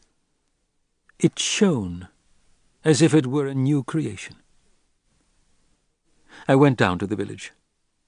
On my left, the indigo-blue sea was motionless. On my right, in the distance, glistened the fields of wheat, like an army flourishing a host of golden lances. I passed the fig tree of our young lady, covered with green leaves and tiny little figs, hastened by the widow's garden without so much as turning my head, and entered the village. The small hotel was deserted now, abandoned. Doors and windows were missing. Dogs walked in and out of the yard as they pleased. The rooms were empty. In the death chamber, the bed, trunk, and chairs had all gone. There remained only a tattered slipper with a worn heel and red pom-pom in one corner of the room. It still faithfully preserved the shape of its owner's foot. That wretched slipper, more compassionate than the human mind, had not yet forgotten the beloved but maltreated foot. I was late returning. Zobra had already lit the fire and was preparing to cook. As he raised his eyes to greet me, he knew immediately where I had been. He frowned. After so many days of silence, he unlocked his heart that evening and spoke. "Every time I suffer, boss," he said, as though to justify himself, "it just cracks my heart in two. But it's all scarred and riddled with wounds already, and it sticks itself together again in a trice, and the wound can't be seen. I'm covered with healed wounds. That's why I can stand so much." "You've soon forgotten poor Bubulina, Zobra," I said, in a tone which was somewhat brutal for me. Zobra was piqued and raised his voice. "A fresh road and fresh plans," he cried. "I've stopped thinking all the time of what happened yesterday, and stopped asking myself what's going to happen tomorrow. What's happening today, this minute, that's what I care about. I say, what are you doing at this moment, Zobra? I'm sleeping. Well, sleep well. What are you doing at this moment, Zobra? I'm working. Well, work well. What are you doing at this moment, Zobra? I'm kissing a woman. Well, kiss her well, Zobra. And forget all the rest while you're doing it. There's nothing else on earth, only you and her. Get on with it." A few moments later he continued. "When she, Bubulina, was alive, you know, no kind of Cannavaro had ever given her so much pleasure as I did. Old rag and bone, Zobra. Do you want to know why? Because all the Cannavaros in the world, while they were kissing her, kept thinking about their fleets, or the king, or Crete, or their stripes and decorations, or their wives. But I used to forget everything else. And she knew that, the old trollop. And let me tell you this, my learned friend, there's no greater pleasure for a woman than that. A real woman, now listen to this and I hope it helps you, gets more out of the pleasure she gives than the pleasure she takes from a man." He bent down to put some wood on the fire and was silent. I looked at him and was very happy. I felt these minutes on that deserted shore to be simple but rich in deep human value. And our meal every evening was like the stews that sailors make when they land on some deserted beach, with fish, oysters, onions, and plenty of pepper. They are more tasty than any other dish and have no equal for nourishing a man's spirit. There at the edge of the world we were like two shipwrecked men. "The day after tomorrow we get our line started," said Zobra, pursuing his train of thought. I'm not walking on the ground anymore. I'm a creature of the air. I can feel the pulleys on my shoulders. Do you remember the bait you threw me in the Piraeus restaurant to land me on the hook? I asked. You said you could cook wonderful soups. And it happens to be the dish I like best. How did you know? Zobra shook his head with slight scorn. I can't say, boss. It just came into my head like that. The way you were sitting there in the corner of the cafe, quiet, reserved, bent over that little gilt-edged book, I don't know. I just felt you liked soup, that's all. It just came to me like that. There's no understanding it. He suddenly stopped and leaned forward, listening. Quiet, he said. There's someone coming. We heard rapid footsteps and the heavy breathing of someone running. Suddenly there appeared in the flickering light of the flames a monk in a torn habit, bareheaded, red-bearded, and with a small moustache. He brought with him a strong smell of paraffin. "Ah, welcome, Father Zachariah," cried Zobra. "What's put you in such a state?" The monk sank to the floor near the fire. His chin was trembling. Zobra leaned towards him and winked. "Yes," said the monk. "Bravo, monk!" cried Zobra. "Now you're sure to go to paradise. You can't miss it. And you'll have a can of paraffin in your hand as you enter." "Amen," murmured the monk, crossing himself. "How did it work out? When? Come on, tell us." "I saw the Archangel Michael, Brother Cannavaro. He gave me an order. Listen how it came. I was in the kitchen, stringing some beans. I was all alone. The door was closed. The monks were at vespers. It was absolutely quiet. I could hear the birds singing outside, and it sounded like angels. I had prepared everything, and I was waiting. I'd bought a can of paraffin and hidden it in the chapel in the cemetery beneath the holy table itself so that the Archangel Michael would bless it. So yesterday afternoon I was stringing beans, and paradise was running in my head. I was saying to myself, Lord Jesus, I deserve the kingdom of heaven too, and I'm quite prepared to string beans for all eternity in the kitchens of paradise. That's what I was thinking. And the tears were running down my face. Suddenly I heard the beating of wings above me. I understood and bent my head, trembling with fear. Then I heard a voice, Zachariah, look up and be not afraid. But I was quaking so much I fell to the floor. Look up, Zachariah, said the voice again. I looked up and saw. The door was open, and on the threshold stood the Archangel Michael, just as he is depicted on the doors of the sanctuary of the monastery, just the same, with black wings, red sandals, and a golden halo. Only instead of a sword he was holding a lighted torch. Hail, Zachariah, he said. I'm the servant of God, I answered. What do you command? Take the flaming torch, and may the Lord be with you. I held out my hand and felt my palms burn. But the archangel had disappeared. All I saw was a line of fire in the sky like a shooting star. The monk wiped the sweat off his face. He had gone quite white. His teeth were chattering as if he were feverish. Well, said Zobra, bear up, Zachariah. What next? Just at that moment the monks were coming away from vespers and going into the refectory. As he went by, the abbot kicked me like a dog, and all the monks laughed. I didn't say anything. After the visit of the archangel, there was still a smell of sulphur in the air, but no one noticed it. Zachariah, said the preceptor, aren't you going to eat? I kept my mouth shut. Angel's food is enough for him, said Demetrius the sodomite. The monks all laughed again, so I got up and walked away to the cemetery. I prostrated myself before the archangel. For hours I felt his foot heavy on my neck. The time passed like lightning. That is how the hours and the centuries will pass in paradise. Midnight came. Everything was quiet. The monks had gone to bed.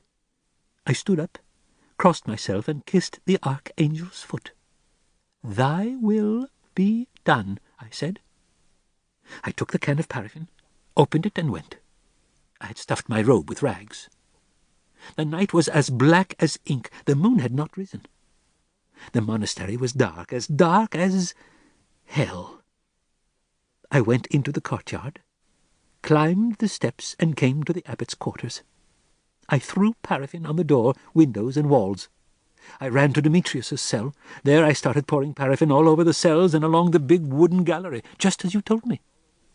Then I went into the chapel, lit a candle from the lamp before the statue of Christ, and started the fire. The monk was breathless now and stopped. His eyes burned with an inner flame. "God be praised!" he roared, crossing himself. "God be praised! In a moment the whole monastery was in flames. 'The flames of hell!' I shouted at the top of my voice, and then ran away as fast as I could. I ran, and I could hear the bells ringing, the monks shouting, and I ran and ran. Day came, I hid in the wood, I was shivering. The sun rose, and I heard the monks searching the woods for me, but God sent a mist to cover me, and they did not see me. Towards dusk, I heard a voice say, 'Go down to the sea, away.' 'Guide me, Archangel,' I cried, and started out. I didn't know which way I was going, but the Archangel guided me, sometimes by means of a flash of lightning, at others by a dark bird in the trees, or by a path coming down the mountain. And I ran after him as hard as I could, trusting him completely. And his bounty is great, as you see. I've found you, my dear Cannavaro. I'm saved." Zobra did not say a word, but there was a broad, sensual smile across his face, from the corners of his mouth to his hairy ass's ears. Dinner was ready, and he took the pot off the fire. "Zachariah," he asked, "what is angel's food?" "The spirit," answered the monk, crossing himself. "The spirit? In other words, wind? That doesn't nourish a man. Come and eat some bread and have some fish soup and a scrap or two of meat, then you'll feel yourself again. You've done a good job. Eat." "I'm not hungry," said the monk. "Zachariah isn't hungry, but what about Joseph? Isn't he hungry either?" "Joseph," said the monk in a low voice, as if he were revealing a deep mystery, "was burnt. Curse his soul. Burnt. God be praised." "Burnt?" cried Zobra with a laugh. "How? When? Did you see him burnt?" "Brother Cannavaro, he burnt the second I lit the candle at the lamp of Christ. I saw him with my own eyes come out of my mouth like a black ribbon with letters of fire. The flame from the candle fell on him, and he writhed like a snake, but was burnt to ashes. What a relief! God be praised! I feel I've entered paradise already." He rose from beside the fire where he had curled up. "I shall go and sleep on the seashore. That was what I was ordered to do." He walked away along the edge of the water and disappeared into the blackness of the night. "You are responsible for him, Zobra," I said. "If the monks find him, he's done for." "They won't find him, don't you worry, boss. I know this sort of game too well. Early tomorrow morning I'll shave him, give him some really human clothes, and put him on a ship. Don't bother yourself about him, it isn't worth it. Is the stew good? Eat a man's bread and enjoy it, and don't worry your head about all the rest." Zobra ate with a very good appetite, drank and wiped his moustache. Now he wanted to talk. "Did you notice, boss," he said, "his devil's dead. And now he's empty, poor fellow, completely empty, finished. He will be just like everybody else from now on." He thought for a moment or two. "Do you think, boss, that this devil of his was—" "Of course," I replied. The idea of burning the monastery had possessed him. Now he's burnt it, he's calmed. That idea wanted to eat meat, drink wine, ripen, and turn into action. The other Zachariah had no need of wine or meat. He matured by fasting. Zobra turned this over and over in his head. "Why, I think you're right, boss. I think I must have 5 or 6 demons inside me." "We've all got some, Zobra, don't you worry. And the more we have, the better. The main thing is that they should all aim at the same end, even if they do go different ways about it. These words seemed to move Zobra deeply. He lodged his big head between his knees and thought. "What end?" he asked at last, raising his eyes to me. "How should I know, Zobra? You ask difficult questions. How can I explain that?" "Just say it simply so that I understand." Up till now I've always let my demons do just what they liked, and go any way they liked about it, and that's why some people call me dishonest, and others honest, and some think I'm crazy, and others say I'm as wise as Solomon. I'm all of those things, and a lot more. A real Russian salad. So, help me to get it clearer, will you, boss? What end?" I think, Zobra, but I may be wrong, that there are 3 kinds of men. Those who make it their aim, as they say, to live their lives, eat, drink, make love, grow rich and famous. Then come those who make it their aim not to live their own lives, but to concern themselves with the lives of all men. They feel that all men are one, and they try to enlighten them, to love them as much as they can, and do good to them. Finally, there are those who aim at living the life of the entire universe. Everything, men, animals, trees, stars, we are all one. We are all one substance involved in the same terrible struggle. What struggle? Turning matter into spirit. Zobra scratched his head. "I've got a thick skull, boss. I don't grasp these things easily. If only you could dance all that you've just said, then I'd understand." I bit my lip in consternation. All those desperate thoughts, if only I could have danced them. But I was incapable of it. My life was wasted. Or if you could tell me all that in a story, boss. Like Hussein Aga did. He was an old Turk, a neighbor of ours. Very old, very poor. No wife, no children. Completely alone. His clothes were worn, but shining with cleanliness. He washed them himself, did his own cooking, scrubbed and polished the floor, and at night used to come in to see us. He used to sit in the yard with my grandmother and a few other old women and knit socks. Well, as I was saying, this Hussein Aga was a saintly man. One day he took me on his knee and placed his hand on my head as though he were giving me his blessing. "Alexis," he said, "I'm going to tell you a secret. You're too small to understand now, but you'll understand when you are bigger. Listen, little one. Neither the 7 stories of heaven nor the 7 stories of the earth are enough to contain God. But a man's heart can contain him. So be very careful, Alexis, and may my blessing go with you, never to wound a man's heart." I listened to Zobra in silence. If only I could never open my mouth, I thought, until the abstract idea had reached its highest point and had become a story.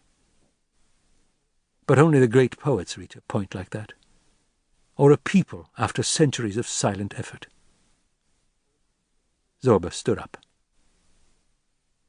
"I'm going to see what our firebrand's up to, and spread a blanket over him so that he doesn't catch cold. I'll take some scissors, too. It won't be a very first-class job." He went off laughing along the edge of the sea, carrying the scissors and blanket. The moon had just come up and was spreading a livid, sickly light over the earth. Alone by the dying fire, I weighed Zobra's words. They were rich in meaning and had a warm, earthy smell. You felt they came up from the depths of his being and that they still had a human warmth. My words were made of paper. They came down from my head, scarcely splashed by a spot of blood. If they had any value at all, It was to that mere spot of blood they owed it.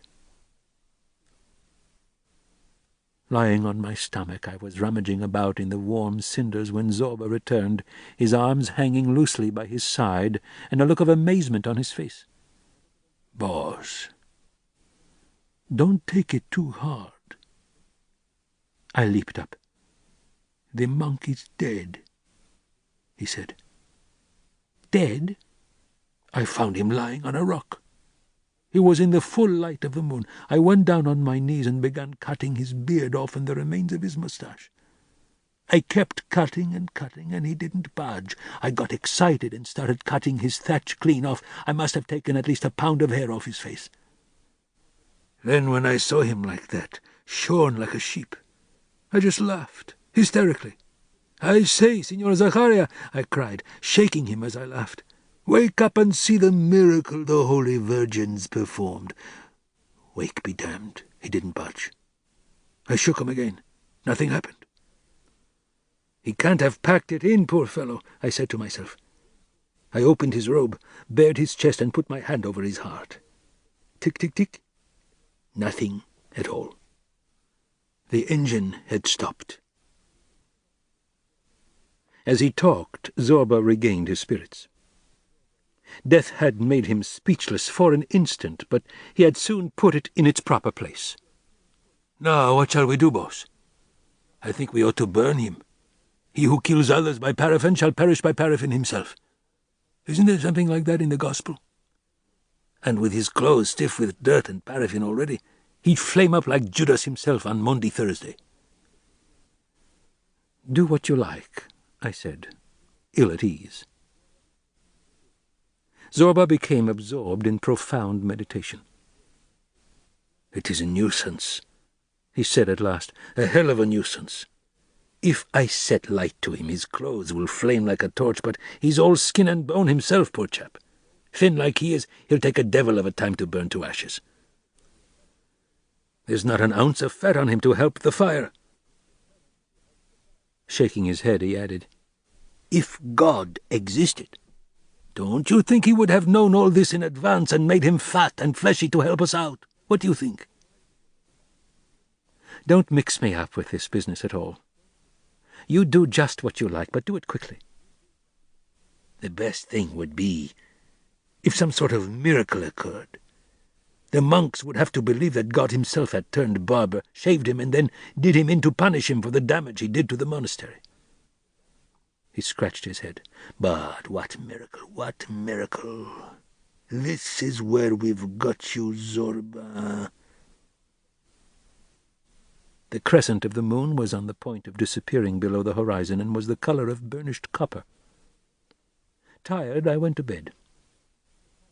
When I awoke at dawn, I saw Zobra making coffee close to me. He was white-faced, and his eyes were all red and swollen from not sleeping. But his big, goat-like lips wore a malicious smile. "I haven't been to sleep, boss. I had some work to do." "What work, you rascal?" "I was doing the miracle." He laughed and placed his finger across his lips. "I'm not going to tell you. Tomorrow is the inauguration ceremony for our cable railway. All those fat hogs will be here to give their blessing. Then they'll learn about the new miracle performed by the Virgin of Revenge. Great is her power." He served the coffee. "You know, I'd make a good abbot, I think," he said. "If I started a monastery, I bet you I'd close all the others down and pinch all their customers. How would you like some tears? A tiny wet sponge behind the icons, and the saints would weep at will. Thunderclaps? I'd have a machine under the holy table, which would make a deafening row. Ghosts? 2 of the most trusty monks would roam about at night on the roof of the monastery wrapped in sheets. And every year I'd gather a crowd of cripples and blind and paralytics for her feast day and see that they all saw the light of day again and stood up straight on their legs to dance to her glory. What is there to laugh at, boss? I had an uncle once who found an old mule on the point of death. He'd been left in the mountains to die. My uncle took him home. Every morning he took him out to pasture, and at night back home. "You there, Haralambos!"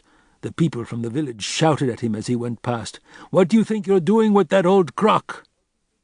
"He's my dung factory," answered my uncle. "Well, boss, in my hands, the monastery would be a miracle factory." Chapter 25. The eve of that 1st of May I shall never forget as long as I live. The cable railway was ready. The pylons, cable and pulleys gleamed in the morning sun. Huge pine trunks lay heaped at the top of the mountain, and workmen stood there waiting for the signal to attach them to the cable and send them down to the sea. A large Greek flag was flapping at the top of the pole up at the point of departure on the mountainside, and a similar one down below by the sea.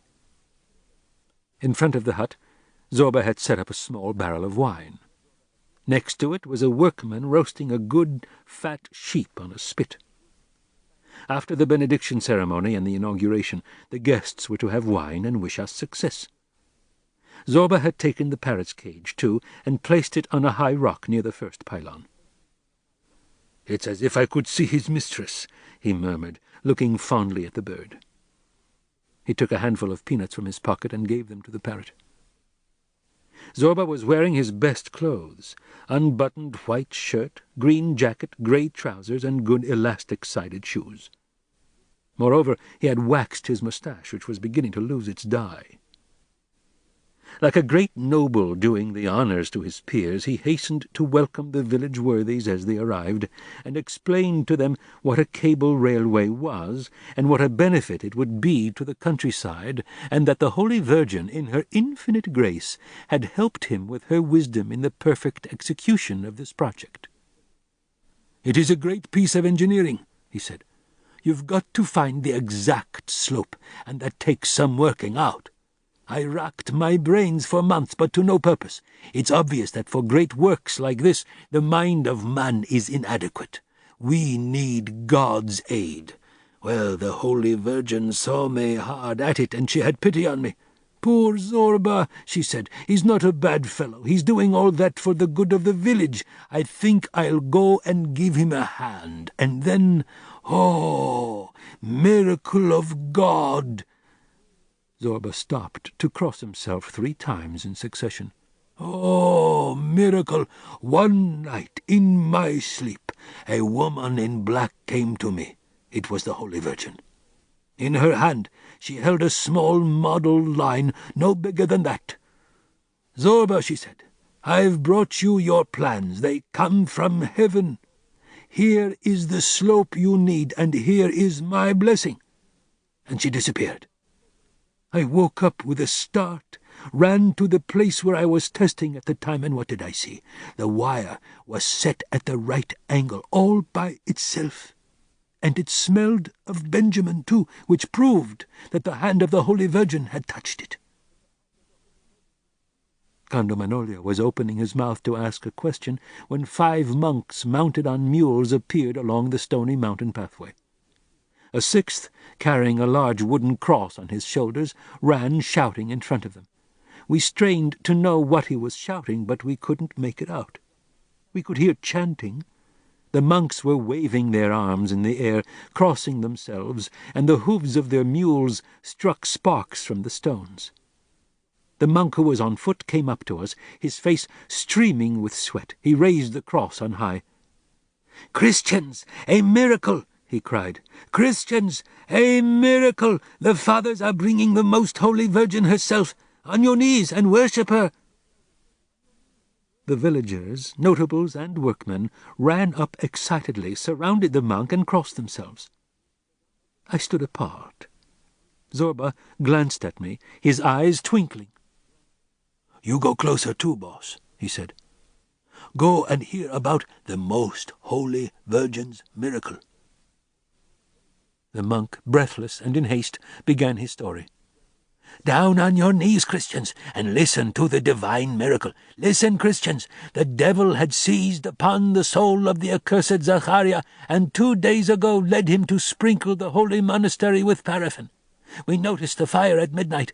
We got out of bed in all haste. The priory, the galleries, and the cells were all in flames. We rang the monastery bell and cried, 'Help, help, Holy Virgin of Revenge!' And we rushed to the fire with pitchers and buckets of water. By early morning the flames were out. Praise be to her holy grace.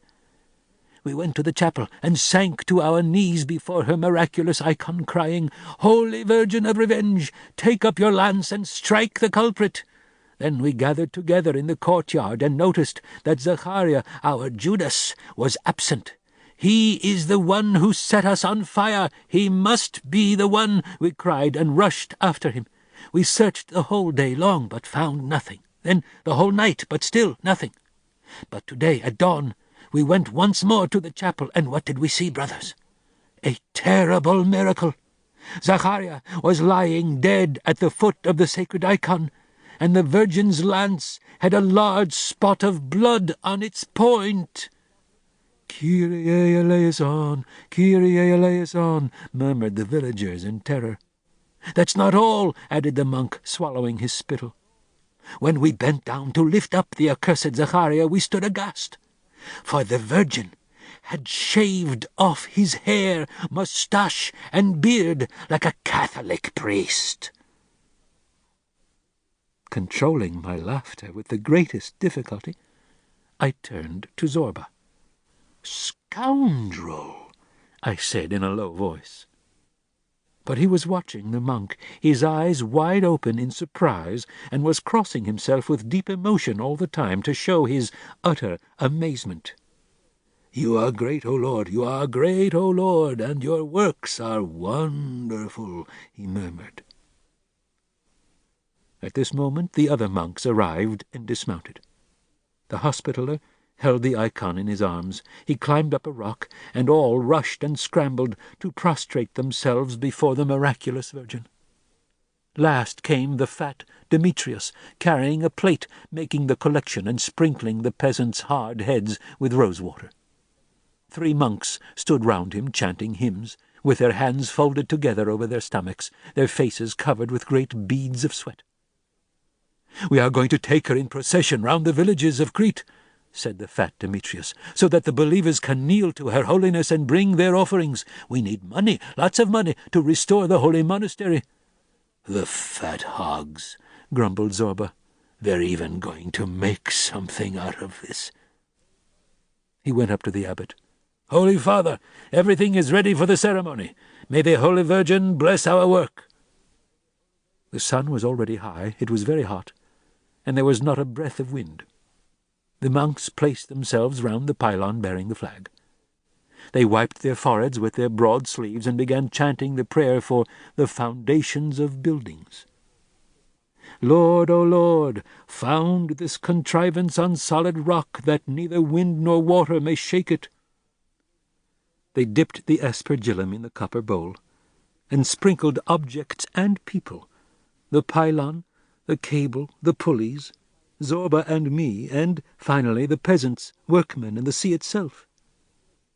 Then, with great care, as if they were handling a sick woman, they lifted the icon, set it close to the parrot, and surrounded it. On the other side were the elders, in the centre Zobra. I myself had withdrawn slightly towards the sea, and was waiting. The line was to be given a trial with 3 trees, a Holy Trinity. Nevertheless, a 4th was added as a sign of recognition towards the Holy Virgin of Revenge. Monks, villagers, and workmen crossed themselves. 'In the name of the Holy Trinity and the Holy Virgin,' they murmured. In a single bound, Zobra was at the first pylon, pulled the cord, and down came the flag. It was the signal for which the men at the top of the mountain had been waiting. All the spectators stepped back and looked towards the summit. 'In the name of the Father,' cried the abbot. Impossible to describe what happened then. The catastrophe burst upon us like a thunderbolt. We had scarcely time to run away. The entire structure swayed. The pine tree, which the workmen had attached to the cable, assumed a demoniac impetus. Sparks flew, large splinters of wood shot through the air, and when the tree arrived at the bottom a few seconds later, it was no more than a charred log. Zobra gave me a hang-dog look. The monks and villagers retreated prudently, and the tethered mules began rearing. Big Demetrius collapsed, panting. "Lord, have mercy on me," he murmured, terror-stricken. Zobra raised his hand. "It's nothing," he said with assurance. "It's always the same with the first trunk. Now the machine will be run in. Look!" He sent the flag up, gave the signal again, and then ran away. "And the sun!" cried the abbot in a rather trembling voice. The second tree trunk was released. The pylons shivered. The trunk gained speed, leaping about like a porpoise, and rushed headlong towards us. But it did not get far. It was pulverized halfway down the slope. "The devil take it," muttered Zobra, biting into his moustache. "The blasted slope isn't right yet." He leaped to the pylon and signalled with the flag once more, furiously, for the third attempt. The monks were by now standing behind their mules, and they crossed themselves. The village worthies waited with one foot raised, ready to take flight. "And the Holy Ghost," the abbot stammered, holding up his robe in readiness. The third tree trunk was enormous. It had hardly been released from the summit when a tremendous noise was heard. "Lie flat, for God's sake!" shouted Zobra as he scurried away. The monks threw themselves to the ground, and the villagers ran away as fast as their legs would carry them. The trunk made one leap, fell back on the cable, threw out a shower of sparks, and, before we could see what was happening, sped down the mountainside, over the beach, and dived far into the sea, throwing up a great spout of foam. The pylons were vibrating in a most terrifying fashion. Several of them were leaning over already. The mules broke their tethers and ran off. "That's nothing to worry about," cried Zobra, beside himself. "Now the machine's really run in so we can make a proper start." He sent the flag up once again. We felt how desperate he was, and anxious to see the end of it all. "And the Holy Virgin of Revenge," stammered out the abbot as he raced towards the rocks. The fourth trunk was released. A tremendous splintering noise resounded twice through the air, and all the pylons fell down, one after the other, like a pack of cards. "Kyrie eleison! Kyrie eleison!" yelped the villagers, workmen, and monks as they stampeded. A flying splinter wounded Demetrius in the thigh, and another was within a hair's breadth of taking out the abbot's eye. The villagers had disappeared. The Virgin alone was erect on her rock, lance in hand, looking at the men below with a cold and severe eye. Next to her, more dead than alive, was a trembling parrot, his green feathers standing out from his body. The monks seized the Virgin, clasped her in their arms, helped up Demetrius, who was groaning with pain, collected their mules together, mounted them, and beat a retreat. Scared to death, the workmen who had been turning the spit had abandoned the sheep, and the meat was beginning to burn. "The sheep will be burnt to a cinder!" shouted Zobra anxiously as he ran to the spit. I sat down beside him. There was no one else left on the beach. We were quite alone. He turned to me and cast me a dubious, hesitant glance. He did not know how I was going to take the catastrophe, or how this adventure was likely to end. He took a knife, bent over the sheep once more, tasted it, and immediately took the beast off the fire and stood it up on the spit against a tree. "Just right," he said. "Just right, boss. Would you like a piece as well?" "Bring the bread and the wine, too," I said. "I'm hungry." Zobra hurried to the barrel, rolled it close to the sheep, brought a loaf of white bread and 2 glasses. We each took a knife, carved off 2 slices of meat, cut some bread, and began to eat. "See how good it is, boss. It melts in your mouth. Here there are no rich pastures. The animals eat dry grass all the time. That's why their meat's so tasty. I can only remember once in my life eating meat as succulent as this. It was that time I embroidered the Saint Sophia with some of my hair and wore it as a charm. An old story." "Go on, tell me." "An old story, I tell you, boss. A crazy Greek's idea. Go on, Zobra. I'd like to hear you spin the yarn. Well, it was like this. The Bulgars had surrounded us. It was evening. We could see them all round us, lighting fires on the slopes of the mountains. To frighten us, they'd start banging cymbals and howling like a lot of wolves. There must have been a good 300 of them. We were 28, and Ruvas was our chief. God save his soul if he's dead. He was a fine fellow. "Come on, Zobra," he said. "Put the sheep on the spit." "It's much more tasty cooked in a hole in the ground, Captain," I said. "Do it any way you like, but get on with it. We're ravenous," he said. So we dug a hole, stuffed the sheep in it, piled a layer of coal on top, and lit it. Then we took the bread from our packs and sat down round the fire. "It may well be the last one we eat," said our chief. "Any of you got cold feet?" We all laughed. No one deigned to answer him. We took our gourds and said, "Your health, chief. They'd better be good shots if they want to hit us." We drank again, then pulled the sheep out of the hole. Oh, boss, what mutton! When I think of it, my mouth still waters. It melted like lucum. We all sank our teeth in it without delay. "I've never had tastier meat in my life," said the chief. "God save us all." And though he'd never drunk before, he quaffed his glass of wine in one go. "Sing a cleft song," he commanded. "Those chaps over there are howling like wolves. We'll sing like men. Let's begin with Old Demos." We drank up quickly, filled and drank again. Then we started the song. It grew louder and louder, resounding and echoing through the ravines. "And I've been a cleft brigand for 40 years, boys." We sang loud and with a will. "Well, God help us," said the captain. "That's the spirit. Now, Alexis, look at the sheep's back there. What does it say?" I bent over the fire and began scraping the sheep's back with my knife. "I can't see any graves, Captain," I cried, "nor any dead. We shall get away with it once again, boys." "May God have heard you," said our chief, who had not long been married. "Just let me have a son. I don't care what happens after that." Zobra cut himself a large piece from around the kidneys. "That sheep was wonderful," he said. "But this one doesn't give a point away. It's a little beauty." "Pour out some wine, Zobra," I said. "Fill the glasses to the brim and we'll drain them." We clinked glasses and tasted the wine, an exquisite Cretan wine, a rich red colour like hare's blood. When you drank it, you felt as if you were in communion with the blood of the earth itself, and you became a sort of ogre.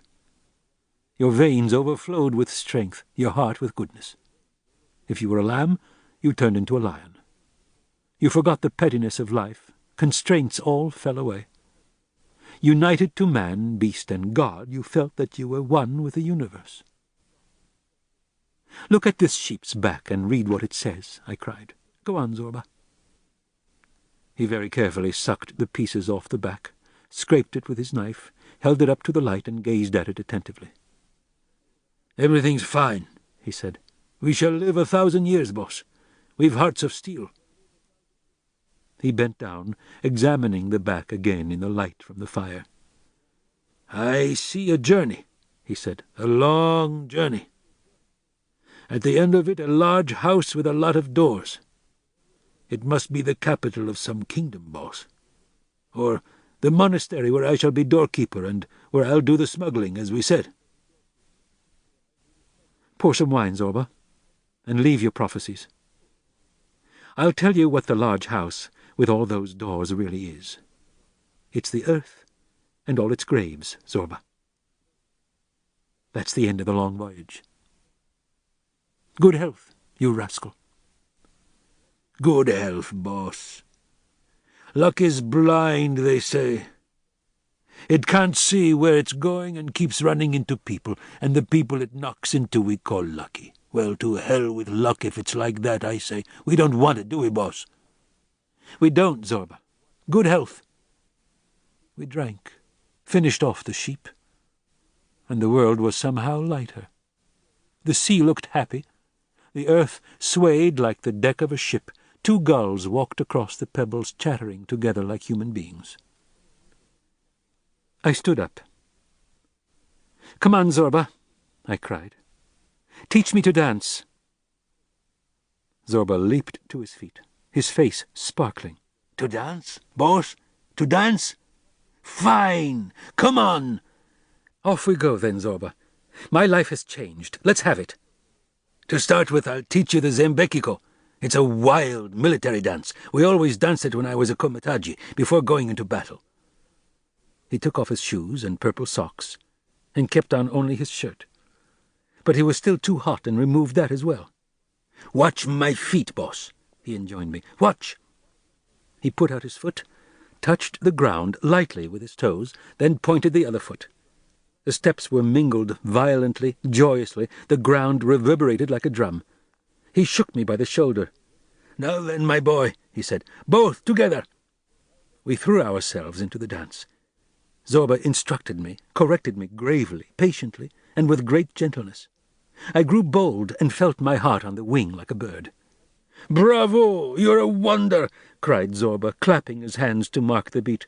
"Bravo, youngster! To hell with paper and ink! To hell with goods and profits! To hell with mines and workmen and monasteries! And now that you, my boy, can dance as well and have learnt my language, what shan't we be able to tell each other?" He pounded on the pebbles with his bare feet and clapped his hands. "Boss," he said, "I've dozens of things to say to you. I've never loved anyone as much before. I've hundreds of things to say, but my tongue just can't manage them, so I'll dance them for you. Here goes." He leaped into the air, and his feet and arms seemed to sprout wings. As he threw himself straight in the air against that background of sea and sky, he looked like an old archangel in rebellion. For Zobra's dance was full of defiance and obstinacy. He seemed to be shouting to the sky, "What can you do to me, Almighty? You can do nothing to me except kill me. Well, kill me, I don't care. I've vented my spleen. I've said all I want to say. I've had time to dance, and I don't need you any more." Watching Zobra dance, I understood for the first time the fantastic efforts of man to overcome his weight. I admired Zobra's endurance, his agility and proud bearing. His clever and impetuous steps were writing on the sand the demoniac history of mankind. He stopped, contemplated the shattered cable line and its series of heaps. The sun was declining, shadows were growing longer. Zobra turned to me and, with a gesture common to him, covered his mouth with his palm. "I say, boss," he said, "did you see the showers of sparks the thing threw out?" We burst out laughing. Zobra threw himself on me, embraced, and kissed me. "Does it make you laugh, too?" he said tenderly. "Are you laughing, too, boss? Good!" Rocking with laughter, we wrestled playfully with one another for some time. Then, falling to the ground, we stretched out on the pebbles and fell asleep, in one another's arms.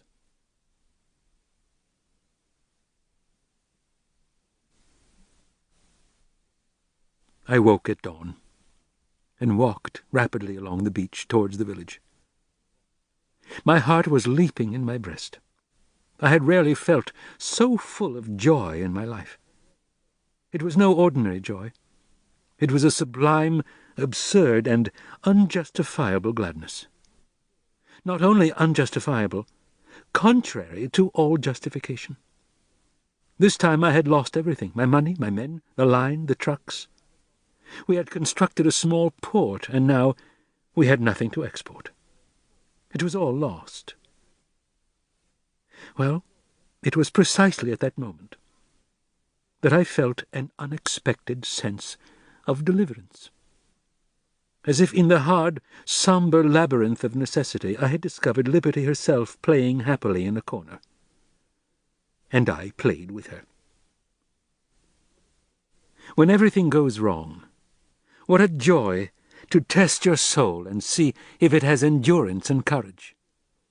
An invisible and all-powerful enemy, some call him God, others the devil, seems to rush upon us to destroy us, but we are not destroyed.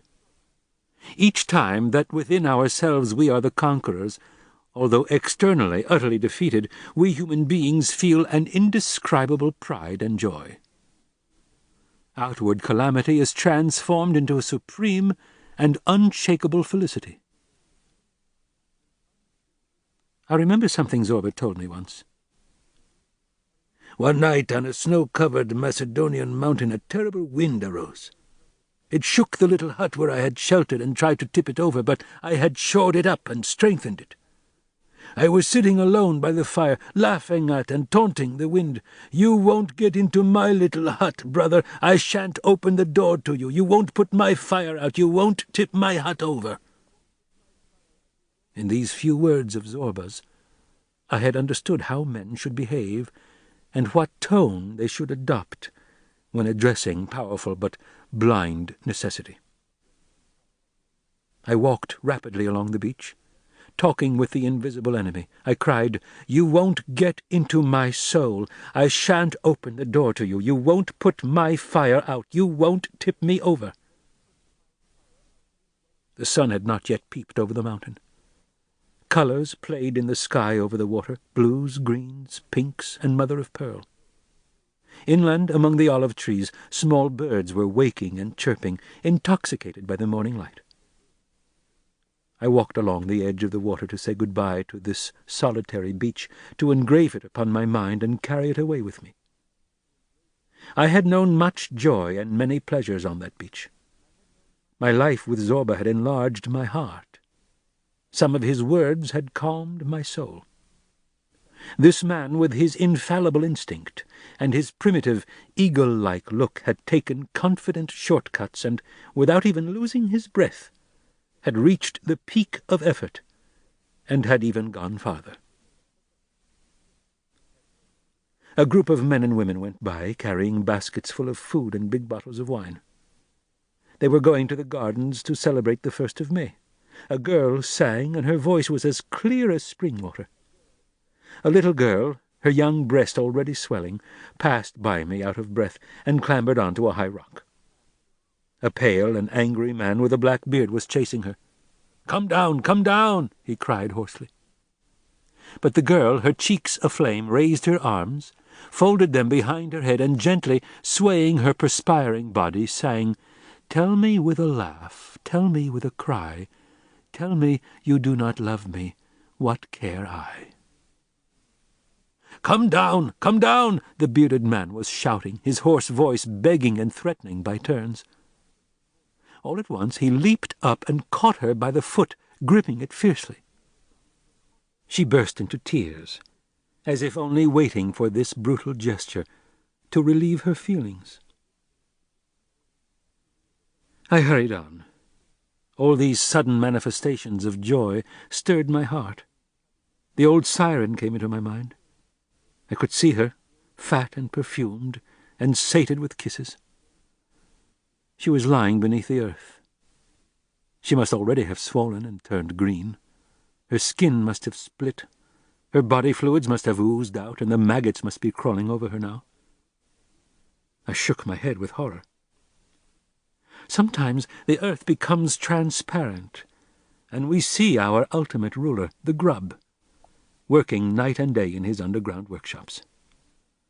But we quickly turn our eyes away, because men can endure everything except the sight of that small white maggot. As I entered the village, I met the postman preparing to blow his trumpet. "A letter, boss," he said, holding out a blue envelope. I leaped for joy as I recognized the delicate handwriting. I hurried through the foliage, emerged by the olive grove, and impatiently opened the letter. It was brief and written in a haste. I read it straight through. "We have reached the frontiers of Georgia. We have escaped the Kurds, and all's well. I at last know what happiness really is, because it's only now that I have real experience of the old maxim, happiness is doing your duty, and the harder the duty, the greater the happiness. In a few days these hounded, dying creatures will be at Batum, and I have just had a telegram which reads, 'The first ships are in sight.' These thousands of hard-working, intelligent Greeks, with their broad-hipped wives and fiery-eyed children, will soon be transported into Macedonia and Thrace. We are going to infuse a new and valiant blood into the old veins of Greece. I have exhausted myself somewhat, I admit, but what does it matter? We have fought, my dear sir, and won. I am happy. I hid the letter and hastened along. I, too, was happy. I took the steep track up the mountainside, rubbing a sweet-smelling sprig of thyme between my fingers. It was nearly noon, and my dark shadow was concentrated about my feet. A kestrel was hovering, its wings beating so fast that it looked quite motionless. A partridge heard my steps, hurtled out of the brush, and whirred into the air in its mechanical flight. I was happy. Had I been able, I would have sung out loud to relieve my feelings, but I could only make inarticulate cries. "Whatever's happening to you?" I asked myself mockingly. "Were you as patriotic as that, then, and never knew? Or do you love your friend so much? You ought to be ashamed. Control yourself and quiet down." But I was transported with joy and continued along the track, shouting as I went. I heard a tinkling of goat bells. Black, brown, and grey goats appeared on the rocks in the full sun. The he-goat was in front, holding his neck rigid. The stench of him infected the air. "Hello, brother! Where are you off to? Who are you chasing?" A goatherd had jumped up onto a rock and was whistling after me with his fingers in his mouth. "I've got something urgent to do," I answered, and continued climbing. "Stop a minute! Come and have a drink of goat's milk to refresh yourself!" shouted the goatherd, leaping from rock to rock. "I told you I've got something urgent to do," I shouted back. I did not want to cut short my joy by stopping to talk. "Do you mean you despise my milk?" said the goatherd in a hurt tone. "Go on, then, and good luck to you." He put his fingers in his mouth again, whistled, and goats, dogs, and goatherd disappeared behind the rocks. I soon reached the summit of the mountain. Immediately, as though this had been my objective, I became calm. I stretched out on a rock in the shade and looked at the distant plain and sea. I breathed in deeply. The air was redolent with sage and thyme. I stood up, gathered some sage, made a pillow, and lay down again. I was tired. I closed my eyes. For a moment my mind took flight to those far-off high plateaus covered with snow. I tried to imagine the little band of men, women, and cattle making their way towards the north, and my friend walking ahead like the ram at the head of the flock. But very soon my mind grew confused, and I felt an invincible desire to sleep. I wanted to resist. I did not wish to give way to sleep. I opened my eyes. A species of crow, an alpine chough, had settled on a rock directly in front of me on the mountain top. Its blue-black feathers shone in the sun, and I made out very distinctly its large, curved yellow beak. I was cross. This bird seemed to be a bad omen. I seized a stone and threw it at him. The chough calmly and slowly opened its wings. I closed my eyes once more, unable to resist any longer, and sleep immediately overwhelmed me. I could not have been asleep more than a few seconds when I uttered a cry and sat up with a start. The chough was passing at that very second above my head. I leaned against the rock, trembling all over. A violent dream had cut through my mind like a sword. I saw myself in Athens, walking along Hermes Street alone. The sun was burning hot, the street was deserted, the shops all shut, the solitude was complete. As I passed the church of Kapnikaria, I saw my friend, pale and breathless, running up to me from the direction of Constitution Square. He was following a very tall, thin man who was walking with giant strides. My friend was in full diplomatic uniform. He noticed me and shouted from some distance in a breathless tone, "Hello, what are you doing nowadays? I haven't seen you for ages. Come and see me tonight. We'll have a chat." "Where?" I shouted in my turn, very loud, as if my friend were a long way off, and I had to use all the strength in my voice to reach him. "Concord Square, this evening, 6 o'clock, the Fountain of Paradise Café." "Good," I answered. "I'll be there." "You say you will," he said in a tone of reproach, "but you won't." "I will for certain," I cried. "Here's my hand on it." "I'm in a hurry." "Why are you in a hurry? Give me your hand." He held out his hand, and suddenly his arm came off from his shoulder and sailed through the air to seize my hand. I was horrified by his icy grasp and woke with a start and a cry. That was the moment when I discovered the chuff hovering above my head. My lips seemed to be exuding poison. I turned towards the east, riveting my eyes on the horizon as though wishing to penetrate the distance and see. I was sure my friend was in danger. I shouted his name 3 times, "Stavridaki! Stavridaki! Stavridaki!" as if I wanted to give him courage. But my voice was lost a few yards in front of me and faded into the atmosphere. I rushed headlong down the mountainside track, trying to deaden my sorrow by fatigue. My brain struggled in vain to piece together those mysterious messages which sometimes manage to pierce the body and reach the soul. In the depths of my being, a strange certainty, deeper than reason, entirely animal in quality, filled me with terror. The same certainty which some beasts, sheep and rats, feel before an earthquake.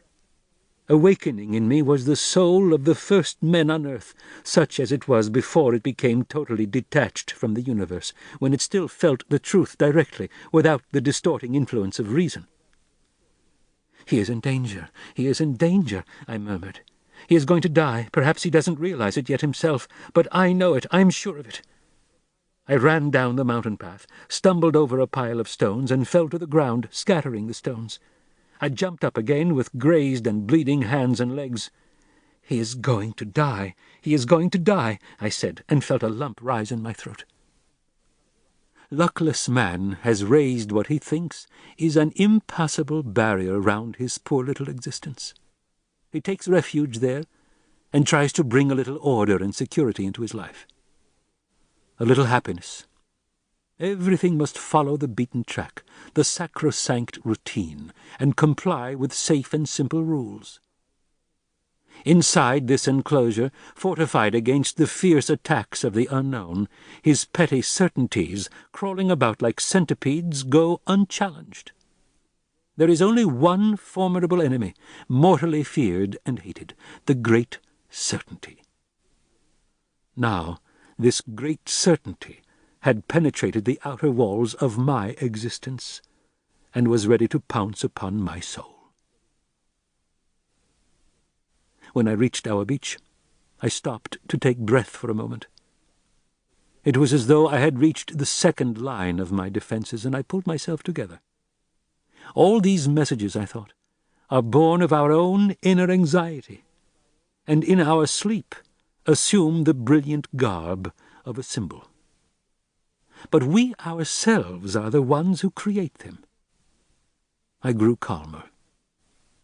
Reason was calling my heart to order, clipping the wings of that strange palpitating bat, and clipping until it could fly no more. When I arrived at the hut, I was smiling at my own simplicity. I was ashamed that my mind had been so quickly overcome by panic. I dropped back into everyday reality. I was hungry and thirsty. I felt exhausted, and the cuts made by the stones on my limbs were smarting. My heart felt reassured. The terrible enemy who had penetrated the outer walls had been held in check by the second line of defense round my soul. Chapter 26. It was all over. Zobra collected the cable, tools, trucks, iron scrap, and timber, and made a heap of it on the beach, ready for the caique which was to load it. "I'll make you a present of that, Zobra," I said. "It's all yours. Good luck." Zobra swallowed as if trying to hold back a sob. "Are we separating?" he murmured. "Where are you going, boss?" I'm leaving for abroad, Zobra. The old goat within me has still got a lot of papers to chew over. Haven't you learned any better yet, boss? Yes, Zobra, thanks to you. But I'm going to adopt your system. I'm going to do with my books what you did with the cherries. I'm going to eat so much paper, it'll make me sick.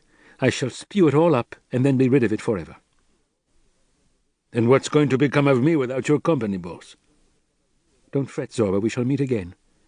And who knows, man's strength is tremendous. One day we'll put our great plan into effect. We'll build a monastery of our own, without a god, without a devil, but with free men.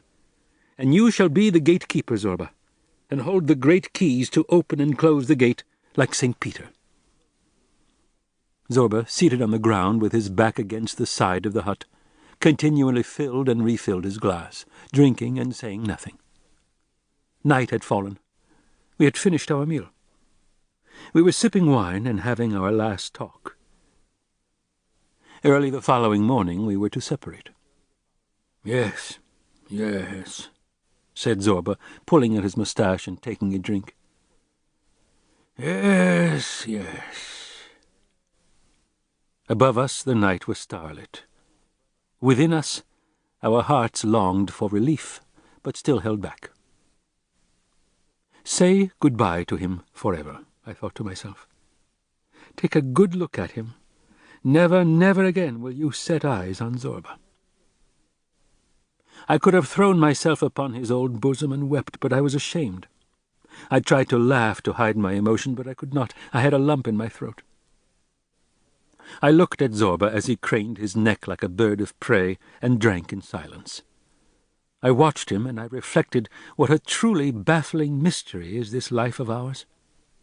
Men meet and drift apart again like leaves blown by the wind. Your eyes try in vain to preserve an image of the face, body, or gestures of the person you have loved. In a few years you do not even remember whether his eyes were blue or black. The human soul should be made of brass, it should be made of steel, I cried within me, not just of air. Zobra was drinking, holding his big head erect, motionless. He seemed to be listening to steps approaching in the night or retreating into the innermost depths of his being. What are you thinking about, Zobra? What am I thinking about, boss? Nothing. Nothing, I tell you. I wasn't thinking of anything. After a moment or two, filling up his glass again, he said, Good health, boss. We clinked glasses. We both knew that so bitter a feeling of sadness could not last much longer. We would have to burst into tears, or get drunk, or begin to dance like lunatics. Play, Zobra, I suggested. Haven't I already told you, boss? The Centauri needs a happy heart. I'll play in a month's, perhaps 2 months' time. How can I tell? Then I'll sing about how two people separate forever. Forever? I cried, terrified.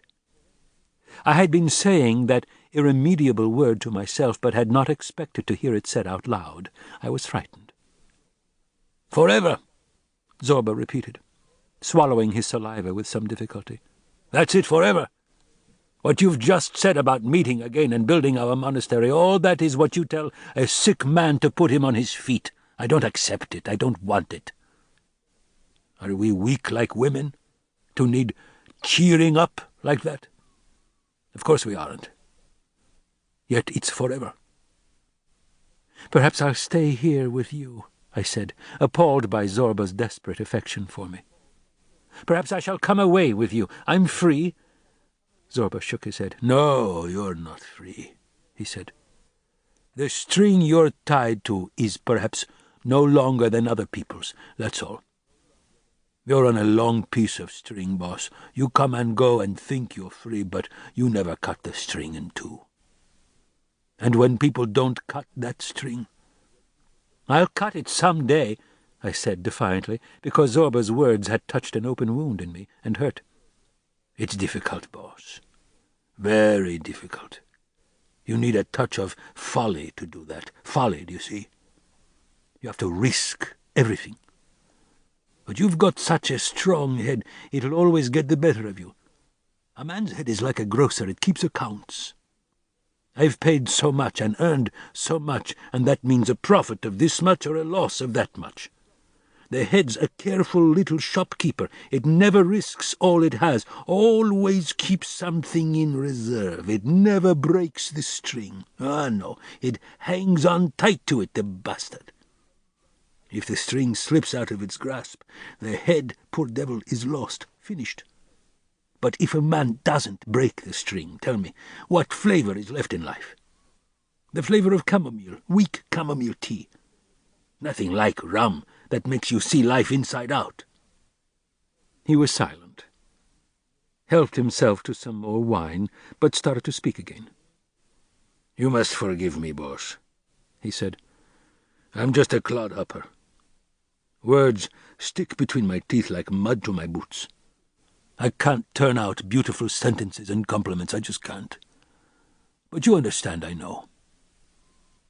He emptied his glass and looked at me. You understand, he cried, as if suddenly filled with anger. You understand, and that's why you'll never have any peace. If you didn't understand, you'd be happy. What do you lack? You're young, you have money, health, you're a good fellow. You lack nothing, nothing by thunder, except just one thing, folly. And when that's missing, boss, well... He shook his big head and was silent again. I nearly wept. All that Zobra said was true. As a child I had been full of mad impulses, superhuman desires. I was not content with the world. Gradually, as time went by, I grew calmer. I set limits, separated the possible from the impossible, the human from the divine. I held my kite tightly, so that it should not escape. A large shooting star streaked across the sky. Zobra started and opened wide his eyes as if he were seeing a shooting star for the first time in his life. "Did you see that star?" he asked. "Yes." We were silent. Suddenly Zobra craned his scraggy neck, puffed out his chest, and gave a wild, despairing cry. And immediately the cry canalized itself into human speech, and from the depths of Zobra's being rose an old monotonous melody, full of sadness and solitude. The heart of the earth itself split in two and released the sweet, compelling poison of the East. I felt inside me all the fibres still linking me to courage and hope, slowly rotting. Ikiklik birte pendeutior, otmede kiklik bemindertim yetior, aman, aman. Desert, fine sand as far as I can see. The shimmering air, pink, blue, yellow, your temples bursting. The soul gives a wild cry and exults because no cry comes in response. My eyes filled with tears. A pair of red-legged partridges were piping on a hillock. Partridges pipe no more. My own suffering is enough for me. Aman, aman. Zobra was silent. With a sharp movement of his fingers he wiped the sweat off his brow. He leaned forward and stared at the ground. "What is that Turkish song, Zobra?" I asked after a while. "The camel driver's song. It's the song he sings in the desert. I hadn't sung it or remembered it for years. But just now..." He raised his head. His voice was sharp, his throat constricted. "Boss," he said, "it's time you went to bed. You'll have to get up at dawn tomorrow if you're going to catch the boat at Kandia. Good night." "I'm not sleepy," I said. "I'm going to stay up with you. This is our last night together." "That's just why we must end it quickly," he cried, turning down his empty glass as a sign he did not wish to drink any more. Here and now, just like that. As men cut short smoking, wine and cards, like a Greek hero, a Palikari. My father was a real Palikari. Don't look at me, I'm only a breath of air beside him. I don't come up to his ankles. He was one of those ancient Greeks they always talk about. When he shook your hand, he nearly crushed your bones to pulp. I can talk now and then, but my father roared, neighed, and sang. There very rarely came a human word out of his mouth. Well, he had all the vices, but he'd slash them as you would with a sword. For instance, he smoked like a chimney. One morning he got up and went into the fields to plough. He arrived, leaned on the hedge, pushed his hand into his belt for his tobacco pouch to roll a cigarette before he began work, took out his pouch, and found it was empty. He'd forgotten to fill it before leaving the house. He foamed with rage, let out a roar, and then bounded away towards the village. His passion for smoking completely unbalanced his reason, you see. But suddenly, I've always said I think a man is a mystery, he stopped, filled with shame, pulled out his pouch, and tore it to shreds with his teeth, then stamped it in the ground and spat on it. "Filth! Filth!" he bellowed. "Dirty slut!" And from that hour until the end of his days, he never put another cigarette between his lips. That's the way real men behave, boss. Good night. He stood up and strode across the beach. He did not look back once. He went as far as the fringe of the sea and stretched himself out there on the pebbles.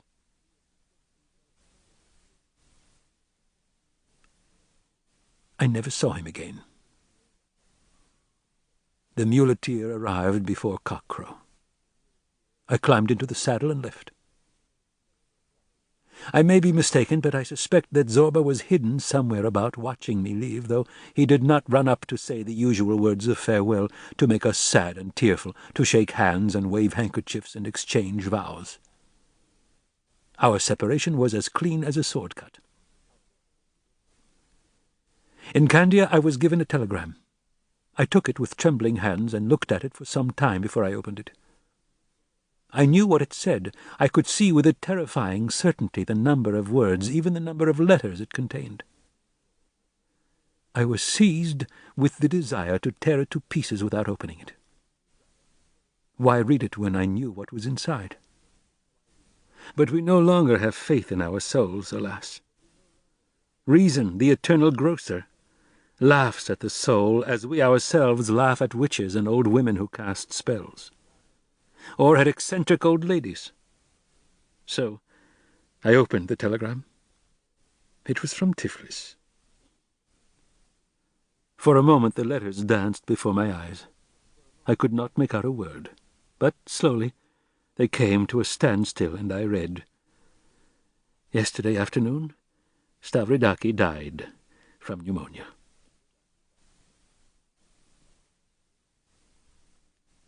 "5 years went by. 5 long years of terror, during which time gathered speed, and geographical frontiers joined the dance. National boundaries expanded and contracted like so many concertinas. Zobra and I were carried away by the storm, though from time to time in the first 3 years I had a brief card from him. One from Mount Athos, a card of the Virgin, guardian of the gates, with her big sad eyes and her strong and determined chin. Beneath the Virgin, Zobra had written with his thick, heavy pen, which always scratched the paper, "No chance of doing business here, boss. The monks here even fleece their fleas. I'm leaving." A few days later, another card. "I can't go round all these monasteries holding the parrot in my hand like a travelling showman. I made a present of it to a comic sort of monk who had taught a blackbird to whistle Kyrie eleison beautifully. The little devil sings like a real monk. It shocks you to hear him. He's going to teach our poor parrot to sing too. Ah, the things that rascal's seen in his lifetime. And now he's become a holy father, our parrot has. All the best, Father Alexios, holy anchorite." 6 or 7 months later, I had a card from Romania showing a very buxom woman wearing a low-necked dress. I'm still alive. I'm eating mamaliga and drinking vodka. I work in the oil mines and am as dirty and stinking as any sewer rat. But who cares? You can find here plenty of all your heart and belly can desire. A real paradise for old rascals like me. Do you understand, boss? A wonderful life, plenty of sweetmeats and sweethearts into the bargain, God be praised. All the best, Alexis Zorbescu, sewer rat. 2 years went by.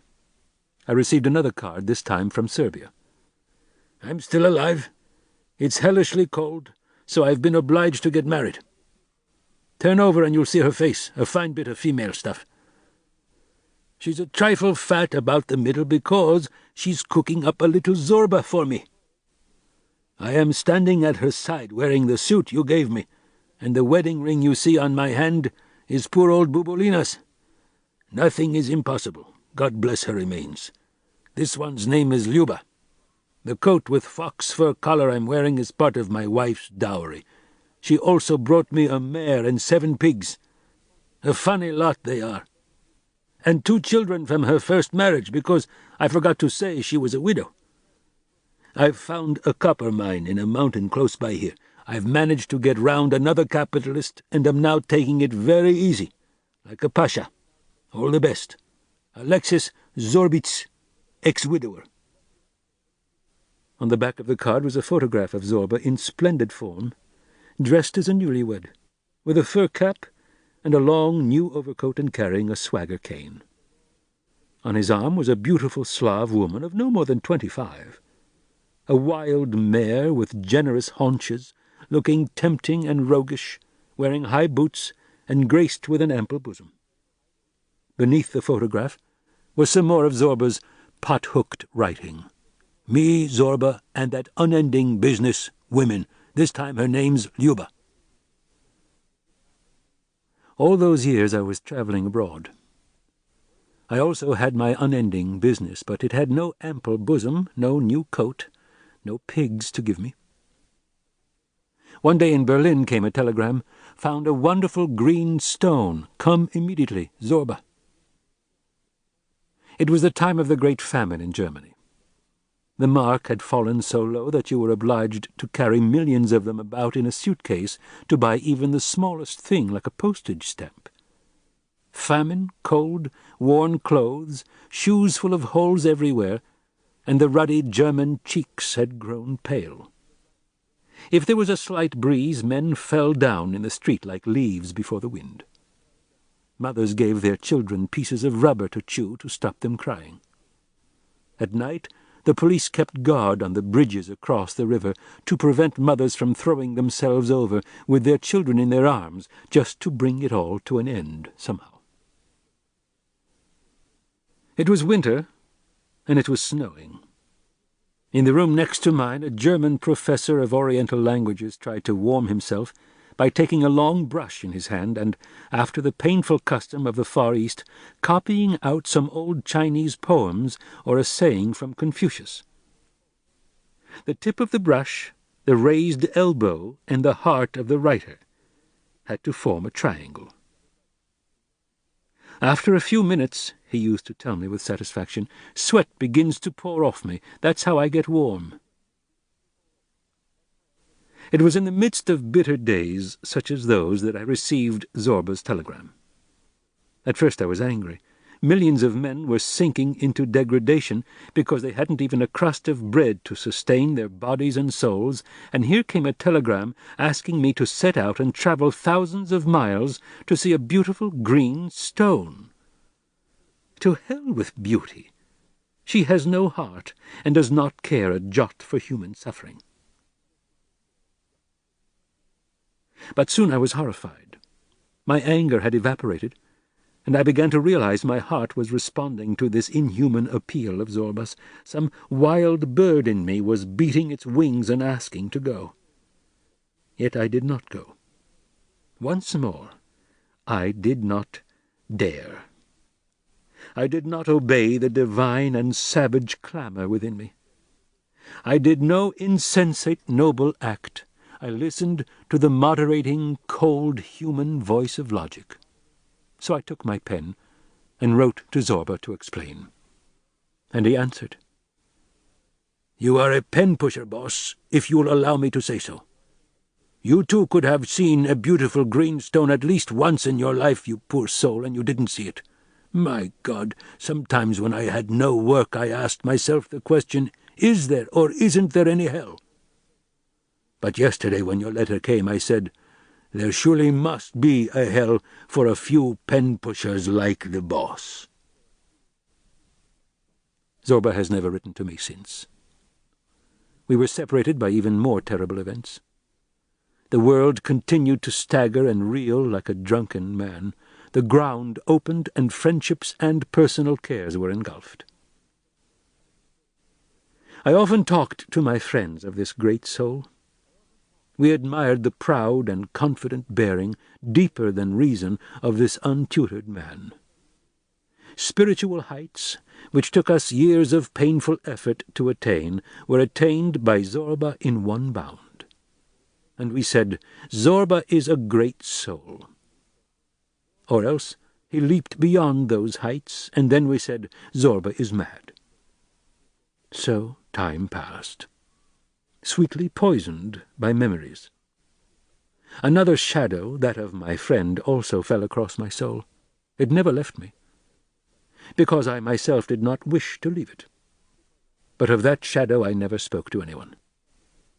I talked to it in private, and, thanks to it, was becoming reconciled with death. I had my secret bridge to the other side. When my friend's soul crossed the bridge, I felt it was weary and pale. It was too weak to shake my hand. Sometimes I thought with fright that perhaps my friend had not had time on earth to transform the slavery of the body into liberty, or to develop and strengthen his soul so that it should not be seized by panic and destroyed at the supreme moment of death. Perhaps, I thought, he had no time to immortalize what there was to immortalize in him. But now and then he was stronger. Was it he, or was it just the more intense way I remembered him? And when he came at these times he was young and exacting. I seemed even to hear his steps on the stairs.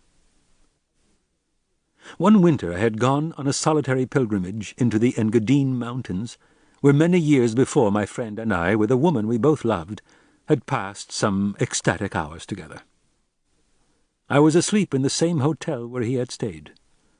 The moon was streaming through the open window, and I felt the spirit of the mountains, of the snow-covered pines, and the calm, blue night enter my mind. I felt an indescribable felicity, as if sleep were a deep, peaceful, transparent sea, and I was cradled, happy and motionless, in the depths. But my senses were so keenly attuned that, had a boat passed on the surface of the water thousands of fathoms above me, it would have made a gash on my body. Suddenly a shadow fell across me. I knew who it was. His voice came, full of reproach. "Are you asleep?" I replied in the same tone, "You kept me waiting for you. I haven't heard the sound of your voice for months. Where have you been wandering?" "I have been by you all the time, but you had forgotten me. I do not always have the strength to call, and as for you, you are trying to abandon me.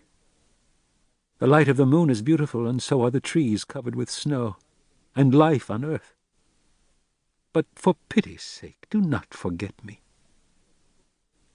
"I do not forget you. You know that very well. The first days when you left me, I ran over the wild mountains to tire my body out, and spent sleepless nights thinking of you. I even wrote poems to give vent to my feelings, but they were wretched poems which could not remove my pain. One of them began like this: "And whilst with Charon you trod the rugged path, I admired the litheness of your bodies, your stature, like two wild ducks who wake at dawn and depart." And in another poem, also unfinished, I cried, "Clench your teeth, O loved one, lest your soul fly away." He smiled bitterly, bent his face over me, and I shuddered as I saw his paleness. He looked at me for a long time, with empty sockets where there had once been eyes. Now there were just 2 little pellets of earth. "What are you thinking of?" I murmured. "Why don't you say something?" Again his voice came like a distant sigh. Ah, what remains of a soul for which the world was too small? A few lines of someone else's poetry. Scattered and mutilated lines, not even a complete quatrain. I come and go on earth, visit those who were dear to me, but their hearts are closed. Where can I enter? How can I bring myself to life? I turn in a circle like a dog going round and round a house where all the doors are locked and barred. Ah, if only I could live free, and not have to cling like a drowning man to your warm and living bodies.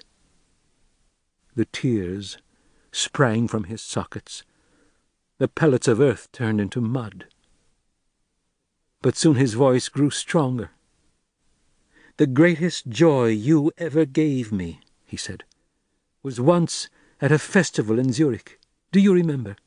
You raised your glass to drink to my health. Do you recall that? There was someone else with us." "I remember," I answered. "We called her our gracious lady." We were silent. How many centuries seem to have passed since then? Zurich. It was snowing outside. There were flowers on the table. There were 3 of us. "What are you thinking about, master?" asked the shadow with a touch of irony. "A number of things. Everything." "I am thinking of your last words. You raised your glass and said in a trembling voice, 'My dear friend, when you were a baby, your old grandfather held you on one knee and placed on the other the Cretan lyre and played some Palicaria airs. Tonight I drink to your health. May destiny see to it that you always sit in the lap of God.' God has quickly granted your prayer, alas." "What does it matter?" I cried. "Love is stronger than death." He smiled again bitterly, but said nothing. I could feel his body was dissolving in the darkness, becoming a mere sob, a sigh, a jest. For days the taste of death remained on my lips. But my heart was relieved.